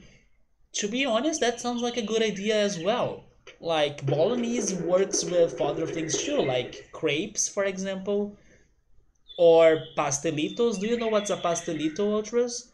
It's a fried, um, it's a fried dough basically with some topping on it, or in it actually. I can see what you're saying. I think it's worth a shot. And you know what? Maybe even the opposite. Instead of uh, having the cheese on top of the bolognese sauce, why not the opposite? Like make the pizza a bolognese pizza. You put the cheese on the bottom, and then you add the bolognese on the top of it. And then it turns into a bolognese pizza, you know? You can also try adding the tomato sauce too. But I can see what you're saying. I think it would be great. I have some lasagna pasta left here in my home. I gotta come up with another lasagna. I will see if I do some real grocery shopping this week. At least for vegetables, fruits, ham, cheese, those things, and especially bread, because after this stream I'm craving bread like crazy. But I'll buy some toppings for lasagna. I could consider baking pizza. It's been maybe 2 weeks. I still haven't baked pizza this year. I could consider baking a pizza.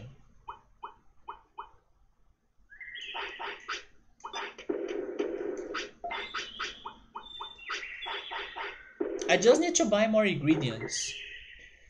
Although I have been changing my spaghetti recipe a little bit because, for example, today, like I said, I was not feeling very hungry throughout the day, although now I'm hungry. As I was not feeling too hungry, I also didn't want to cook something complex. And lately I have been going for a easier recipe for spaghetti that I'm not sure if you guys cook that as well, or if you have tried it before. It's very simple. It's basically sausage, garlic, and olive oil spaghetti. And then how do you do it? You first, of course, um, boil the pasta, and then you remove the water of it, and on a frying pan you fry the sausage slices, or the sliced sausage, and then after it's crispy you add the garlic, and you fry everything on some olive oil, and then you add the spaghetti on it. Like, you don't need to add a tomato sauce, you don't need to add even water. You just make it dry like that. It's very simple and very good. Oh yes, I also add some pepper and some oregano, like hot sauce and oregano. Simple, fast. It doesn't mean a lot of work for you to be chopping tomatoes, onions, green peppers, and then making a tomato sauce and everything. It's just sausage, garlic, and that's it. It's been super good. You haven't made pizza in a while yourself too? Yeah, I should go for pizza soon. I'm pretty sure it's going to put me on a better mood. And it's going to redeem myself too, because the first thing I baked this year was a mess. I went for a powdered milk cake recipe that was a tragedy. It tastes good, but it was a horrible cake. So I need to bake something that, will make me a little bit more proud.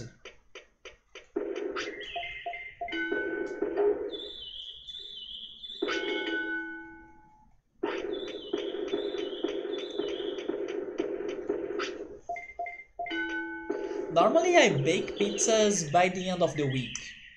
Maybe on Thursday. Thursday is a day that I like to bake pizzas.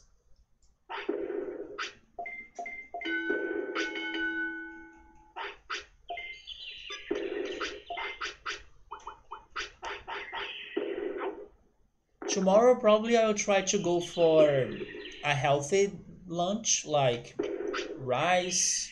I can finally see if I eat the black beans I have. I have only one portion of black beans that are frozen. Maybe tomorrow could be a day for me to go for it. But yeah, rice, black beans, farofa, vinaigrette sauce, baked potatoes. Sometimes I bake some nuggets as well, chicken nuggets. I think tomorrow that's going to be what I will have for lunch. Something more complex. So I can feel a little bit healthier after this crazy Sunday I'm having. That I haven't eaten a lot.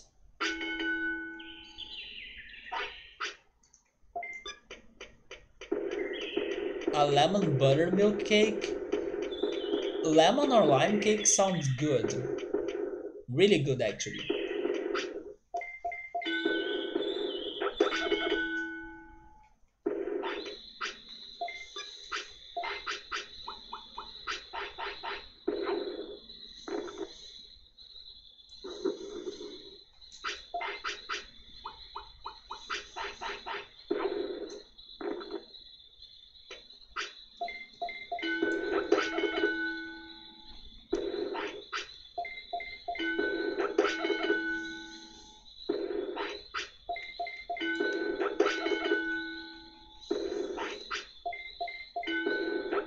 Those burritos you made, Ultras, they looked really great.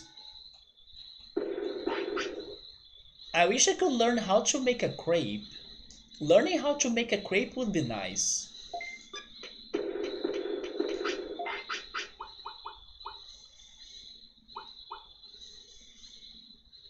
You know what I haven't eaten in a while too? Pancakes.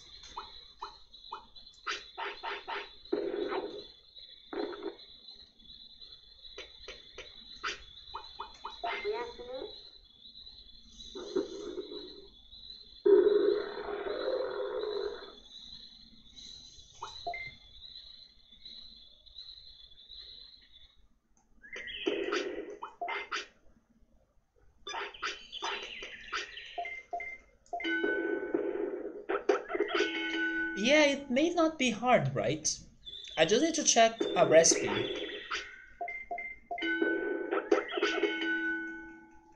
I know there is a whole technique for you to do it, but Maybe with time I can get it.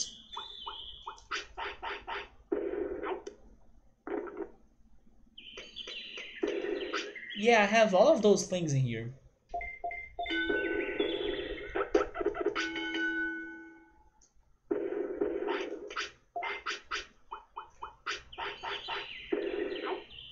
I mean, I probably will use a frying pan.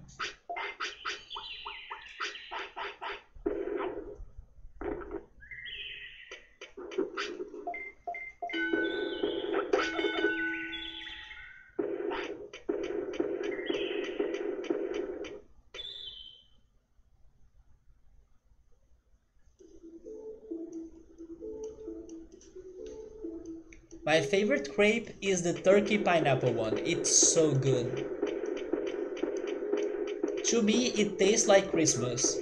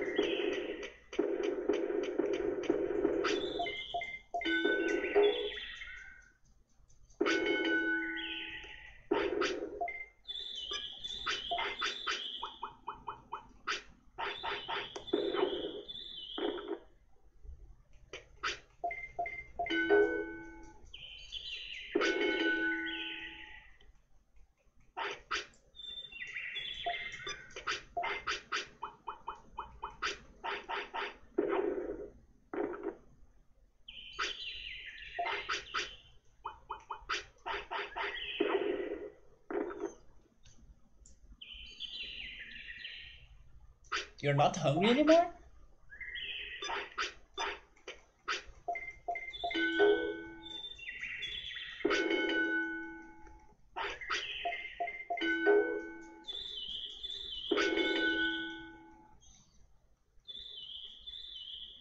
So in case this works out, I'll test it out for other Digimon too, right? I will get to like a minimum MP and HP, and I will really focus on the other 4 stats.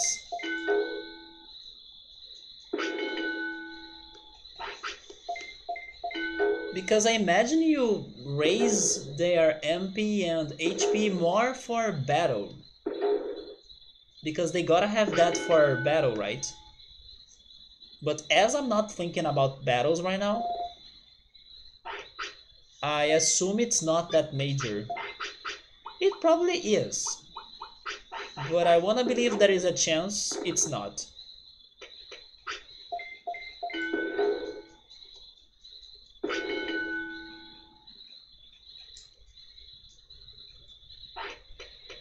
To the clinic! Or maybe to the restaurant, because now he's hungry. Oh, you know what? Isn't there a dish that it cures tiredness a little bit? You know what? I'm going to the restaurant. I'll give that a shot. Oh my god. What do you want? Definitely not to fight you, but since you insist...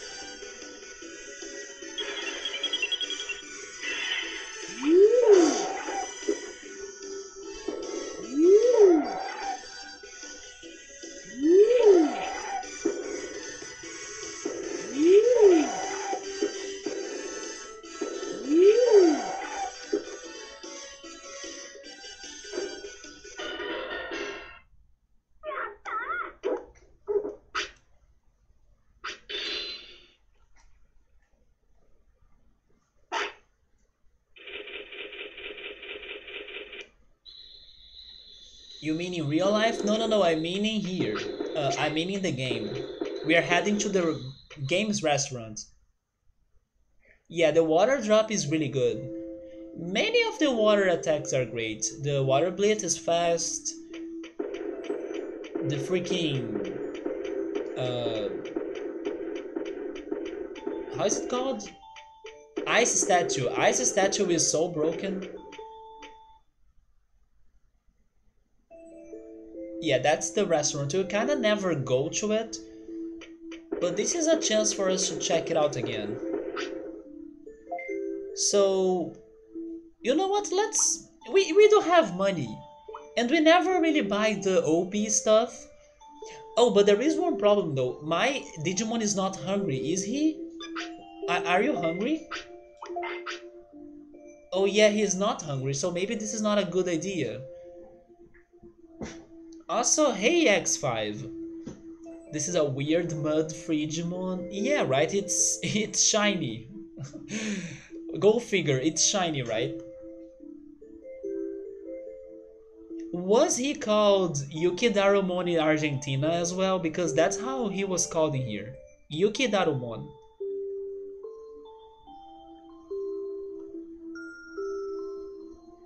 Yeah, I will not buy the food now because he's not hungry. I may be doing a bad decision if he eats while not being hungry. I guess we're back to the clinic. Oh, it was called Frigimon actually? That's so crazy, they really kept the name Yuki Darumon here.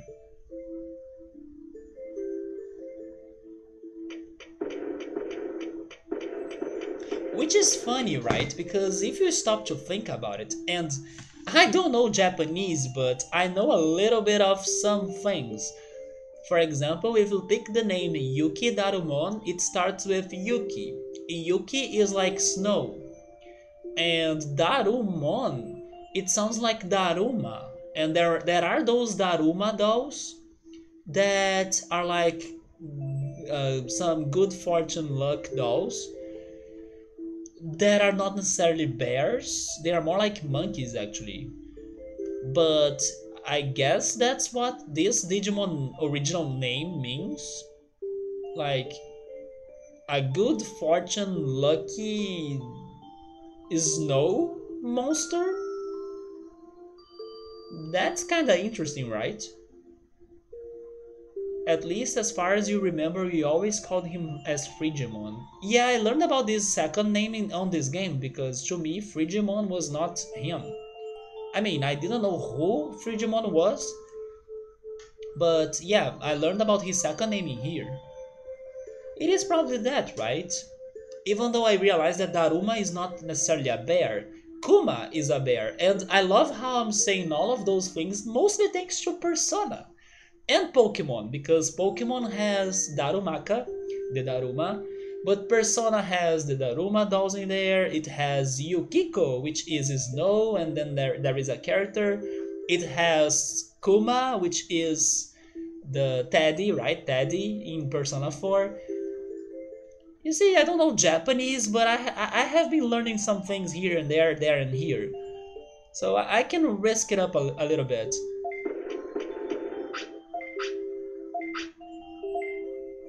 That's true. Many of the Japanese names they mean something, and also I would say the German words too.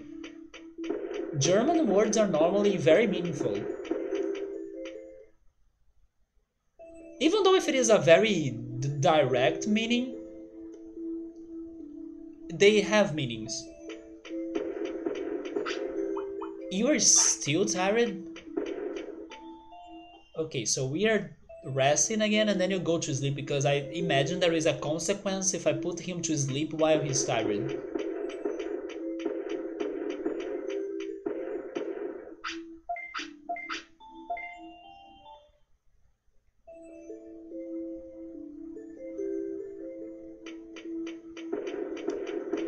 But then if he is Yukidarumon in the original language, how is Mud Frigimon in Japanese? I don't know how's mud in Japanese. Maybe it's like Japanese word for mud, Darumon?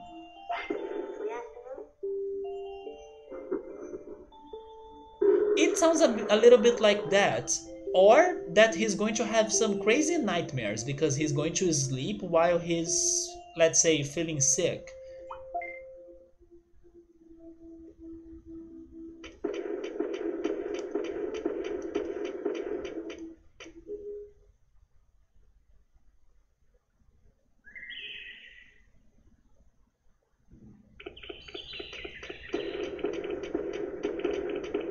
But X5, this was our Digimon of the day.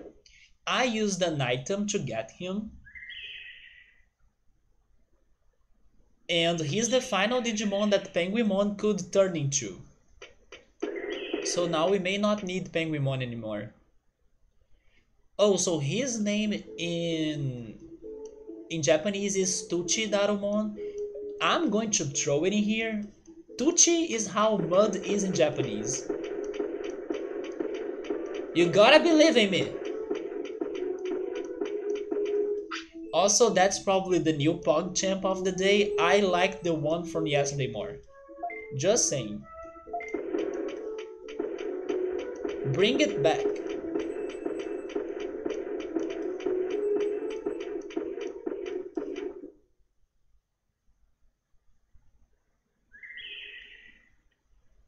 Source, believe me, that's how it is. Yes, that's perfect. So now we need to go for speed and brains. Right? I liked it way more. I know that they will be alternating them, and then probably there will be some that we like more than others. But I kinda hope the one from yesterday could become permanent. I thought it was very, very close to the original actually, and I also like the fact it's a girl. So it would give it a different take on it, you know. But that girl looked a lot like the original as well.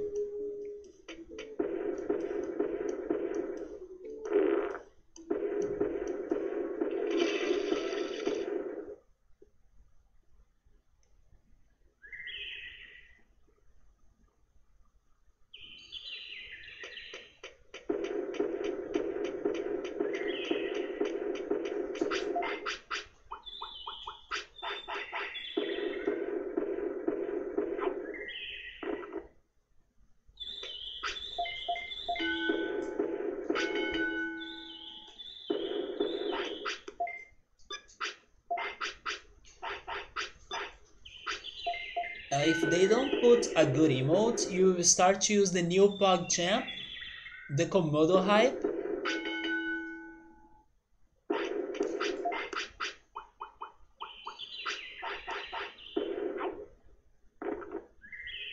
I like all of those animal emotes. The Rack Attack, Serious Sloth, my favorite, Sexy Frog, which is the OS frog as well. I'm pretty sure they got rid of one though. Can't remember which one anymore. But I'm feeling like one of those animal emotes was removed. Oh no, I used the wrong item.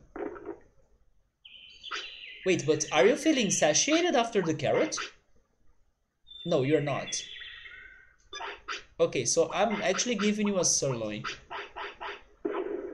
Eat your vegetables!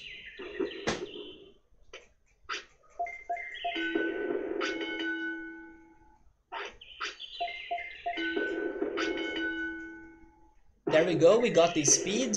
He's hungry again.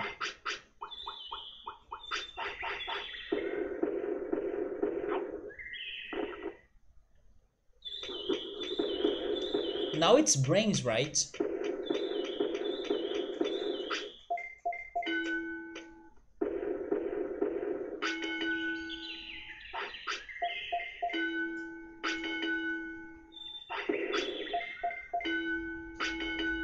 Yeah, he has been very hungry.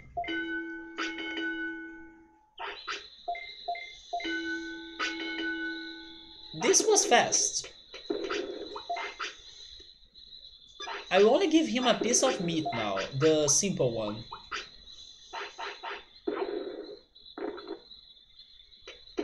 Okay, so now I got all of the stats to 400.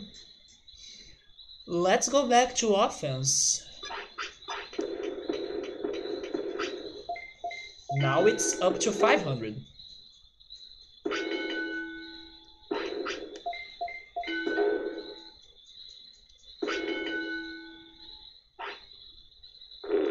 Oh!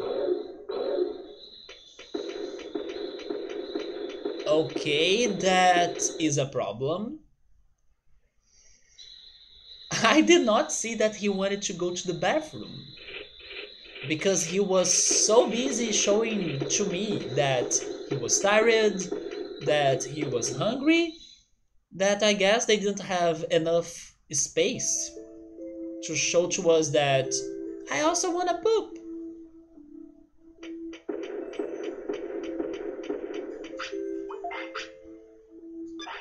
He also wants to sleep. And pop. That can be a big deal though. I hope it's not, but my bad.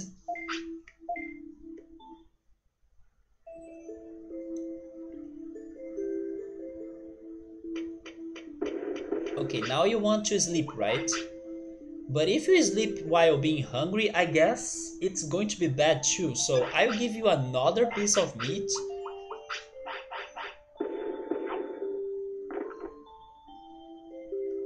That's still not it, right? But I'm putting you to sleep now.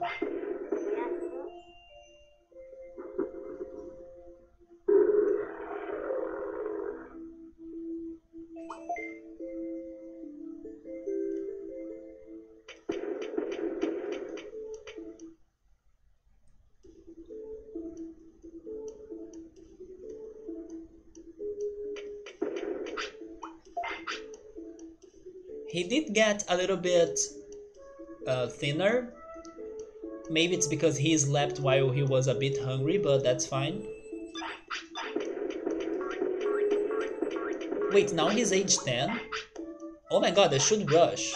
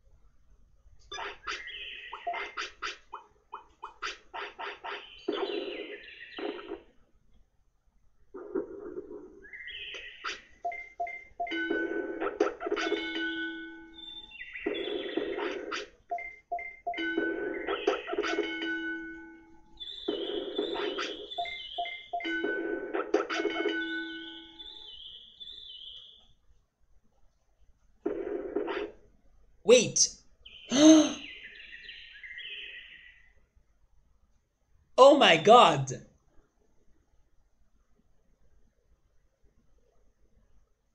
We freaking did it! With a Digimon that we got from an item. What?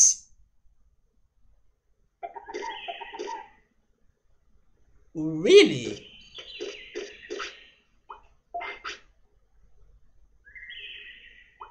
Can you learn all of the mech attacks, please?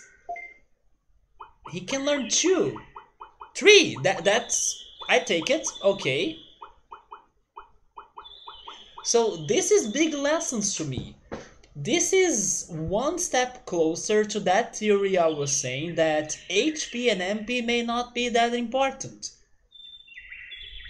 So I will really test that out more times, like let's focus on the rest because maybe that's what matters, or what matters, because it is what kind of matters the most for the champions, right?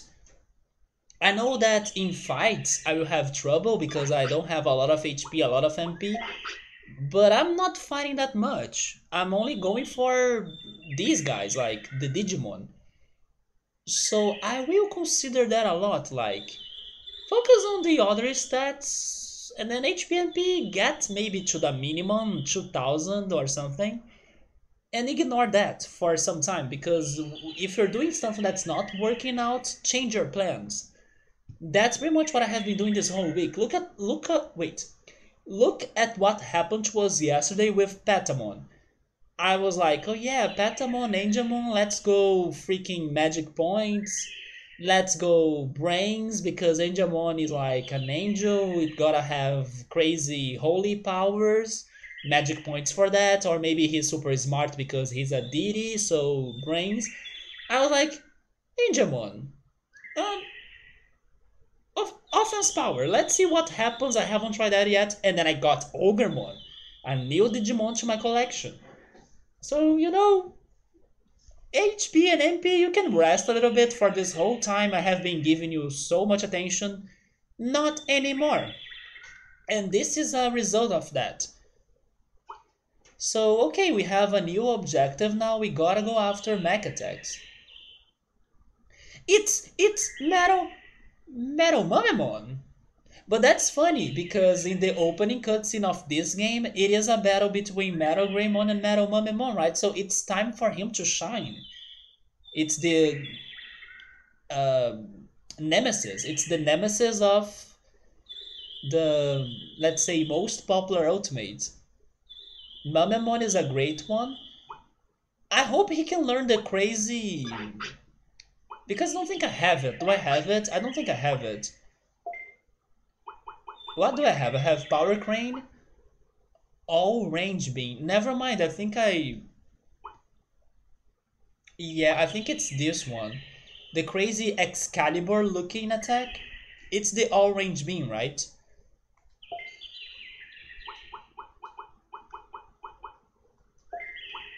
He can use every physical attack.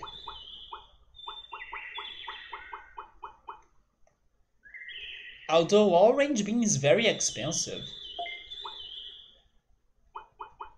These mech attacks are not that good. I would expect them to be better.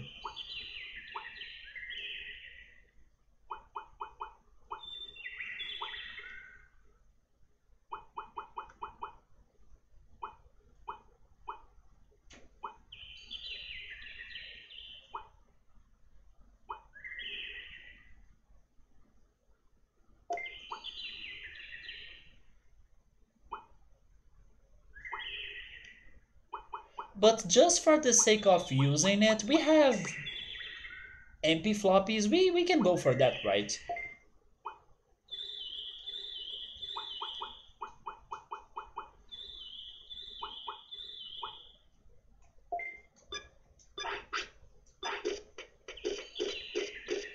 Also, because we have an ultimate, we could try going for the tournament. Although this guy is not ready to fight per se because he doesn't have a lot of MP or HP. But before doing anything else, I need to check my chart now, like who can become him?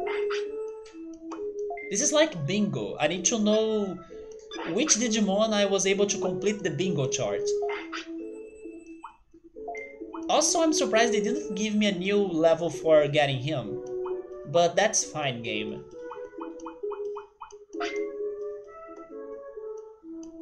The fact that Frigimon can become him is still kinda crazy to me, but sure.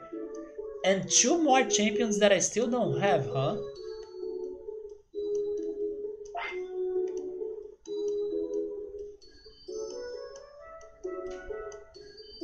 It's funny how I still don't have the champion that can become this guy as well.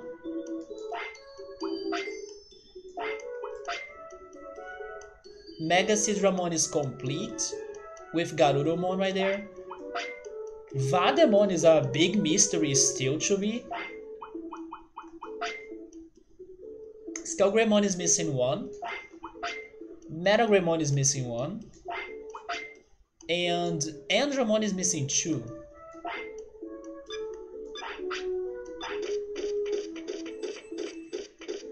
Okay, so I will try going to Factorial City and see if I can learn a new attack in there. Or I should, you know what? I should go talk to Garurumon. What if it's him? Like the whole deal with Garurumon. What if it's this guy that I needed to have? I should test that out. Yes, Zauza, we got him out of Frigimon. Digimon that we used an item to get, so it shows us that using items can be helpful.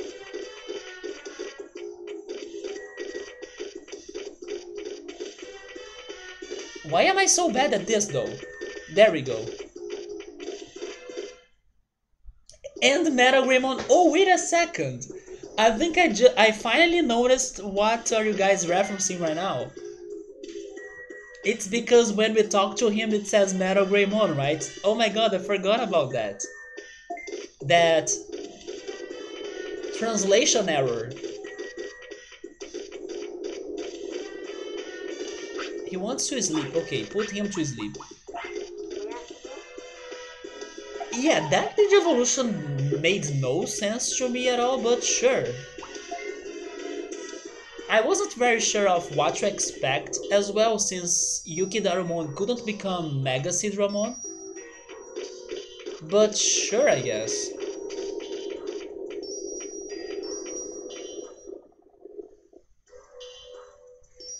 That was a meme, but that was an error in here as well, right? They showed us that his name was Megadramon, even though he's not Megadramon for sure. You're going to get some more fruit? Oh, tomorrow? Let's go, I also wanna buy some greens tomorrow.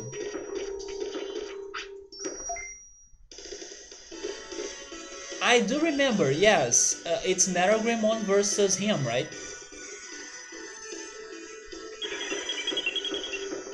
Sometimes when I'm starting this stream...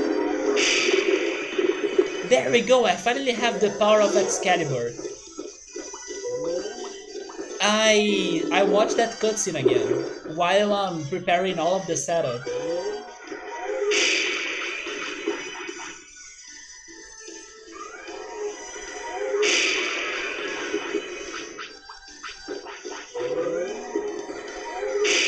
I actually love how this Excalibur attack has kind of the same sound effect that's my favorite in Smash Brothers, which is the bat. The baseball bat sound effect. It's one of the best sound effects in life.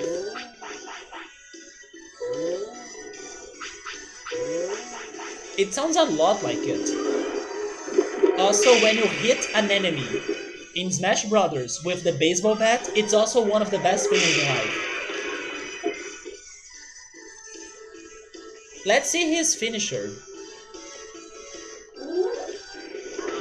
Whoa! It's a straight plasma beam. Get freaking shot down.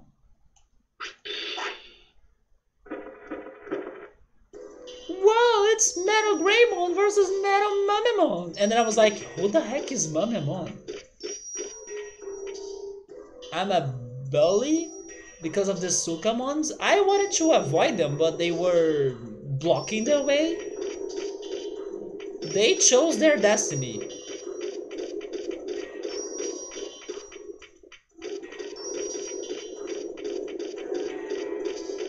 Now we gotta fight these... Wait, where are the Garurumon? Yes, right, where are the Garurumon? I use your words as mine as well, I don't get it.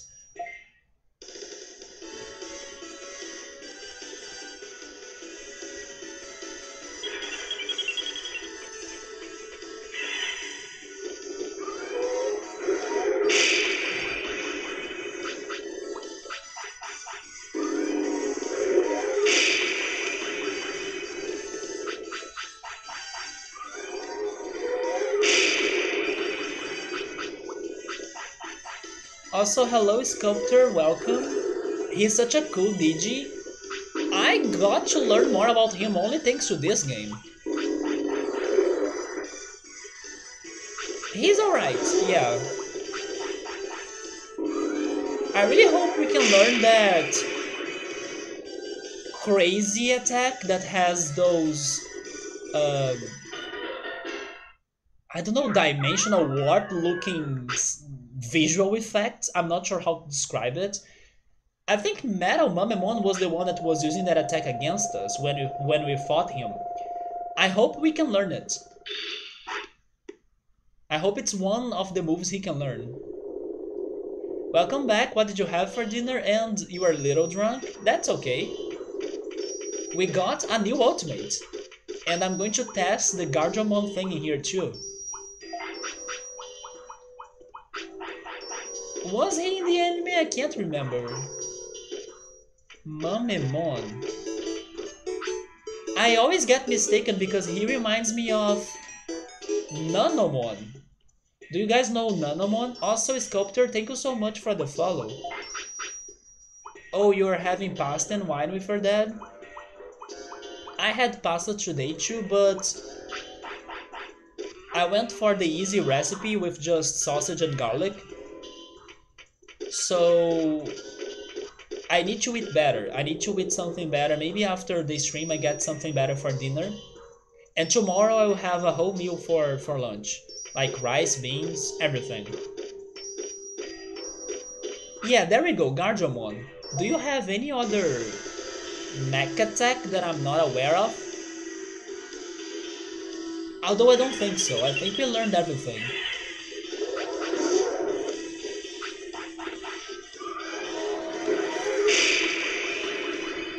So basically, Sculpture, we are doing a very long run of this game, as you can see.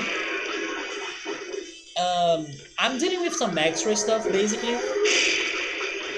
I'm trying to get all of the Digimon to my chart, all of the cards, all of the attacks, and all of the Digimon to move to Fire City. And right now I believe that what is left for me to complete in here is basically this mystery about the Garurumon in this factory, and then the final boss. And then after the final boss fight, I believe some other side quests that I have left to do will be unlocked. So will be the card that I don't have. But yeah, that's what's happening. I'm trying to get the cards, the Digimon, the Fire City Digimon in there, and the moves. So right now I'm here with a new Digimon and I'm trying to learn new moves.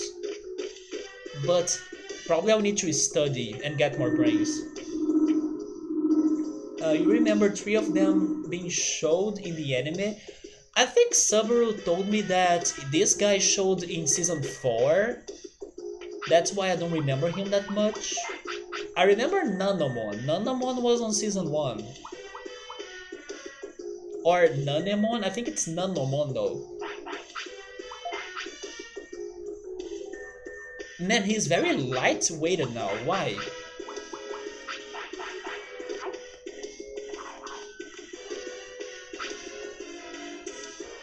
You were thinking about him and the guy I fought on the left room?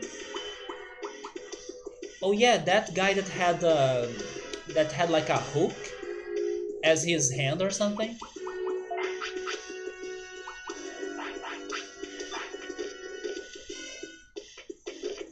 That looked like a pirate?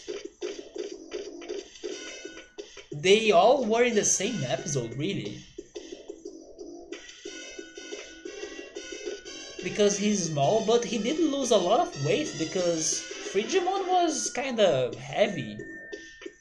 So, did I bring the right Digimon for you, or am I still lost about what the heck is going on in here? This is a good attempt, right? Are you freaking serious? Okay, so it's not him either. And I don't think the Garurumon will teach me a new attack. But just in case, I'll have this fight here too. Maybe just like what was happening regarding Tentomon yesterday. Tentomon taught me a new move even though I thought it was not. a new move.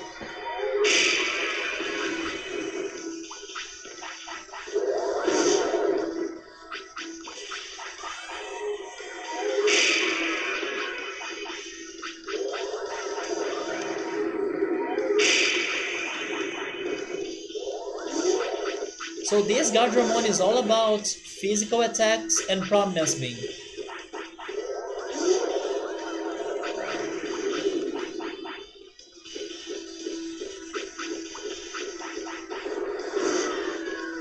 I like how Metal Momemon reminds me a little bit of Freddy Krueger actually. It's probably about the colors that he has. And also his claws. This Gadramon is all about bullying your Digimon. I don't know why he needs to make such a mystery about what is the model that I need to bring him, you know?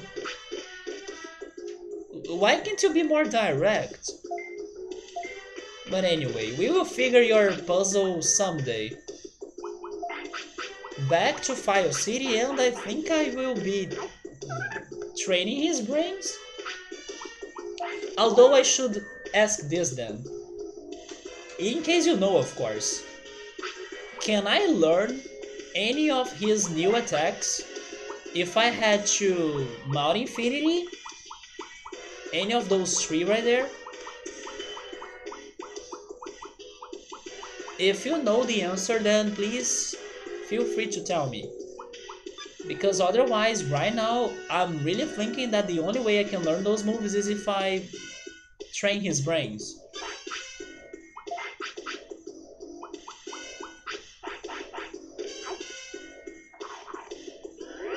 But if I can learn any of that in Mount Infinity, that's not regarding the final boss, of course, I will go there. You think there is one? It is a mini boss. It's not the final boss. I take that. If it is a mini boss, not the final boss, I can do that. Yes. Okay. We will go to Mount Infinity. We are going to explore it. But then if I feel like I'm reaching the end, I may go back. I need to check my items though, because Momemon doesn't have a lot of HP or magic points, so I need to be with some restores, some healings as well.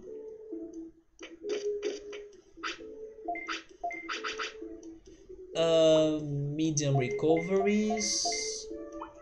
Get all of the small recoveries. I may need more mediums actually. Get them all. I will need to do some shopping. Get the various. Yes, more restores. Let's go with 6. I can carry one of that if I need. Am I good with toilets or potties? I am. Oh, you know what? This can be useful. Yeah, let's finally use those items we bought. Thanks to Megadramon, right? Let's use the health shoe. It's the dimension attack. I wanna learn that. Although, hopefully, he can get that one. You're not sure if he actually learned the attacks? Yes, me neither. But we can give it a try.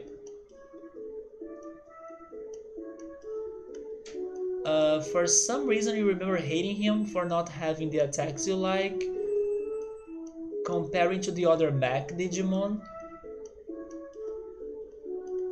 Remember that you can move by 10s with the circle, can... Whoa! I did not know that, and it's right there. I'm sorry, Agumon, for not reading your messages. I did not know that.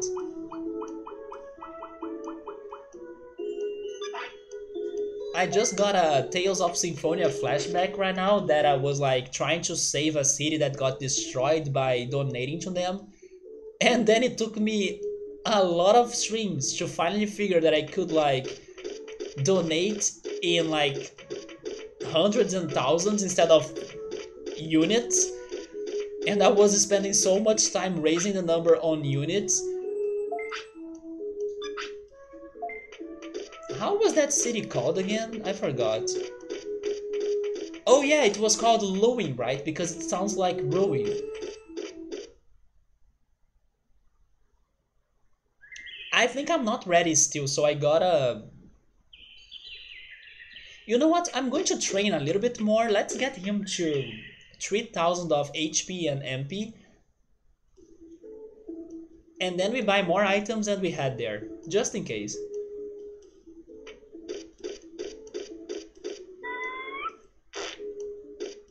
You really have that sound effect when you're pooping? Today has been the stream of weird sound effects to my Digimon, right?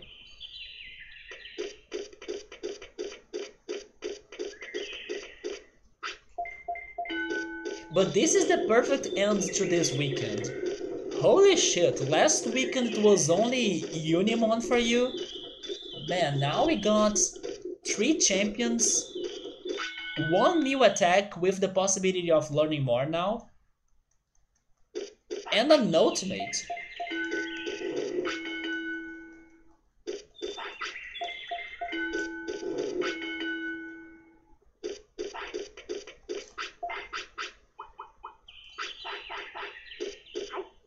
Yeah, this weekend was a blast.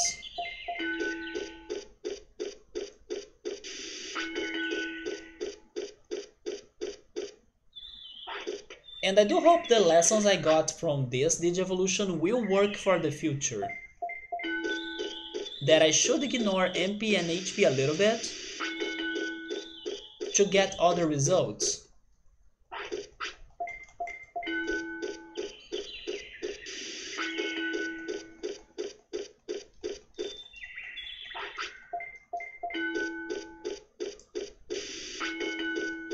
Okay, now we can go there.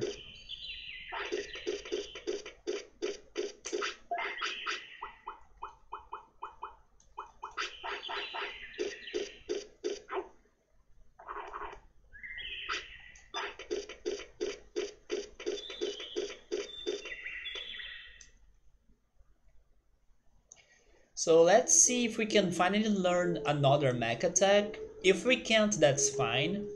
We'll be doing it the hard way. But if only we can learn one out of those 3, that's great. I won't ask for more than 1. Oh wait, you don't know? But you think it's worth a shot?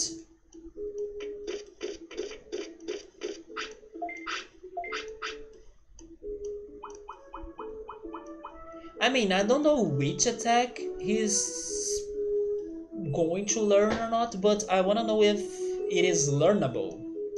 If he has something learnable in Mount Infinity. It can be another attack, it doesn't matter. Just something learnable.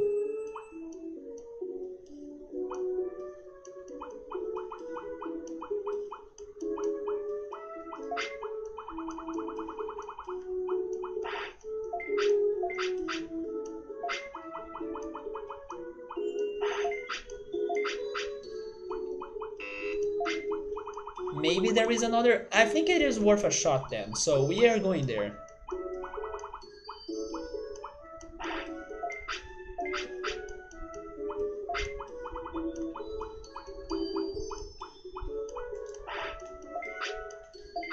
It's fine. We can explore it more. Let's see what's past Devimon.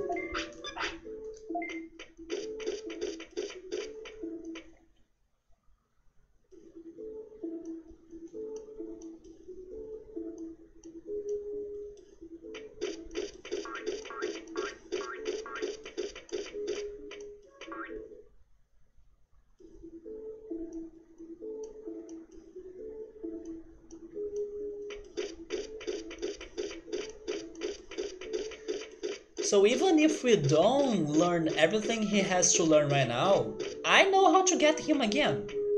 All I need is to get a Yuki Darumon, and I can use an item from Shogun Gekomon to do it.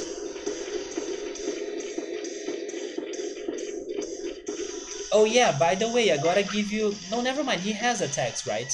Yeah, that's good, let's go. And I also know how to get him from Yuki Darumon. I just need to focus on the 4 stats, but HP and MP, so I can do this recipe again if I need. So this is very chill.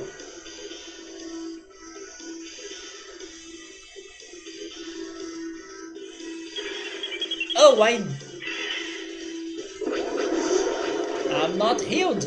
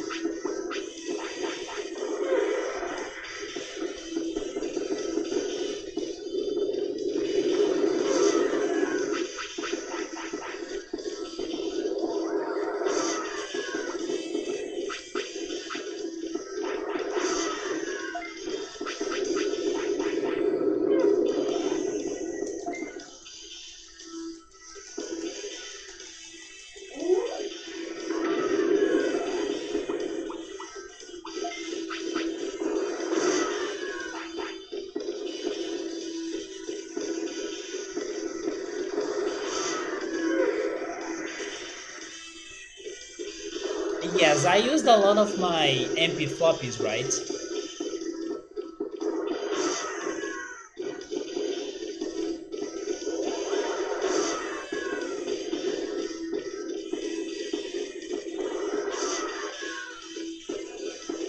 Oh, you are sure about that?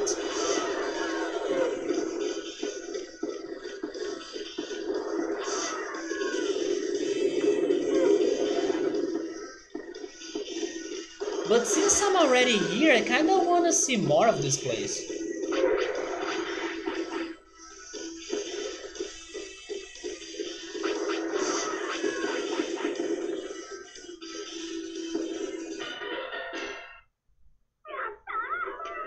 Welcome back, Marmo.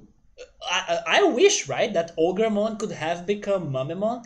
No, we died with Ogremon and then we started the other cycle with the plan I had of giving it a Frigimon cycle.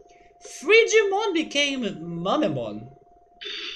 And now I'm trying to learn new mech attacks.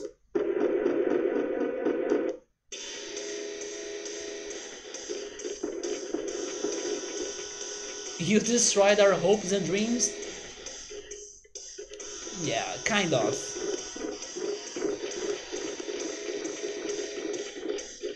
But this is because of Frigimon, actually.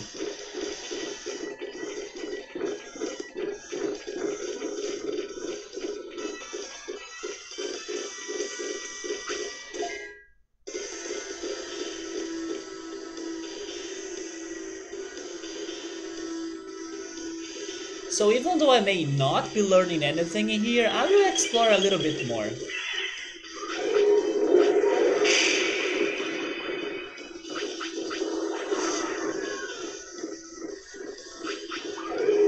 Yeah, but that's fine for this time, Marmo, because I was making that question earlier. I wanted to know if I could learn it in here. If I could learn any moves. I'm almost died. Don't die. I wanted to know if I could learn something in here. Because this is the area that I have left, man. They are destroying me. This is the area I had left to explore, so... I have been avoiding it since forever because of the final boss, but it's also pointless for me to be looking for an attack in the rest of the world if it's not there after so many streams that I have been looking for it. So when I run out of ideas of where to get it on the other areas, I need to make this question if it is in here, because this is the last area to explore, and then sometimes they have attacks to teach me here, but I do not explore it. So I was making that question earlier. I'm not sitting, I'm laying in my bed. Fancy you! I don't know how I survived that fight though. Yes, please sleep because you gotta heal, but first go to the other floor and then you sleep.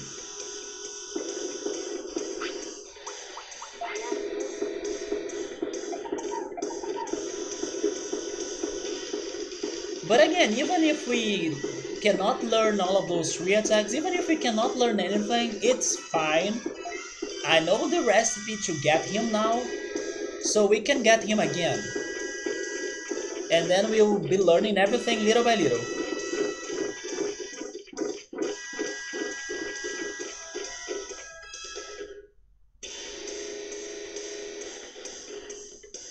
I should be counting the floors, but now I think it's too late.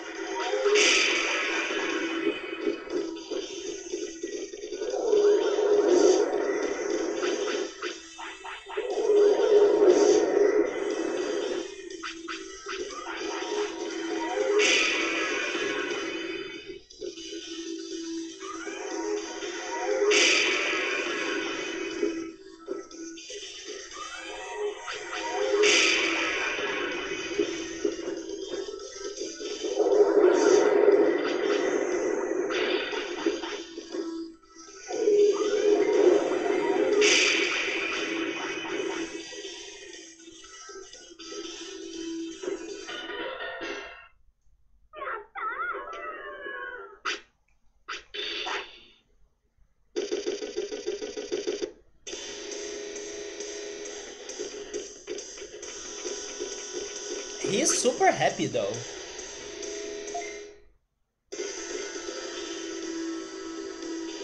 I guess Momemon likes to fight. Remember when Mystery Streamer? Mystery Streamer has a name. My name is Alan. But I take Mystery Streamer if you want. Versus Bulbasaur, oh my god. Palmon? Palmon was the true boss, right? Palmon killed me so many times. I was like, who should I fight? Palmon or Kunemon?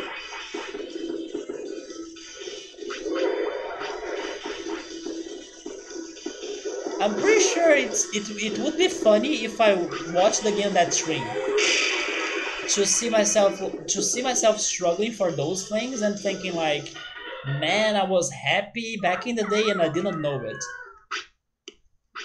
Yes, it would be funny for me to rewatch that. The Batamons, right? The freaking Batamons, they got me so many times. There should be a Batamon counter. Every stream I was getting trapped by them. Now my chance! That's exactly how they say it. Now it's your chance too, Vermilion. Are you a grown-up Batamon by any chance?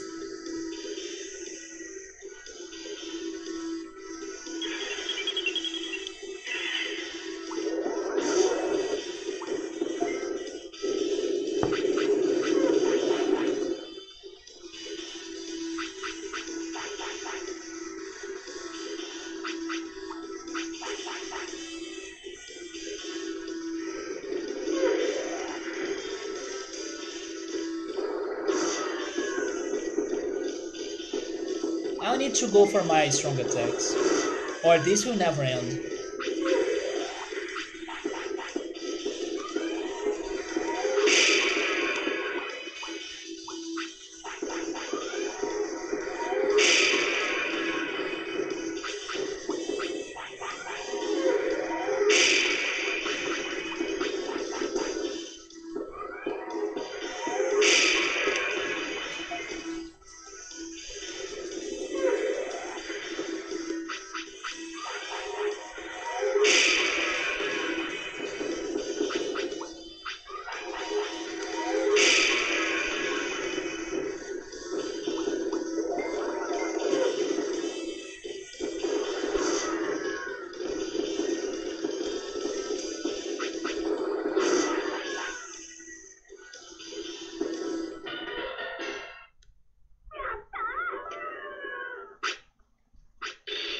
They drop. I mean, it's only a single enemy, right? Never mind. He dropped some bits. Not many, but some bits. But that's fine, it's a single enemy.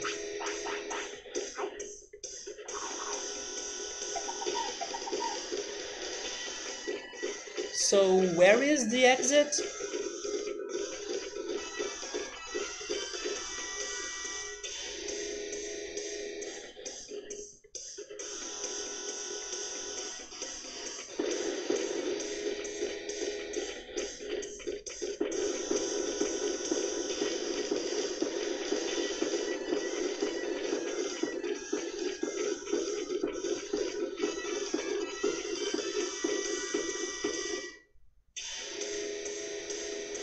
You hear that, Saburo? Vamos lá!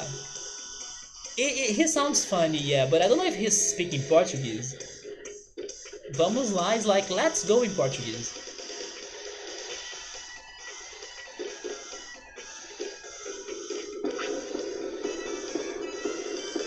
Tá!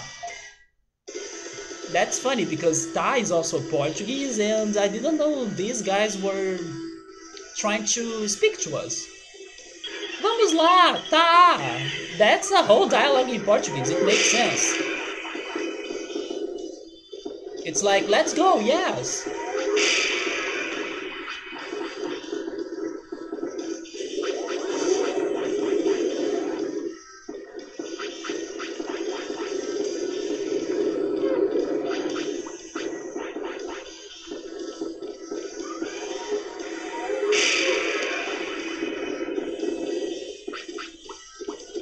One thing about Mario Infinity though, this area is rougher than what I imagined. These enemies are strong. So whoever speedruns this game, the person gotta be very well prepared or he gotta be a very good in invasions, right? A person that's good in invasions.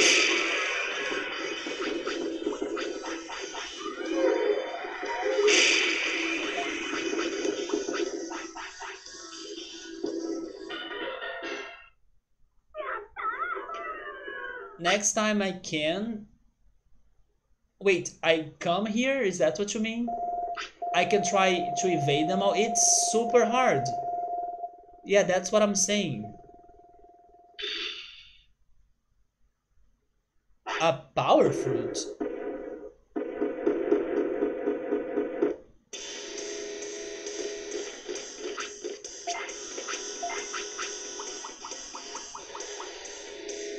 That's a good item.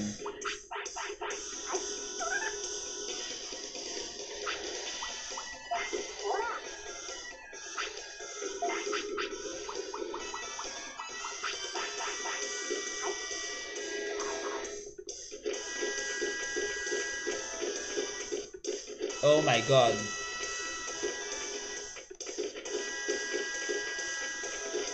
They are not chasing me, so... Wait, there is no way. What? Okay, of course not, yeah. But I almost did it. This is going to hurt.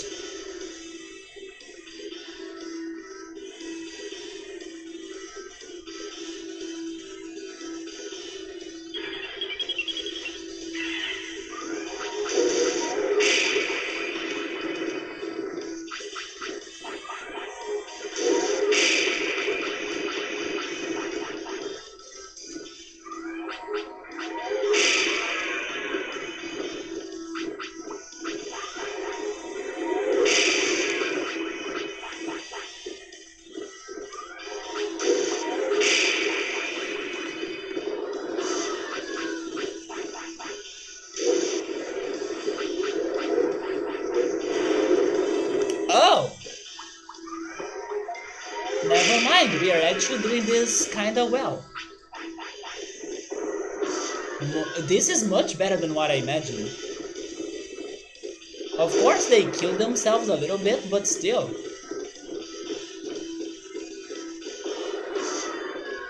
Nice job.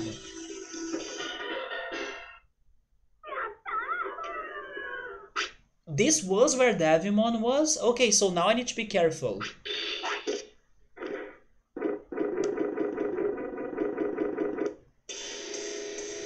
Hi Victor, how are you? Are you waking up or, I don't know, almost going to bed? Because it's late, man. A sirloin?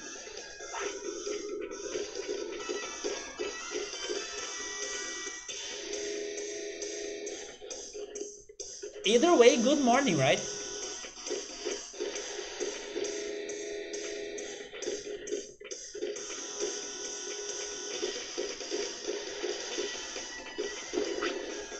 Go home. You just woke up, could you sleep well, man? I hope you could.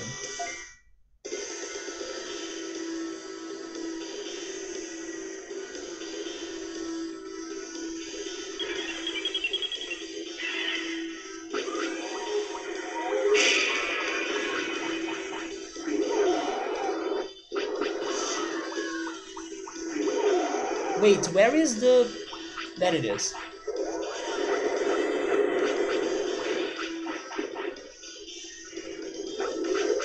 Oh my god!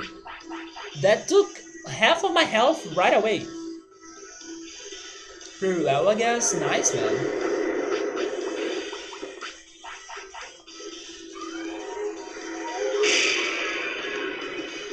What's happening? So this is the final area of the game. I'm not going to beat it. But as I got a new Digimon, and he's actually a new ultimate, so it's like the best Digimon I can get. I also have new attacks to learn. So at first I decided to come here trying to learn new attacks. But then there are no attacks in here for me to learn. But to not waste this time I came here, I'm exploring it further. But yeah, this is the last area of the game, so we may be very close to the final boss. But I kinda don't wanna fight him. I'm just checking the floors, the levels, the enemies and everything. But yes, I gotta find enemies or find a way to learn new attacks. Although they are not here, so I guess I'll need to teach him those attacks in another way, which is by studying. But I also kinda wanted to check this place a little bit more.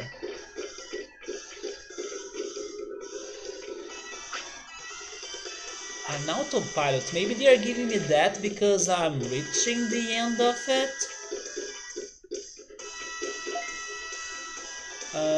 Let me deal with that.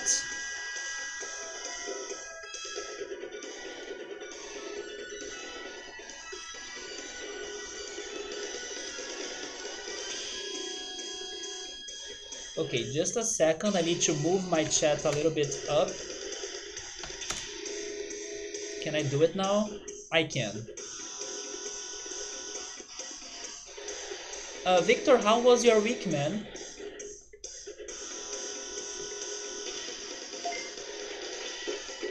This week I heard to some Nightwish because Ultra sent me some of Nightwish songs.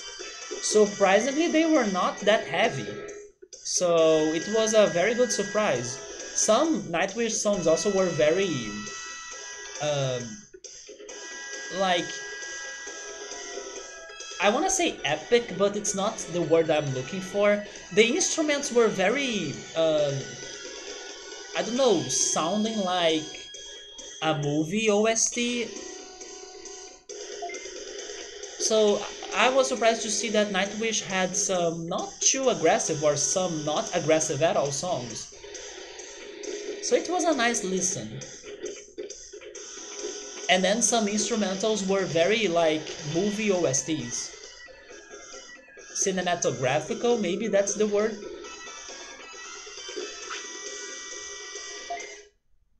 Wait, it was a crappy week? I'm so sorry, man. But at least you got your new guitar. But don't worry, Victor, things will get better, man. I had a horrible beginning of the year, like for the first two couple days. But after that, things got much better. This was not the fantastic Sunday I wished, because I did feel a little bit weird on my stomach. My stomach was uneasy, but it's kind of better now, and it was not too bad. It was just weird that I felt like that. And it seems that it's happening to a lot of people, like Gabriel brought up earlier. That he knew people that were feeling like that lately as well. It's like a weird coincidence. But don't worry, things will get better for sure. If I want a cinematic music, I should listen to Rhapsody by Nightwish. I haven't heard that one. I heard a song that had Ghost in its name. It's actually Ultra's favorite. I heard Harvest. I heard one that was the funniest song ever. It was called Kiss When Your Lips Are Red or something. I thought that song was so funny because, in my opinion, the instrumentals were so whimsical and happy and cheerful and everything, while the vocals and the lyrics were very heavy, serious. But it was so funny, the contrast. I think that was actually my favorite song by Nightwish so far. The instrumentals were like super happy, good vibes, good day, while the lyrics were so depressing and the vocals were trying to be serious, you know? I love that song because of that. Oh, Rhapsody is actually a band. They're good. Is it also metal? It's probably going to be metal, right?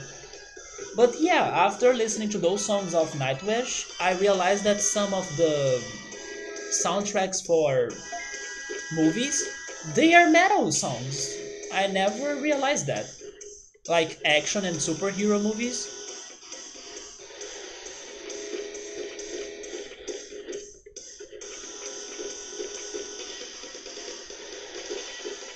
Okay, that was an accident. Please don't give me an enemy.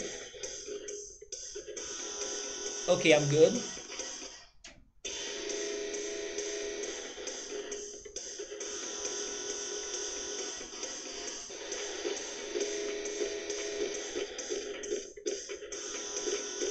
There is probably past this Garurumon, right? Like up there. I'm going for it. Yes, there is this.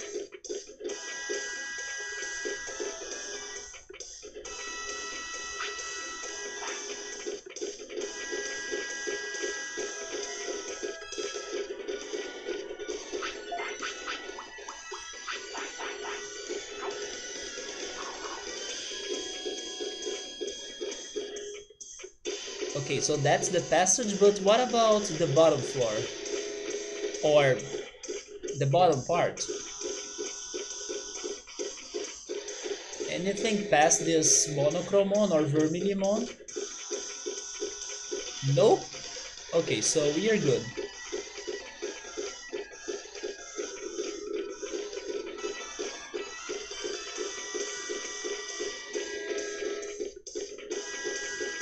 We did it. This was actually easy. Man, this area, it is indeed very hard. I don't know. It is indeed very long. I'm still hoping that this game will kinda alert me that past this point you're going to face a boss or like the final boss. That's why I'm still progressing. Maybe they are good NPCs. That could be it too, right?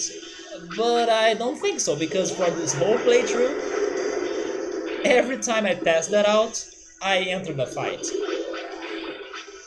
I still remember that zebra in Gear Savannah. I remember the Garurumon in the factory. Oh, No, they're not attacking me. Are you a friend? No, I'm here to kill you. Then you're dead. So I will not be testing that out.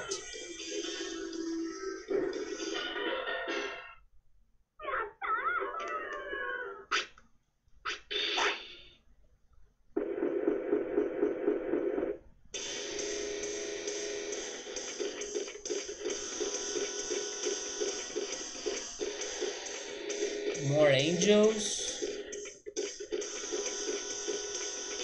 Can I see what's past you? I couldn't. What about here? There is nothing past the angel. And that's the exit.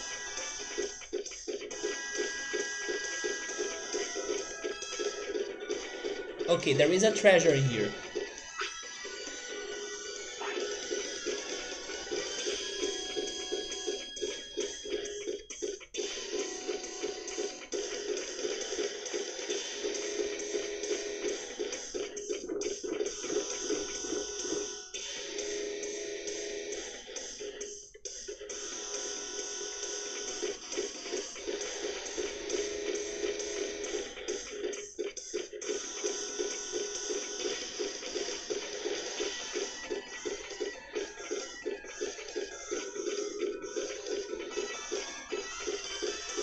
Wait, there is no enemy here? That's not right, is it?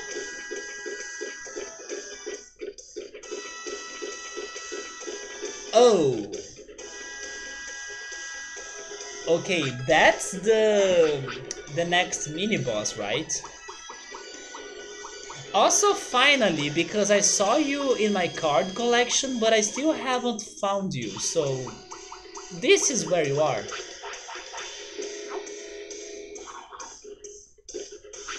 And I think he's going to be my stopping point. So let's have this fight.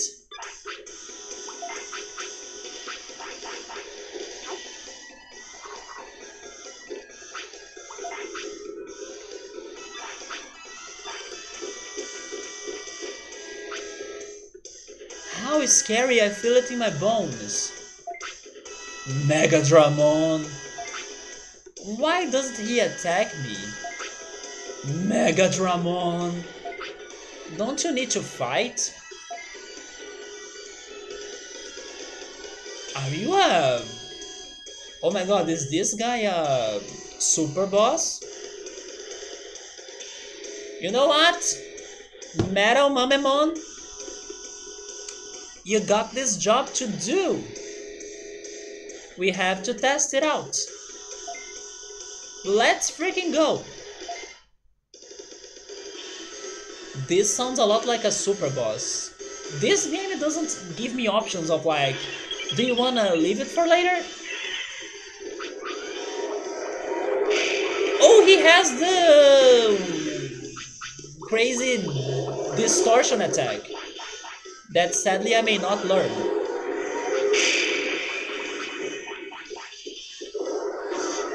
Well, so far this is going alright, although I don't have MPs. Nice. Where is my medium MP? There it is.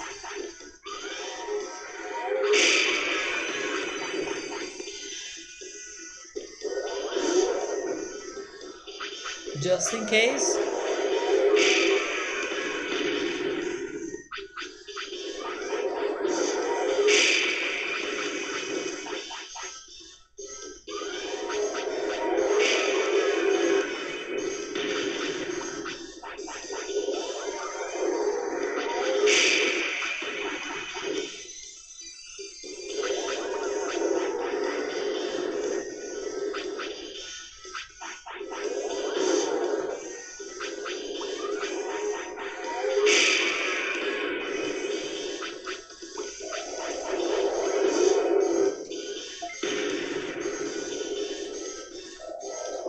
Oh my god, are you kidding me?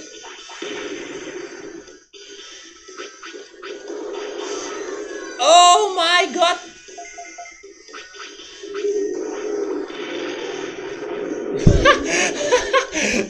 The clutch!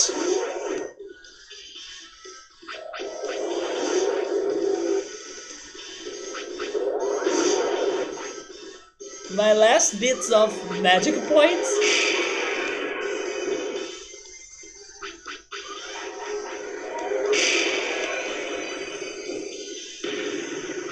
There we go, we did it! Nice clutch there, Metal Mamemon. Wait, he's Megadramon, so maybe that's something he's dropping and not an attack that I'm learning, right? It's like Megadramon dropped something. It's not like Metal Crazy Dimensional Attack learned. It's not that. Yeah, Megadramon dropped an offense chip. And I did not learn anything. That's fine.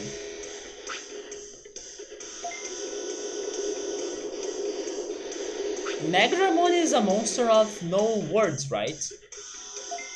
He doesn't talk much. He's a man of action. Okay, this is my stopping point in here. Maybe we are getting very close to the final boss, but that's not our job today. But there we go, we fought a new boss, and we did not learn a new attack, but that's fine. And we checked this place more, and it is actually very deep.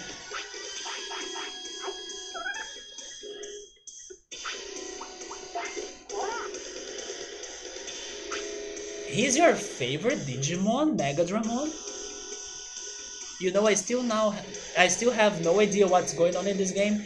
Victor, just like what I told Ultros the other day, me neither, because this game is not strong about its plot, but it's something around these lines right here. There used to be a time in the past where Digimon used to live together. Something that I have no idea what happened, that the Digimon lost some of their memories and they got separated. My job on this game is to reunite the Digimon, somehow recover their memory, and I imagine to fight the source of all of that trouble. And that's it.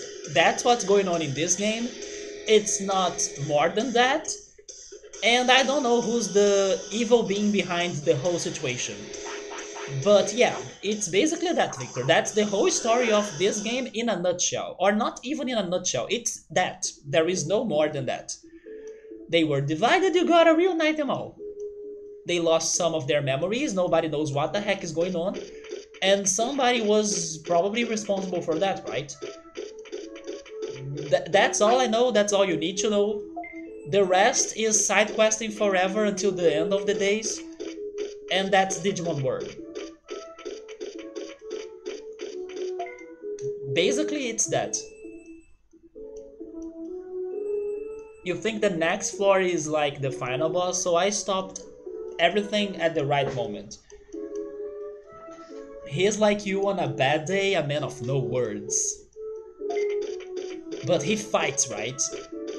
But I'm curious, do you guys know if I said like I don't want to deal with this now, if I would be able to really escape the fight, because this game is a troll. They ask you things but you have no choice still.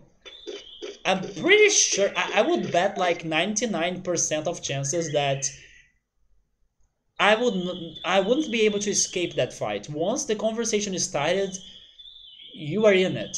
No matter what you say, what you want, what do you expect. You are like, you are here to fight me, fight me.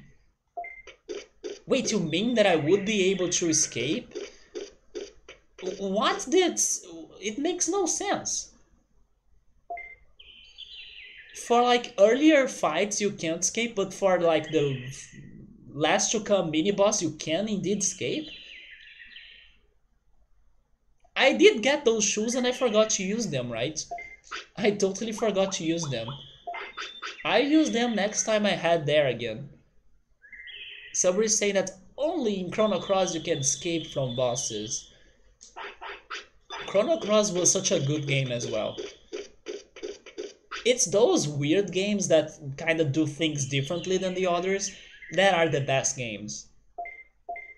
So now it's time for us to study until he burns his chips. Or fries his chips, actually. Because yeah, this is the only way you can learn a new attack. And I'm Counting on you. Please give it to me, right? Don't get to 999 without at least learning a new attack. Just one. All I'm asking is a single attack. Wait a minute, I have an idea. So far, I noticed that learning attacks by using the... How is that called again? Is it called class board? It's not called class board. But learning attacks in here, I think that they are not related to the amount of brains that I'm getting. I think it's all about getting lucky.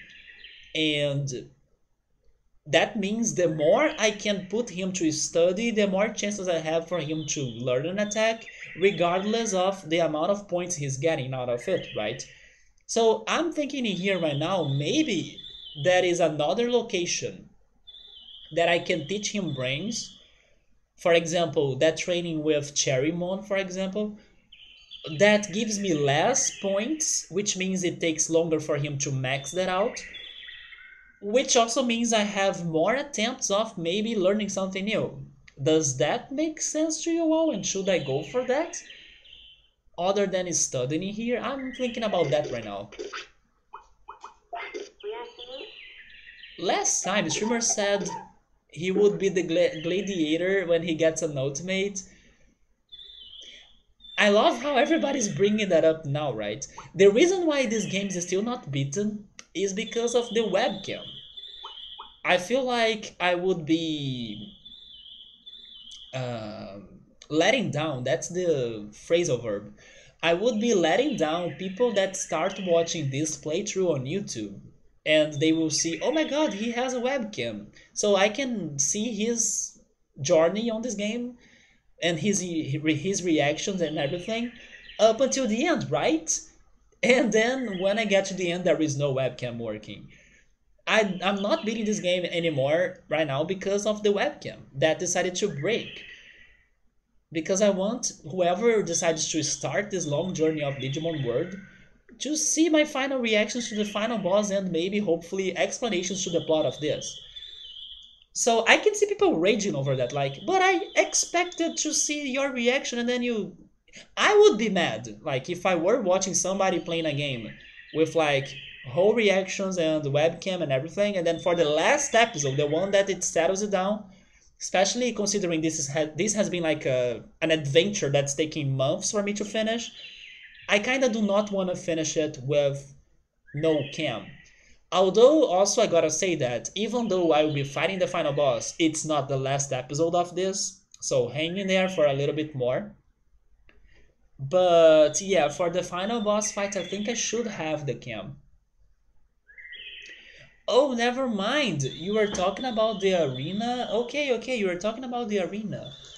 You know what? I will give him Max Brains, and then if Max Brains doesn't do it, we go to the arena. It's the only thing left, right? Don't you think? That works.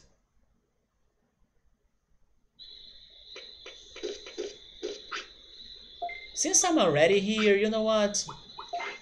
I will keep studying here. I don't care if I could learn it from Cherrymon.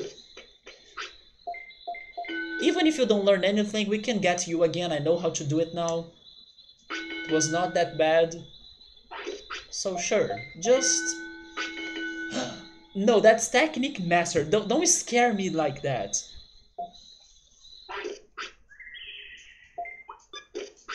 Yeah, I know that studying is crap, but you gotta do it.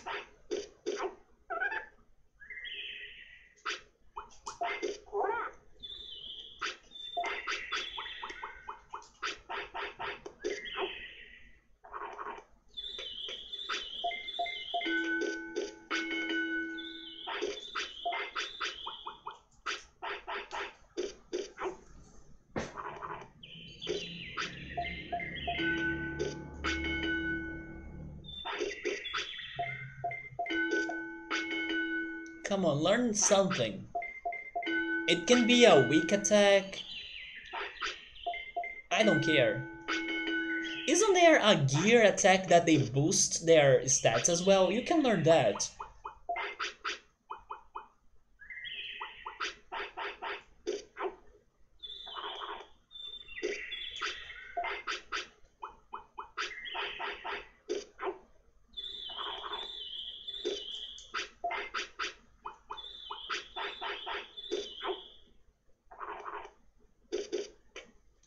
Again?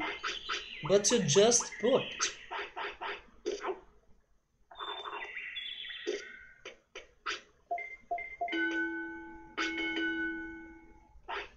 Well, I have the feeling he won't learn anything though, because normally they learn those attacks earlier, right?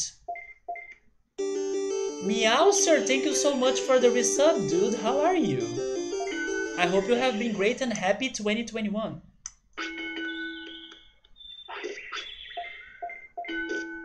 Meow, sir, I have a question though. It's been a while since I asked you this, so I'm curious. Have you still been joining some groups of people, right? To go like help the animals and tag them like you used to do with the bats? Have you still been doing that?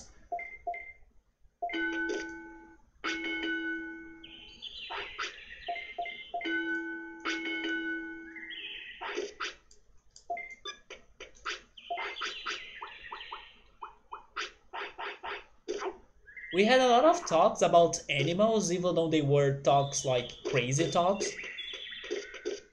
Like when we were discussing about why do animals eat raw meat and then they don't get sick or something. And then yesterday I was curious about how do animals get rid of their umbilical cord? But the person from the community that I know that kind of works with animals or like decides to go voluntarily for animal causes is Meowser right there. And I remember he told me once that he joined a group of people to visit a cavern and start tagging bats. I was like, holy shit, that's kind of awesome.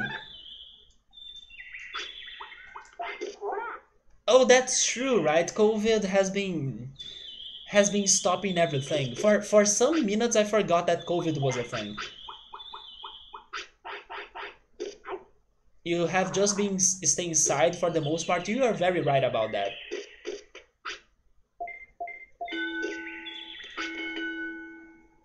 Usually, the mothers bite the cord and then it dries up and falls off.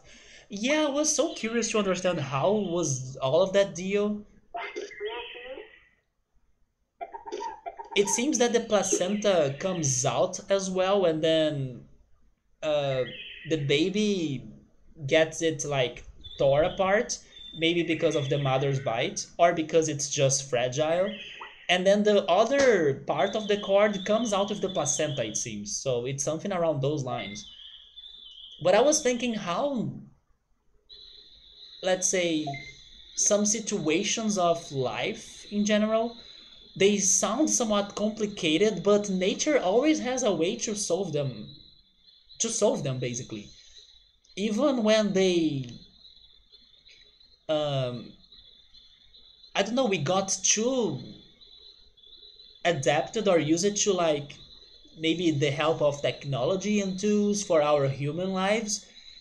And then only recently I have been wondering about the animal lives, like how do they do things that we humans do or actually things we humans don't do, like for example eating raw meat. How can they do them or do those things or not do those things? I really have been comparing humans and animals for the last 2 weeks at least. I should actually start watching documentaries about animals. There is one that I want to watch on Netflix that's called Our Universe. I think that's how it's called. It's always in there, but I still need to start playing the first episode. I have been thinking a lot about animals. And the mothers usually eat the placenta, which is also kind of crazy. There is a lot of nutrition and stuff in that. Even herbivores eat them usually, huh? Isn't it crazy how they kind of, I don't know, do those things? It's hard for us to like put ourselves. in the place of animals, of course, but I imagine that if I were an animal, I don't know if I would know how to do those things or even do those things. But when you talk about it like that, it makes it feels like it's so natural that they know they gotta do it, you know. But it's so specific. It's such a specific action that changes it all. That it feels like nobody really thought the animals should do it, but they still do it. And he's dead. But you know what? Just the chance to get you was worth. So it's fine that you didn't learn new attacks. We'll see you again for sure. Especially now that I know how to do that. Yes, yes, that's the conclusion we have gotten when we were talking about animals eating raw meat. It seems that thanks to their genes and the bacteria as well and everything, they are more used to not get too sick when eating raw meat. But of course, it depends. Sometimes they get infected with parasites and like they can have some skin problems as well. But in general, they have a better resistance than us because we are not used to eat raw meat anymore. Which doesn't mean that we can't, because sushi, for example, and also how is that called? Wait, what's the word again?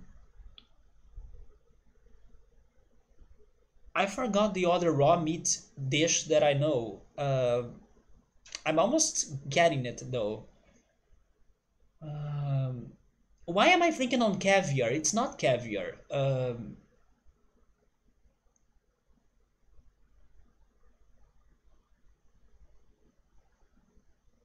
Oh my god, I really forgot the word though. Maybe I will remember it later, but uh, once we stopped eating raw meat, like in general, we lost that resistance, and then we were not passing through the generations that resistance anymore. No, no, no. Sushi, yes, I remember sushi, but like the other one that's always in the cooking shows. Tartar. There we go. I remembered it. Sushi and tartar. Yeah, the other raw meat dish that I'm aware of, tartar. We do have that happening in the human life. But yes, since we yes, Meowser, the tartar, correct. And people were saying they love tartar here when we were talking about it. But yeah, we lost a lot of our resistances because we kind of stopped eating those raw meat, right? I did think he died fast as well, but that's fine. You can get sick if you eat their meat, even if you cook it. Depending on the meat, yeah. But when it's raw, that's the worst, right? Like the chances for you to get sick is even greater. Do you guys want to pick an egg? So I don't know what am I doing for this next cycle. You know what? I think I will pick the blue egg because I can either go for Kunemon in case of we are getting close to day 22nd, but I could go for Elecmon. Elecmon still has 3 different Digi-evolutions that I gotta get. So out of the rookies, he's my best shot. So I'm going for the blue egg. Now I also know how to get Elecmon, I just need to train his speed.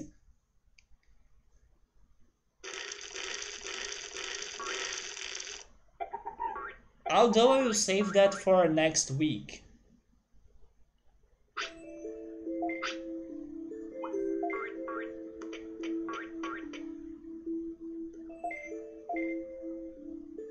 But this weekend we even got to Mount Infinity and fought a mini boss.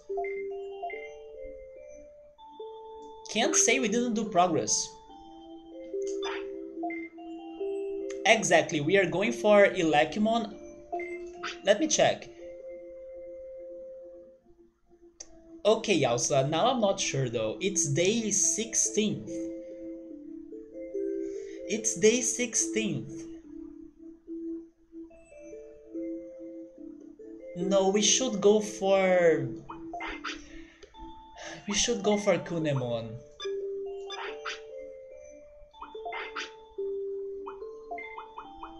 We should go for Kunemon. We are very close to the 22nd, which is the day for the Insectoid tournament. But we gotta have a champion by that day. This is our best shot so far. We can totally get a champion, hopefully an Insectoid one. We'll need to see if we get lucky on that though. For this 22nd. I do think we should go for Kunemon. But otherwise, Elecmon is the one to go for sure. But anyway, this will be something for us to deal next weekend. But there we go, we did a lot this weekend, that's really great. Little by little, step by step, we are filling this up. And who knows, maybe next weekend we can have this luck again. I hope we can. And yeah, so I'm going to call it in here. I'm going to eat something for dinner. I will not grill the sandwiches like I did yesterday because maybe the burnt bread was what made my stomach to feel uneasy today. I will just eat the bread without grilling it, even though it tastes worse. I like when the bread's grilled. But just for my own health, I will eat it normally. But that's it. Yeah, right, Kunemon is a better shot because it's such a specific thing. And now I do think we can have a good odd, or good odds, of getting an Insectoid champion for the day 22nd. It's our best shot. Yes, Meowser, thank you so much for stopping by, man. And I hope that once this COVID situation is all over, even though it may still take a while, right? I hope you can tell me more stories about those animal journeys of yours, because I think it is very awesome. And I also think I said this once, maybe we don't know a lot about the animals per se. For example, I was shocked to know that nobody talks about why animals can eat raw meat and then the others can't, like humans can't. You know, those things are not really being talked about that much, and I realize it's because people normally do not pay attention or promote animal situations that much. So it's always good to learn something about the animal life and notice people that are doing something for them, because it's not what normally gets to the news in general. And it's great to know that you are one person that's fighting for them and helping them out, right? It's something very noble. But for now, definitely take care because COVID has been brutal. I'm also not leaving my home at all. Um, I was even saying that it's been like forever since I last ate McDonald's burgers because I haven't been going there. But safety first right now. So stay safe, everyone. And be careful, take care. Have a great night too and a great week. And I see you then next week with more of Digimon. Let's keep on doing it, right? Let's keep on going because we are seeing the results. So do not stop believing on them. So that's it. Take care and good night.